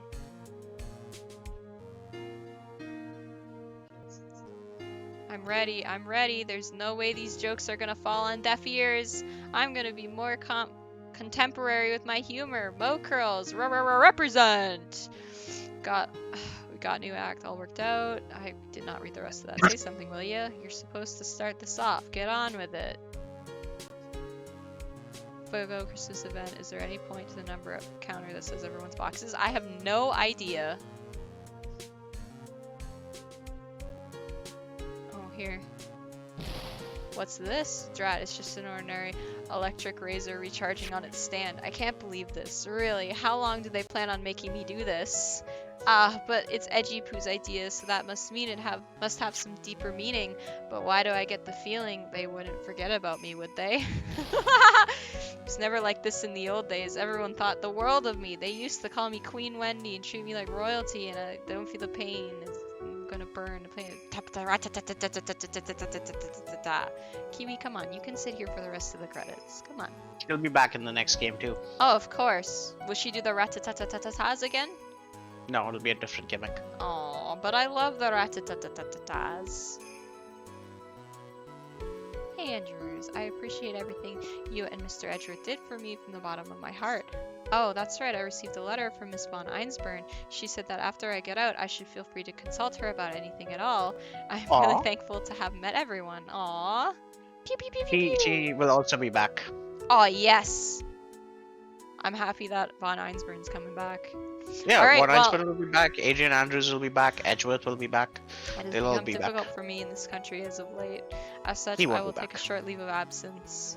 If you would like to request my services, please be sure to visit my homepage. May we both be blessed with longevity. Longevity? Longevity. Oh, whatever. And he broke for one last time.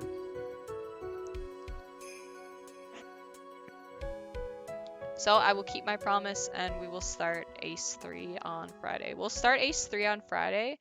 We'll start it with the bad ending. Oh yeah, so funny thing, Hmm. if you give Edgeworth something apart from the whip, the scene plays out differently. I'll tell you how it plays out differently. Just watch this. Okay. Hey, he forgot to give us his website. Where are you going, Franziska? How did you know I was here? With this. I heard you were planting things on a certain person. Things like tracking devices on his coat, for example. Huh, that's just like you. I only planted it there because he was always wearing it. This filthy drab coat of his, I don't know how it ended up in my luggage, but it's going in the trash, I promise you that. Oh, that's right. Speaking of that man, he told me something very interesting. He said there was 4 pieces of evidence. I was sure I took 4 things in total, pal. 4 things? It seems he put the last one in his coat pocket. He put it in here? It doesn't matter anymore. The case is already over. What are you going to do now? Do we ever get to find out what it is? That's none of your business. Are you running away? Shut up. You don't understand a thing. You can't possibly understand what it means to be Manfred von Einsburn's daughter. Franziska. So many expectations from everyone around me. Expectations I must fulfill. I'm expected to win no matter what. And failure? Such a thing is not an option for me. My father was a genius, there was no doubt about that. But me, I'm no genius. I've always known that. But I had to be one. I had to. You may not be a genius like your father, but you are a prosecutor. You have been and always will be. She's 18. Yeah, okay. No, I'm not. Not anymore. I've even thrown my whip away. Speaking of that, Wright gave me this to hold on to. Right. You knew something like this would happen, didn't you? I'm going to say this again. We prosecutors do not fight for personal honor or pride. I hope you will think deeply about what you should be striking down with that whip. You haven't changed a bit. You always left me alone and walked on ahead without me. Miles Edgeworth, I've always hated you. And then, finally, my chance to take my revenge on you arrived. if I could win against that man, if I could make Phoenix Wright bow down in defeat, then this girl you left behind would have risen higher than you. That was supposed to be my revenge. I see. You know, I can't do it. I can't change who I am. I can't throw away everything I've been until today. I believe you can. Just like how Adrian Andrews did. Adrian Andrews? You were going to use her during the trial, right? But you were dependent on your father by using his tactics, isn't that right? Today, you chased after me after I'd left you behind all these years. And that's why we're standing here now, side by side. But I have no intention of stopping. If you say you are going to quit your walk down the prosecutor's path, then this is where we part ways, Franziska von Einsburn. Aww. I am Franziska von Einsburn. Don't think I'm going to walk in your shadow forever. Our battle begins now. So you better prepare yourself, Miles I love that Edgeworth. sprite. She's adorable. Aww. I've never seen her cry. Aww. You're really a person, Franziska. Not a bit. Aww. So if you give him anything apart from the whip, Edgeworth goes, Phoenix, you were supposed to give me something else, weren't you? Till then, this last piece of evidence that never made it to you. It'll take good care of this fourth piece. Do we ever find out what it is? So I can give it to you when at last we meet again. Drink your milk. I'm almost done here. Ah! Okay, listen. I wasn't sure, but it's not. She's very. Like, I'm pretty sure she's done now. That's the evidence. Oh, that was the evidence. Yeah, the picture Maya made. Oh, the picture oh, that was the picture Maya made! Oh, that was cute. Why the fuck does she want to keep Alright. that? Is it real? Alright, boys and girls. That's it. That's Ace Attorney 2. We have finally finished it. We'll be Alright, starting... good stream, kiddo. I'll see you tomorrow. Yep, I'll see you tomorrow, bud. Okay. Yeah, that's Ace 2. We'll be starting Ace 3 on Friday, and then I'm taking a week off. I hope you guys are aware of that. Fate Go tomorrow. I need to do some Crimbus farming, so we're doing Fate Go tomorrow. And if I don't do Fate Go tomorrow, everyone has permission to yell at me. Alright, I'll catch you guys tomorrow. Have a good rest of your day. I'm going out Crimbus shopping with the fam. Catch you later, guys.